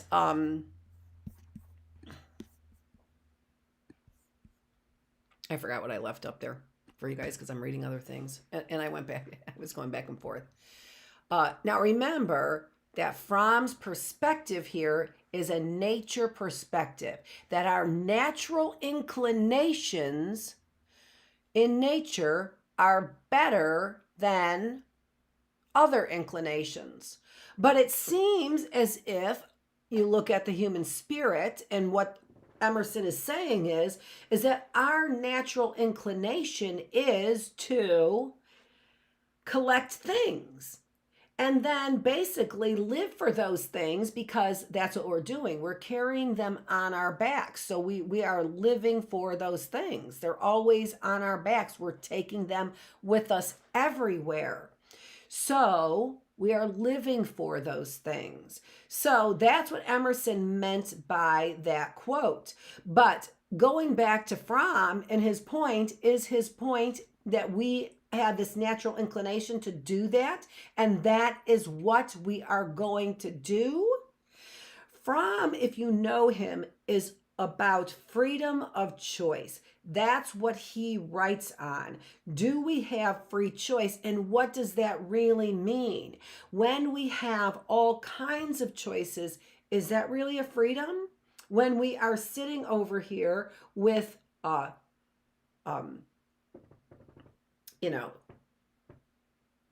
50 different TVs, I don't know if there's 50 different TVs that we can choose from, that's just an example.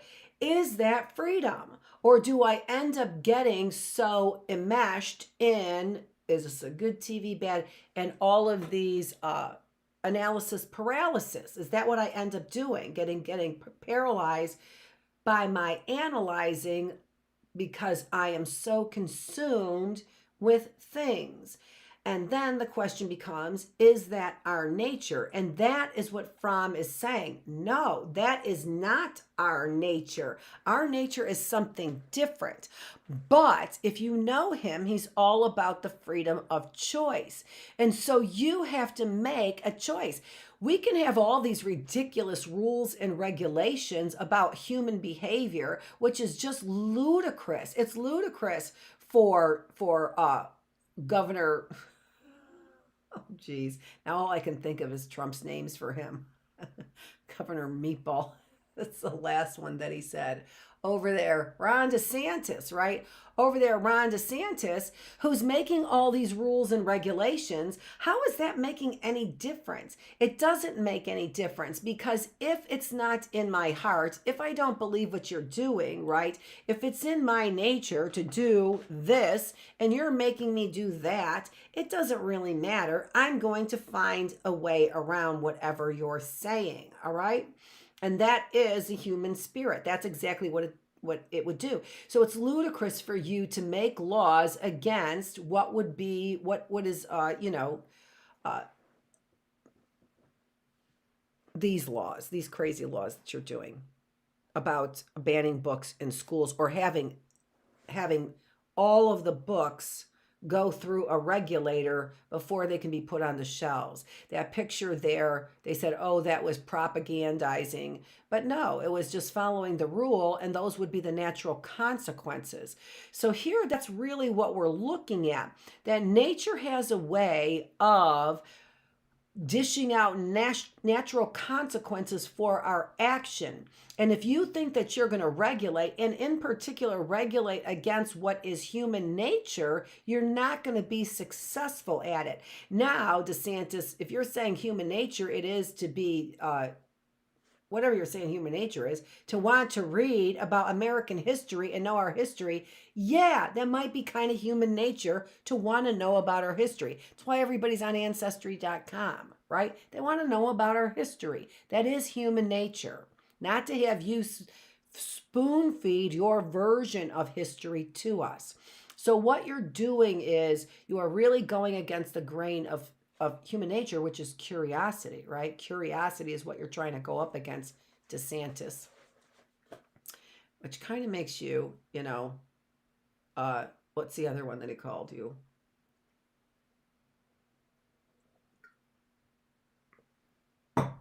The big long word that nobody could believe that you knew. Somehow, I don't know, ingratiating himself, but I can't remember the word. Anyway, it doesn't matter. So Fromm goes on in this same section where he quotes Emerson and says, "Man has transformed himself into a thing and worships the products of his own hands." So now you can see that we're going from carrying our material things that we desire and worship, right, to progress to idolatry, even though he uses God's name. Isn't that the truth? Bravo for saying it so eloquently, right? That we are consumed with worshiping the things that we make, the product of our own hands, because we are God's. That's how we have created and made ourselves gods. That's what Fromm is saying here. So, on disobedience for a minute, if I'm a God, then I really am not making wrong decisions. So it's okay for me to treat somebody as lesser than me. But we're getting ahead of ourselves, right? All right, let's see what else he said down there. So in the same paragraph, he says, means have been transformed into ends. It was someplace different. Before this, means have been transformed into ends. The production and consumption of things has become the aim of life to which living is subordinated. Now that is something else that is profound, to which living is subordinated. How am I carrying all those things, and how have those products, the production and consumption, become our gods? The reason why they become our gods is because we have become subordinated. We are subordinate to those things. And has become the aim of life. So what do we do? We work for those things. We get up in the morning and these could be many things. Think about ways, excuse me. I'm telling you, I have a witchy poo who's doing that to me.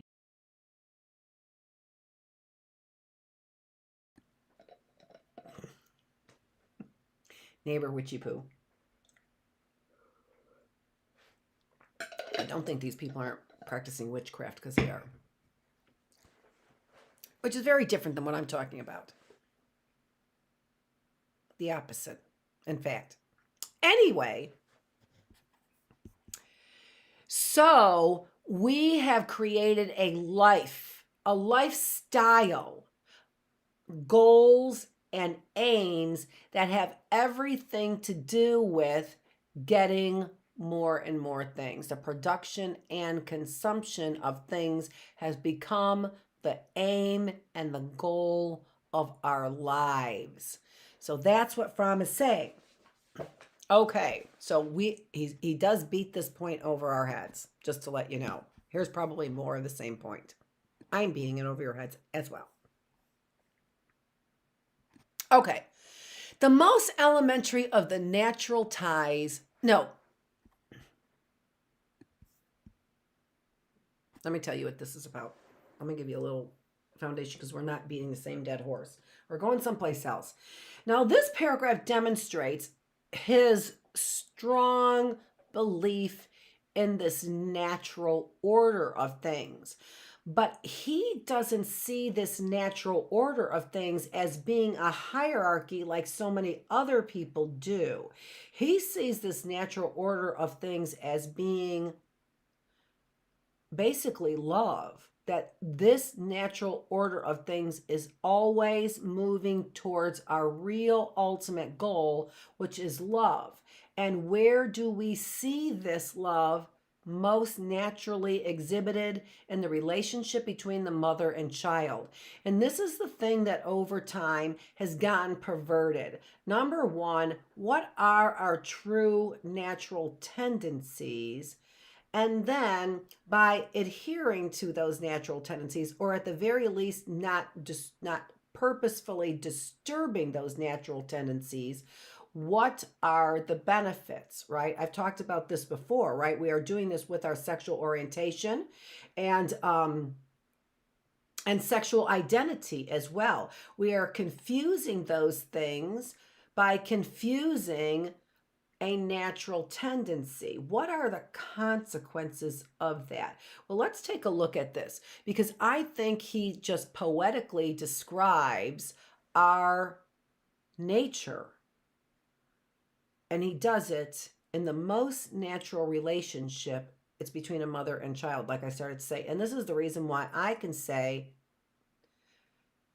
almost unequivocally that the mistakes, these mistakes where you are taking, in the last one where you're taking you are having your transgressions visited on the third and fourth generation. To me, no mother would do that to their children, and they would have the same respect for their children's children, because every mother who adheres to her natural tendency, and this is not to say that there aren't events and even DNA that go against what we would say would be the majority of our natural tendencies as men and women. There's not to say that there's not strong indications that this can be true, a physical truth, right?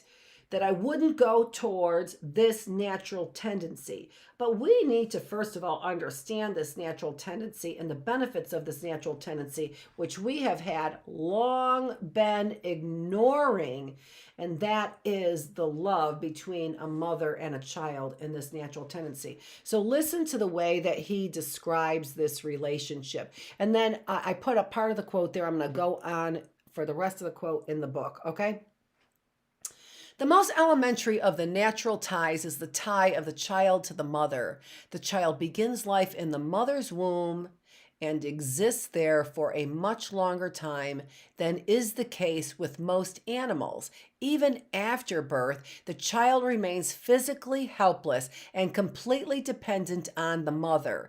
This period of helplessness and dependence, again, is much more protracted than with any animal. Not assuming that the we are animals.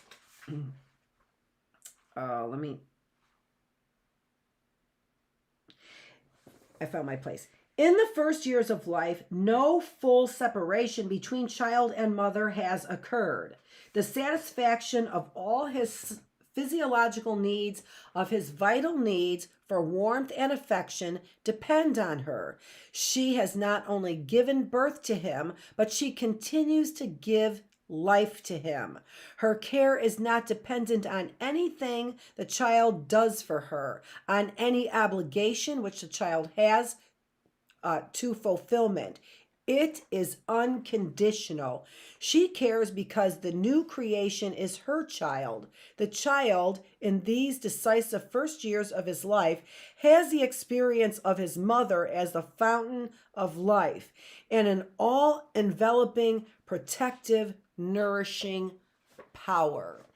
That's how Fromm describes the relationship between the child and mother, and in particular, the natural tendencies of the mother to be protective over that child, to be all-enveloping, nourishing power. That has been described psychologically as the natural tendencies and the natural relationship that unfolds between the child and the mother. Now, isn't that interesting, right? Because we have a lot of people, especially part of the feminist movement, which I'm a feminist, by the way, that say that I feel bad and you make me feel bad when you describe mothers in that way, and I don't feel that way. Well, first of all, grow up. Too bad, right? That's a natural mother-child relationship. And I could pervert the natural tendencies to make you feel better, but I have no idea why I would do that. None whatsoever. So I'm not going to do it, all right? Don't be a victim, grow up, all right?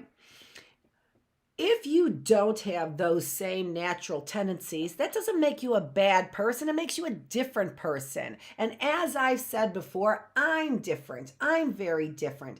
I'm not part of the norm most of the time. Okay, stop being so damn afraid of being different. Let's start right there. Don't be so damn afraid of being different.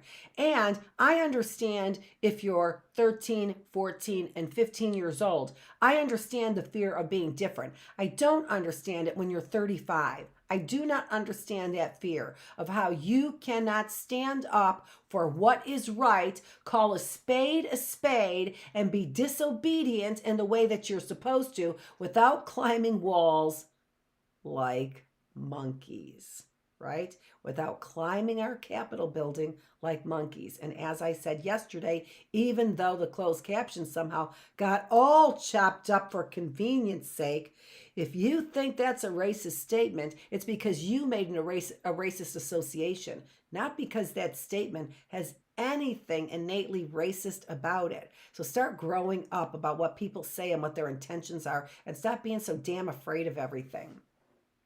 Of words. Stop being so damn afraid of words, for Pete's sake. I realize that they can cut deep, but if my intention isn't to cut you deep and you're somehow cut deep, guess whose problem that is? No, not a problem. It is your problem. But guess whose fault that is? That's your fault. It's your fault. If you're cut so deep by something that I had no intention of cutting you that deeply with, that's your fault.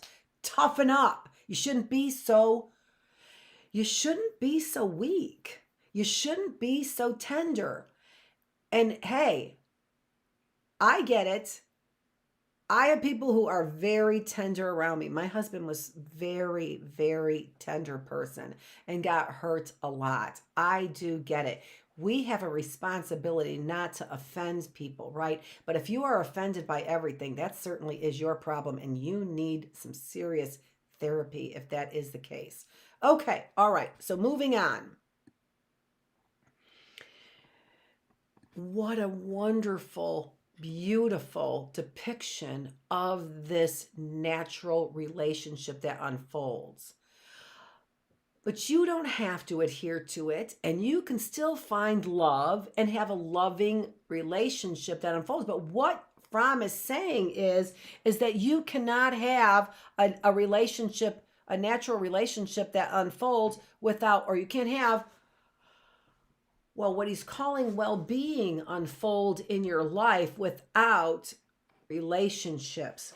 He says, I don't know if I have the quote up there, and I have a feeling that I don't have the quote, but I want to quote it.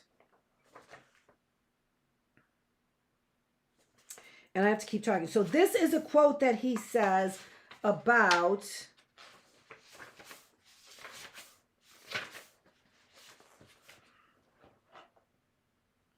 this isn't it. About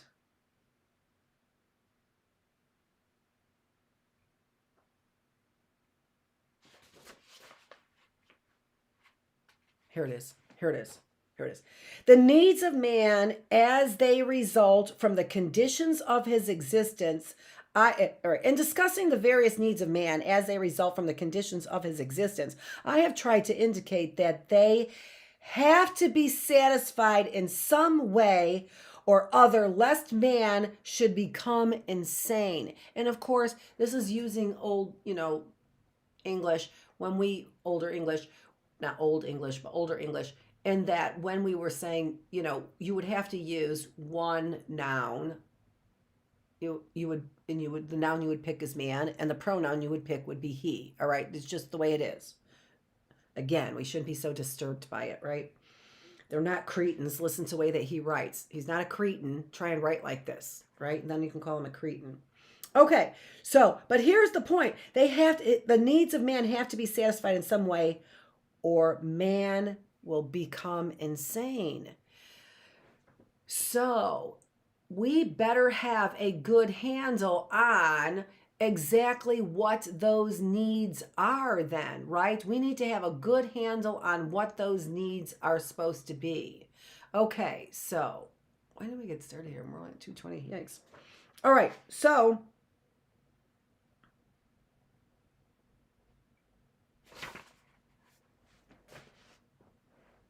moving on.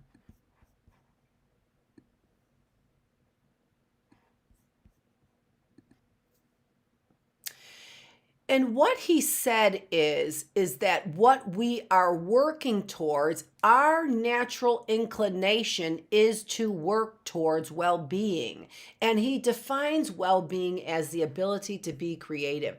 Now, I absolutely love this definition, because if you were here with us earlier in our critical thinking classroom, what we said was what it takes to be creative is, let's boil it right down to an open mind.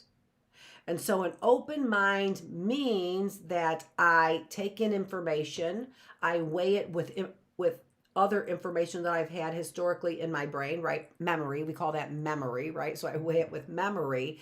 And then I do things like I dig into it so I have a better understanding of what the words mean. I analyze my application of trial and error. So I go through understanding that I do trial and error. And these are for solutions, right? Solutions to our problems. This is what we do when we problem solve. And when we problem solve correctly, going through those it's a taxonomy, categories, which is a hierarchy, in order to help me solve my problem, what occurs is what I call learning, which is a simplistic view of the ability to create. What you do is your mind, in opening up your mind to the possibilities, opening up your mind to information, opening up your mind to the biases that you have and the judgments that you have about that information, so you can then adjust your thinking in appropriate ways. All of that leads to the word we're looking at, which is well-being.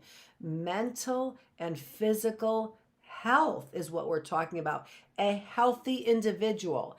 And when you are creative, you are the most healthy. And this is interesting to me because it's such a sign of the times, in my mind as a psychologist, of what they're doing to the human spirit. What are they doing to the human spirit is they are not allowing them to create, is what. And it's like they'll turn around and say, I can't stop you from creating, but you can if somebody has to utilize all their resources on the criminal behavior that you are creating, because you're poisoning our food, because you are allowing corporate interests to control our interests, because you're allowing criminal behavior to go unwashed or unchecked at all, that there is no justice. All of those things are going to sap me of my resources and of my time, and they are going to deplete me then and create and make me extinct, is what they're going to end up doing.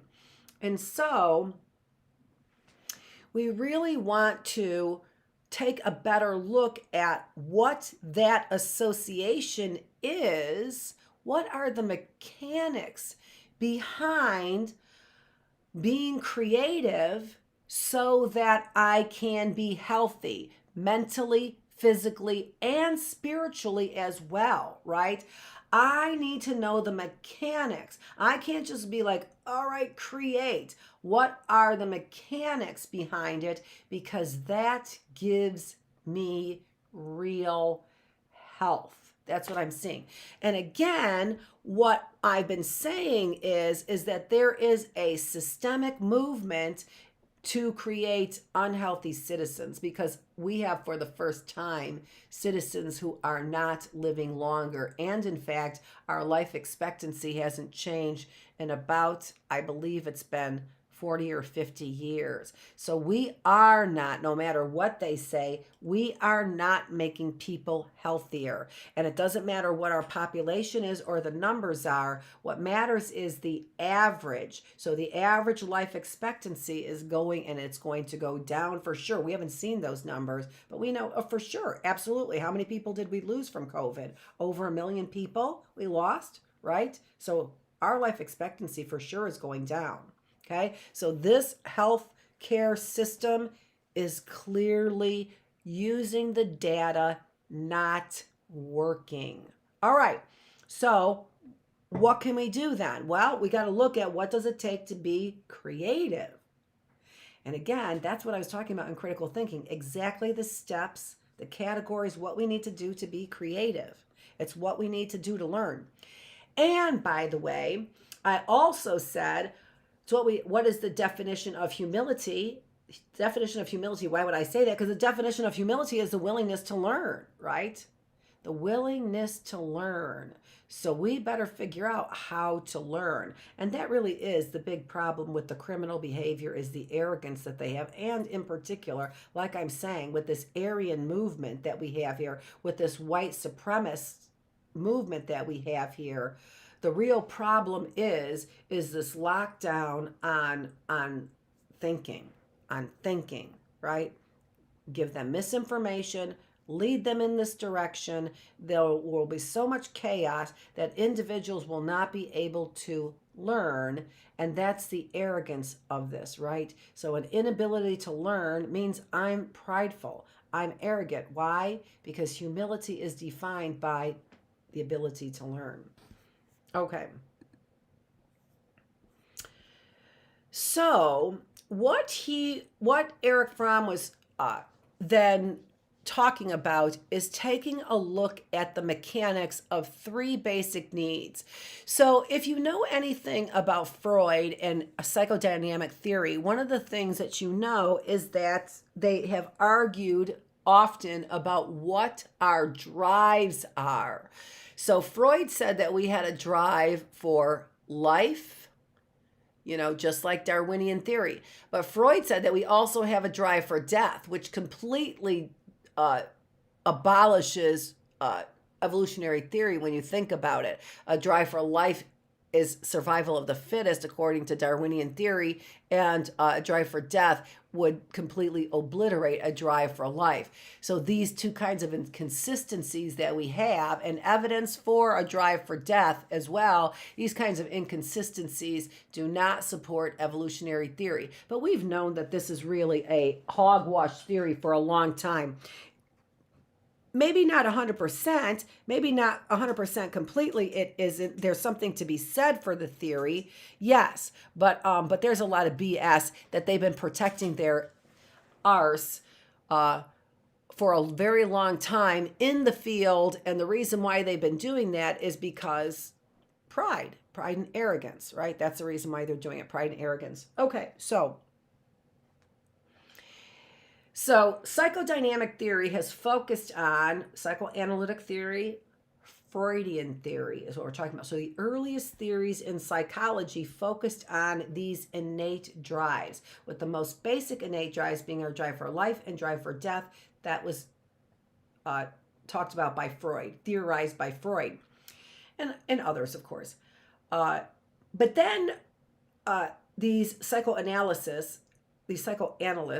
wrong accent. These psychoanalysts are then saying, no, let's take a look at these needs, because there's a very strong need to succeed, for example, that we have. There's a very strong need for justice, for example, that we have. So there's a very strong need to be nurturing, like Fromm is talking about. So there are other needs. And by the way, when we put all the needs into these two very broad categories, it doesn't really give us a lot of information about what those specific needs might be. And then we wouldn't know how to fulfill them either, right? So Taking a look at these three needs then, the need to be related, the need for transcendence, and the need for rootedness. So the need for to be related is our need for relationships. The need for transcendence is the need that we have to change. I talked about Caitlin Smith's song that's called I Can't. And that song is about that song is about I can't change. That's what she's singing about. I can't change. And this is upsetting her, right? To the point of tears that she can't change. This is an example of our need for transcendence. We have a need to change. We really do want to improve ourselves, to better ourselves, to get to our purpose, to get to meaning in life. That is transcendence. That's what we want to do. If we have a purpose, then we want to go from here, where we are now, to transcending who we are now to fulfill this purpose. That would be the need for transcendence. And the need for rootedness would be the need that we have for a limited amount of chaos. This is a safety need is what it is. If you take a look at Maslow's hierarchy of needs, this is a safety need that I have. I need to know that some things are certain, right? That life is not filled with all uncertainty. I need to be able to deal with uncertainty, but there is an innate need in me, an innate drive to organize things, to get them into categories so that I can understand it.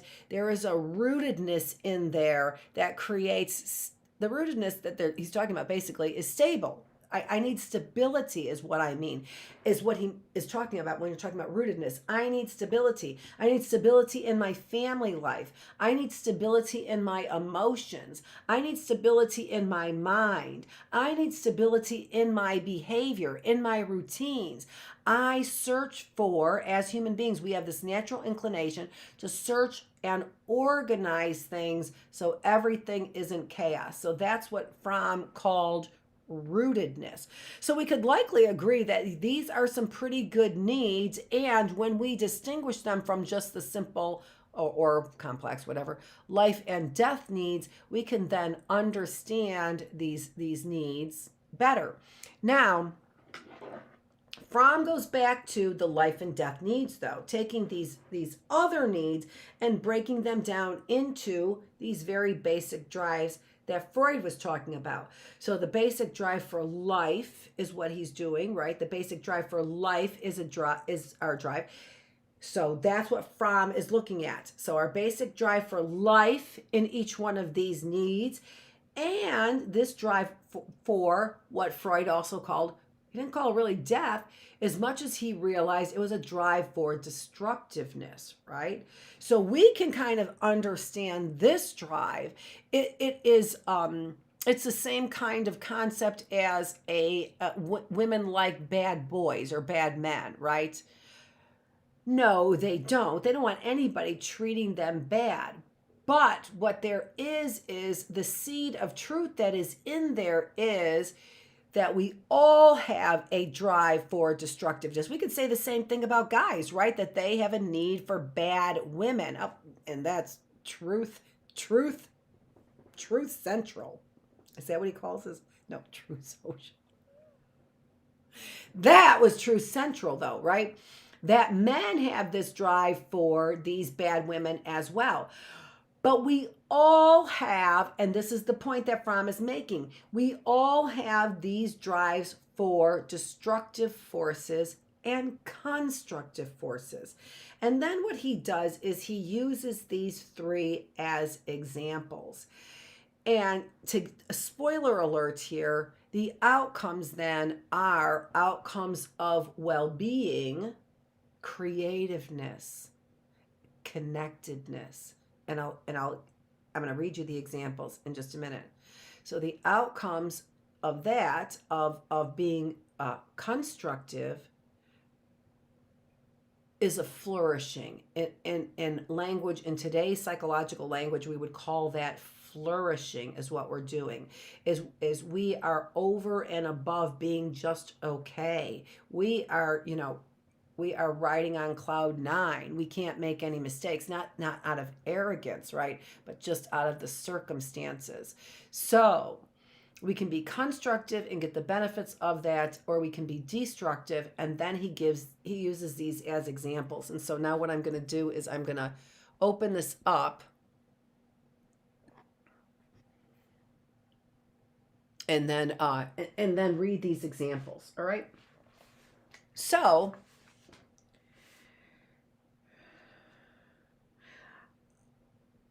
I want to say, so here's the goal, right? The goal is for well-being. So well-being, the absence of sickness rather than the presence. The well-being is different than just the absence of sickness, right? Okay. All right, so I would describe well-being as the ability to be creative, to be aware, and to respond. All of those things are part of Bloom's taxonomy that we were talking about in order to learn and create. So all of these tidbits of information and material are all interdependent. We are learning from each one of these concepts and building on concepts that we had earlier in the different classes. And that actually is by divine intervention, because I didn't plan that at all. To be independent and fully active. So creative. To be creative is to be independent and fully active. And by this very fact, to be one with the world. To be concerned with being, not with having. To experience joy in the very act of living, and to consider living creatively as the only meaning in life. Now, I wish I would have read that like this, because I'm going to close that up again. So I'm going to read that one more time. I would describe well-being as the ability to be creative, to be aware, and to respond. All of those in Bloom's taxonomy, they tell you how to do that. To be independent and fully active, and by this very fact, to be one with the world. When I am independent and fully active, I am one with the world. When I am independent of the world and one with the world, then I am fully active. To be concerned with being, not with having. To experience joy in the very act of living, and to consider living creatively as the only meaning in life.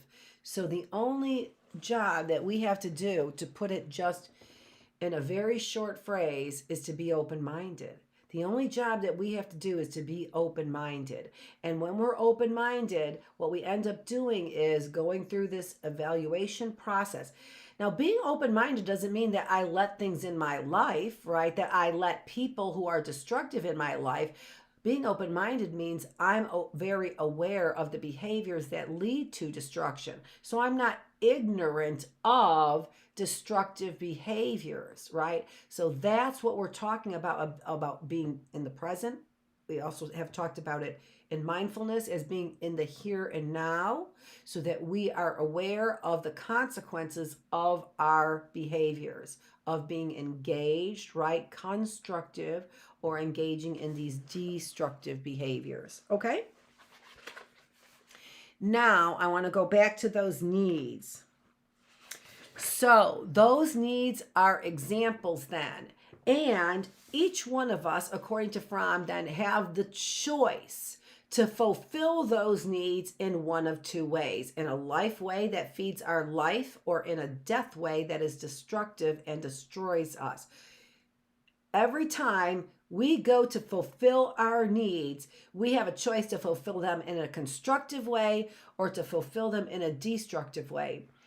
And this is me, we create a habit for that, so that we are consistently engaging in fulfilling our needs in destructive ways over and over and over again. And that will never lead to well-being. That doesn't lead to good health. It leads to destruction, is what it does. Destructive behaviors are going to lead to a destroyed mind, a destroyed spirit, and a destroyed body. So let's look at these examples for each one of those needs up there. The need to be related can be satisfied by submission or by domination. those are destructive ways. And oh, by the way, we just described white supremacy. We just described authoritarian figures, is what we did. We just described people who adhere to fascist ideas. Those are destructive behaviors because they are engaging in submission or domination. They are fulfilling their need to be related, that first need, the need to be related by controlling or being controlled. Sound like a pervert today? Absolutely. Absolutely. Sound like a pervert today? I need to be controlled or I need to control. Sound like the mentality of the perverts that are all over the place today. Yes, it does. You will never be satisfied, and you can see that. Your needs will never be satisfied because that is not a true relationship. When you are dominating or willing to be dominated, that is not a true relationship. A true relationship is the individuals are on equal footing. And so you will not have well-being, healthy well-being. You will be destroyed. You will be destroyed. Okay, so that was the destructive. These are examples. So destructive way of meeting our needs, and it would meet our needs, but in a destructive way. I would have relationships, right? But the relationship would be either being dominated or dominating, right? So the need to be related can be satisfied by submission or by domination, but only in love is another human need fulfilled. So the constructive way is in love. And I can then infer that dominating somebody is not showing them love. Submitting to somebody is not showing them love either. On Disobedience. That's the book. Milgram's study on disobedience. Submitting to somebody is not love, and dominating somebody is not love. On Disobedience. Isn't this interesting? All right. But only in love, so that's a constructive way, is another human need fulfilled. That of independence and integrity to the self. So I'm not going to get in a relationship with you if you really aren't fulfilling my needs, because then I'm not respecting myself, am I? And that cannot be true love. If you dominate me, then I'm not respecting myself, and that's not true love, so it's not constructive. Why am I in relationships? I'm in relationships, it said, for love, because only in love is another human need fulfilled. Only in love. But it says that of independence and integrity of the self. So I need to have that fulfilled, independent of my needs fulfilled are independent of whatever it is that might be pulling me in a direction. That might be that might be something that I worship, right? So I need to be independent of the things that I worship in order to demonstrate integrity, right? If I worship your body, how can I love you? Right? If that's what I worship, it is not, I don't worship the integrity of that person, right? Who that person really is. Let's look at the second example, the need for transcendence, right? So the need to be able to change who I am, to really feel like I have become a different person. That's quite an accomplishment. The need for transcendence can be satisfied either by creativeness or destructiveness. All right, and so I've been using the word constructive or destructive. They said submission or domination, right? But in love. So here we are. The need for transcendence can be satisfied by either creativeness or destructiveness, but only creativeness permits joy. So when we are talking about destructive behaviors, All right, let's talk about, let's change that. When I'm talking about constructive behaviors, that's when I end up getting the real true rewards that are in here. Peace, joy, love, goodness, kindness, patience, faithfulness, gentleness, and self-control. We're talking about that in our spiritual connection coming up soon, what those are. But those are the gifts that I'm looking for: peace, joy, and love, right? I don't get any of those things when I engage in destructive behaviors. Only joy, only creativeness, constructive behaviors permit joy, whereas destructiveness causes suffering for oneself and others. So when I can't transcend,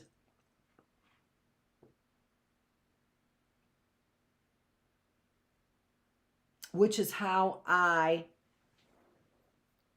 fulfilled through creativeness, I transcend, right? So I create something and it transcends time because it's passed off to my generations, the next generations.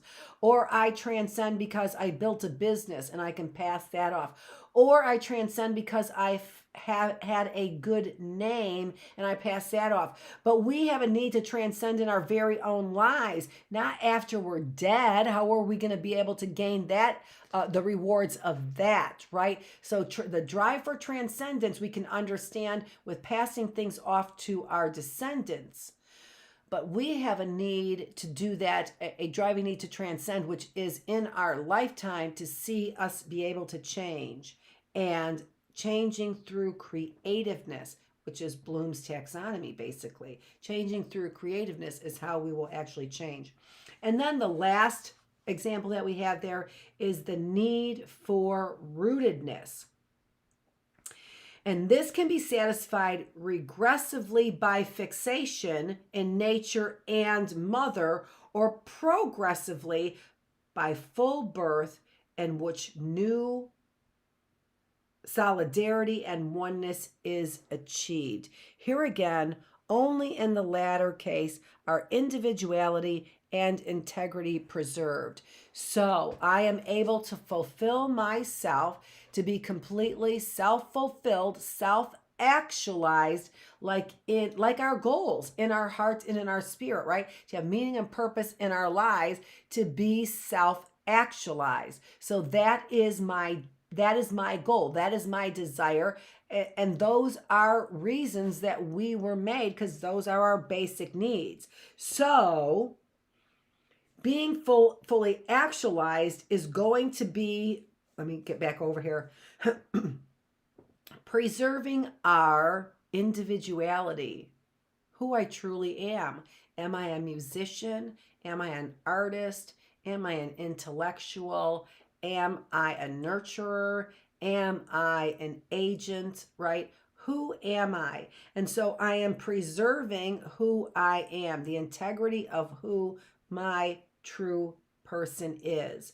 But I can only guarantee the integrity of my true person when I fulfill my basic needs with integrity, with constructive behaviors, by being creative and thinking and open-minded and figuring out the idiosyncrasies, the subtleties of my needs, right? Fully understanding my needs, and then not infringing on the integrity of who this person truly is. That is the only way, what Fromm is saying, that we have full, complete joy in the fulfillment of our needs. We do not have complete joy when we are fulfilling selfish needs, when we are just carrying the things we worship on our back, when we are the horses, right? We have become slaves. We are the horses. We have become slaves to the things that we are producing and consuming.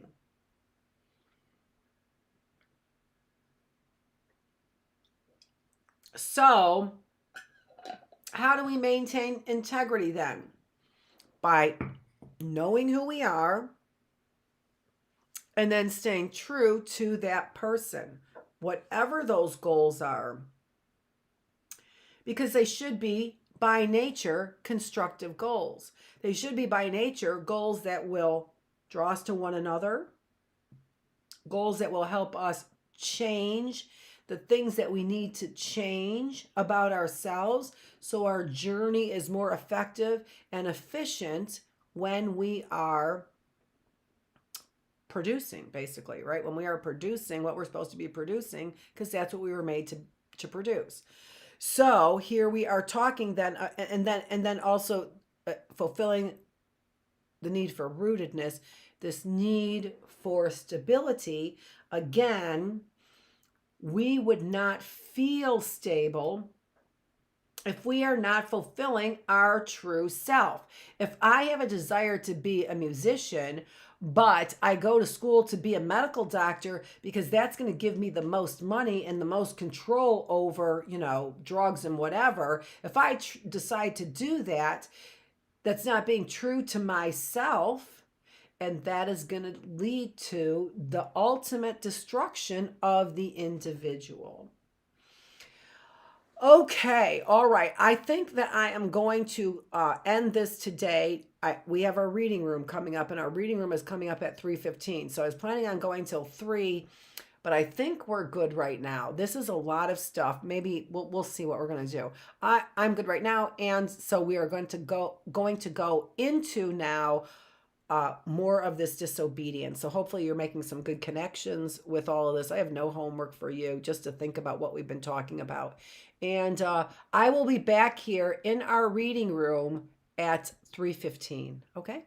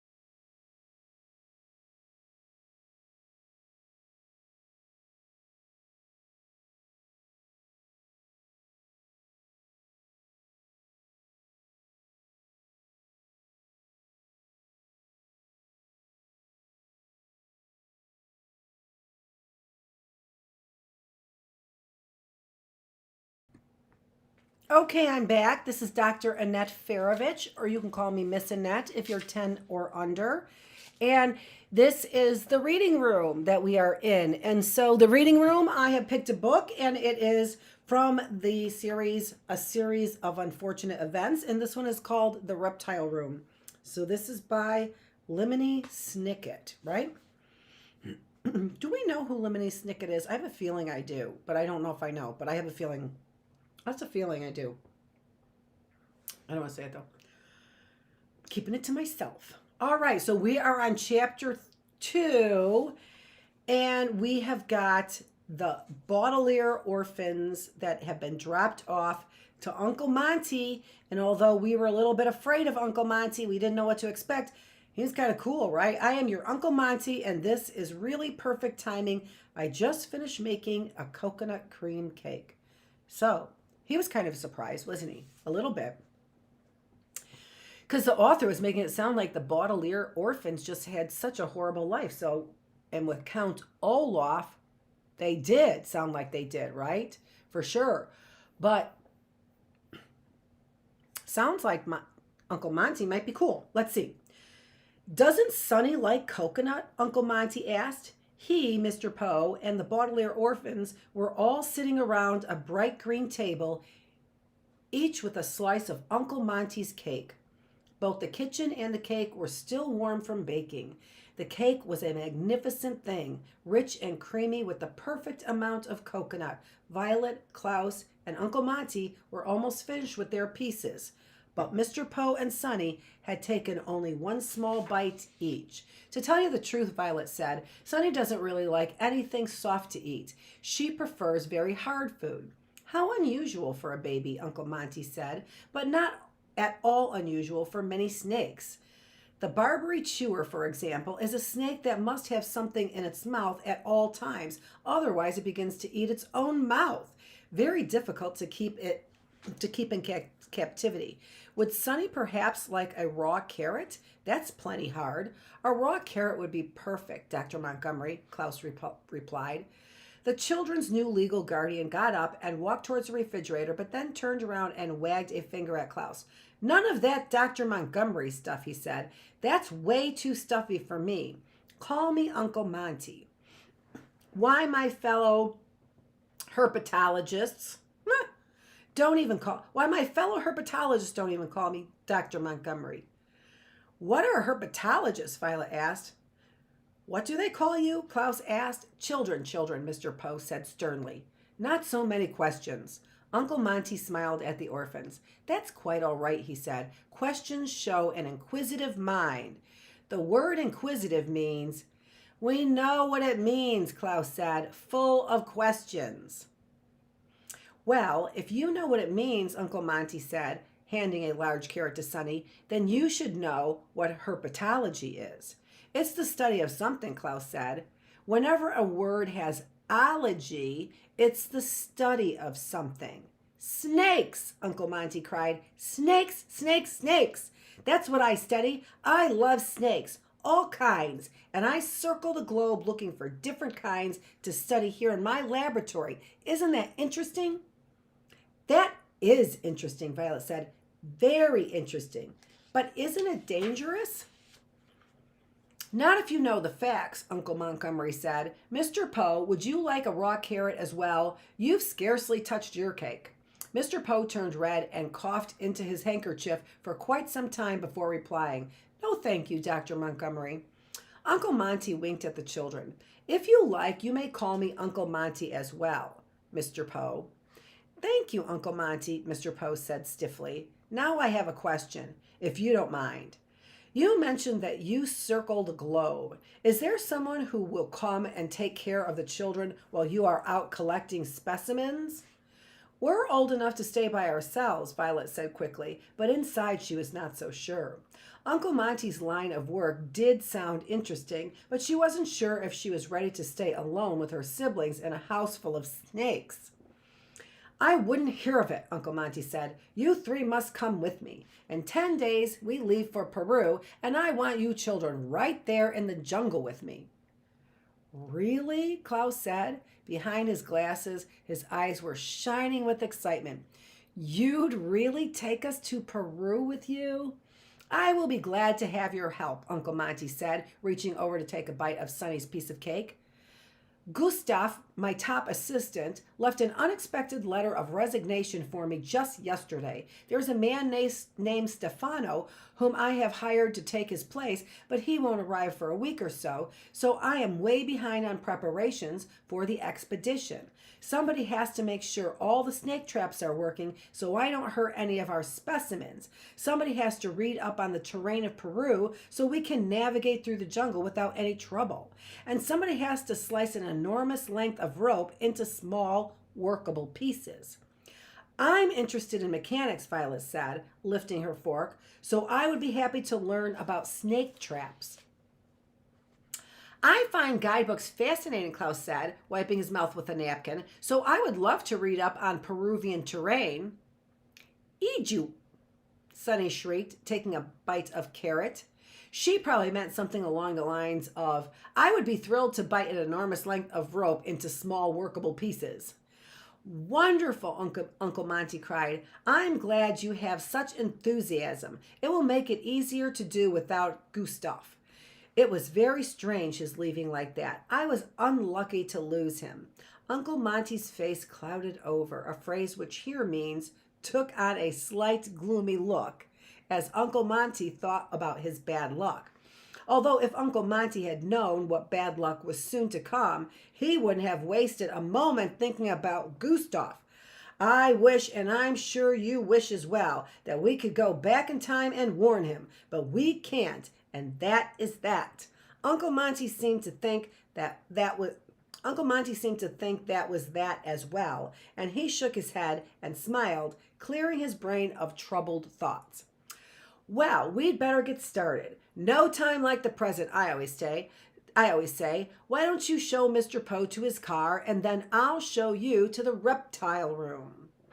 The three Baudelaire children, who had been so anxious when they had walked through the snake-shaped hedges for the first time, raced confidently through them now as they escorted Mr. Poe to his automobile.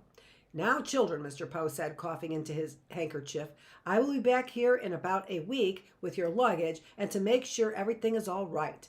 I know that Dr. Montgomery might seem a bit intimidating to you, but I'm sure in time you will get used to. He doesn't seem intimidating at all, Klaus interrupted. He seems very easy to get along with.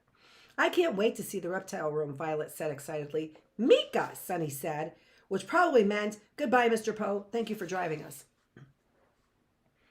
Well, goodbye, Mr. Poe. Remember, it is just a short drive here from the city, so please contact me or anyone else at Moultrie Money Management if you have any trouble. See you soon. He gave the orphans an awkward little wave with his handkerchief, got into a small car, and drove back down the steep gravel driveway into Lousy Lane. Violet, Klaus, and Sonny waved back, hoping that Mr. Poe would remember to roll up the car windows so the stench of horseradish would not be too unbearable. Bambini! Uncle Monty cried out from the front door. Come along, Bambini! The Baudelaire orphans raced back through the hedges to where their new guardian was waiting for them. Violet, Uncle Monty, Violet, Uncle Monty, Violet said. My name is Violet. My brother's is Klaus, and Sonny is our baby sister. None of us is named Bambini. Bambini is the Italian word for children, Uncle Monty explained. I had a sudden urge to speak a little Italian. I'm so excited to have you three here with me. You're lucky I'm not speaking gibberish. Have you never had any children of your own? Violet asked. I'm afraid not, Uncle Monty said. I always meant to find a wife and start a family, but it just kept slipping my mind. Shall I show you the reptile room? Yes, please, Klaus said. Uncle Monty led them past the painting of snakes in the entryway into a large room with a grand staircase and very, very high ceilings. Your rooms will be up there, Uncle Monty said, gesturing up the stairs. You can each choose whatever room you like and move the furniture around to suit your taste. I understand that Mr. Poe has to bring your luggage later in that puny car of his, so please make a list of anything you might need, and we'll go into town tomorrow and buy it so you don't have to spend the next few days in the same underwear. Do we really each get our own room? Violet asked. Of course, Uncle Monty said. You don't think I'd coop you all up in one room when I have this enormous house, do you? What sort of person would do that? Count Olaf did, Klaus said. Oh, that's right, Mr. Poe told me, Uncle Monty said, grimacing as if he had just tasted something terrible. Count Olaf sounds like an awful person. I hope he is torn apart by wild animals someday. Wouldn't that be satisfying? Oh well, here we are, the reptile room. Uncle Monty had reached a very tall wooden door with a large knob right in the middle of it. It was so high up that he had to stand on his tiptoes to open it. When it swung open on its creaky hinges, the Baudelaire orphans all gasped in astonishment and delight at the room they saw. The reptile room was made entirely out of glass, with bright clear glass walls and a high glass ceiling that rose up to point like the inside of a cathedral. Outside the wall was bright green field of grasses and shrubs, which was, of course, perfectly visible through the transparent walls, so standing in the reptile room was like being inside and outside at the same time. But as remarkable as the room itself was, what was inside the reptile room was much more exciting. Reptiles, of course, were lined up in locked metal cages that sat on wooden tables in 4 neat rows all the way down the room. There were all sorts of snakes, naturally, but there were also lizards, toads, and assorted other animals that the children had never seen before, not even in pictures or at the zoo. There was a very fat toad with 2 wings coming out of its back and a 2-headed lizard that had bright yellow stripes on its belly. There was a snake that had 3 mouths, one on top of the other, and another that seemed to have no mouth at all. There was a lizard that looked like an owl with wide eyes that gazed at them from the log on which it was perched in its cage, and a toad that looked just like a church, complete with stained glass eyes. And there was a cage with a white cloth on top of it, so you couldn't see what was inside at all. The children walked down the aisles of the cages, peering into each one in amazed silence. Some of the creatures looked friendly, and some of them looked scary, but all of them fascinating, and the Baudelaires took a long, careful look at each one, with Klaus holding Sunny up so she could see. The orphans were so interested in the cages that they didn't even notice what was on the far end of the reptile room until they had walked the length of each aisle. But once they reached the far end, they gasped in astonishment and delight once more. For here at the end of the rows and rows of cages were rows and rows of different bookshelves, each one stuffed with books of different sizes and shapes, with a cluster of tables, chairs, reading lamps in one corner. I'm sure you remember that the Baudelaire children's parents had an enormous collection of books, which the orphans remembered fondly and missed dreadfully. And since the terrible fire, the children were always delighted to meet someone who loved books as much as they did. Violet, Klaus, and Sunny examined the books as carefully as they had the reptile cages and realized immediately that most of the books were about snakes and other reptiles. It seemed as if every book written on reptiles, from an introduction to large lizards to the care and feeding of the androgynous cobra, were lined up on shelves, and all 3 children, Klaus especially, looked forward to reading up on the creatures in the reptile room. This was an amazing place, Violet said, finally breaking the long silence. Thank you, Uncle Monty said. It's taken me a lifetime to put together. And are we really allowed to come inside here? Klaus said. Allowed? Uncle Montgomery repeated. Of course not. You are implored to come inside here, my boy. Starting first thing tomorrow morning, all of us must be here every day in preparation for the expedition to Peru. I will clear off one of those tables for you, Violet, to work on the traps. Klaus, I expect you to read all of the books about Peru and I have and make careful all about Peru that I have and make careful notes. And Sonny can sit on the floor and bite rope. We will work all day until supper time, and after supper, we will go to the movies. Are there any objections? Violet, Klaus, and Sonny looked at one another and grinned. Any objections? The Baudelaire orphans had just been living with Count Olaf, who had made them chop wood and clean up after his drunken guests while plotting to steal their fortune. Uncle Monty had described a delightful way to spend one's time, and the children smiled at him eagerly. Of course there would be no objection. Violet, Klaus, and Sonny gazed at the reptile room and envisioned an end to their troubles as they lived their lives under Uncle Monty's care. They were wrong, of course, about the misery being over, but for the moment, the three siblings were hopeful, excited, and happy. No, no, no, Sonny cried out in apparent answer to Uncle Monty's question. Good, good, good, Uncle Monty said, smiling. Now let's go figure out whose room is whose. Uncle Monty, Klaus asked shyly, I just have one question. What is that? Uncle Monty said. What's in that cage with the cloth on top of it? Uncle Monty looked at the cage and then at the children. His face lit up with a smile and pure joy. That, my dears, is a new snake which I brought over from my last journey. Gustav and myself are the only people to have seen it. Next month I will present it to the Herpetological Society as a new discovery. But in the meantime, I will allow you to look at it. Gather round.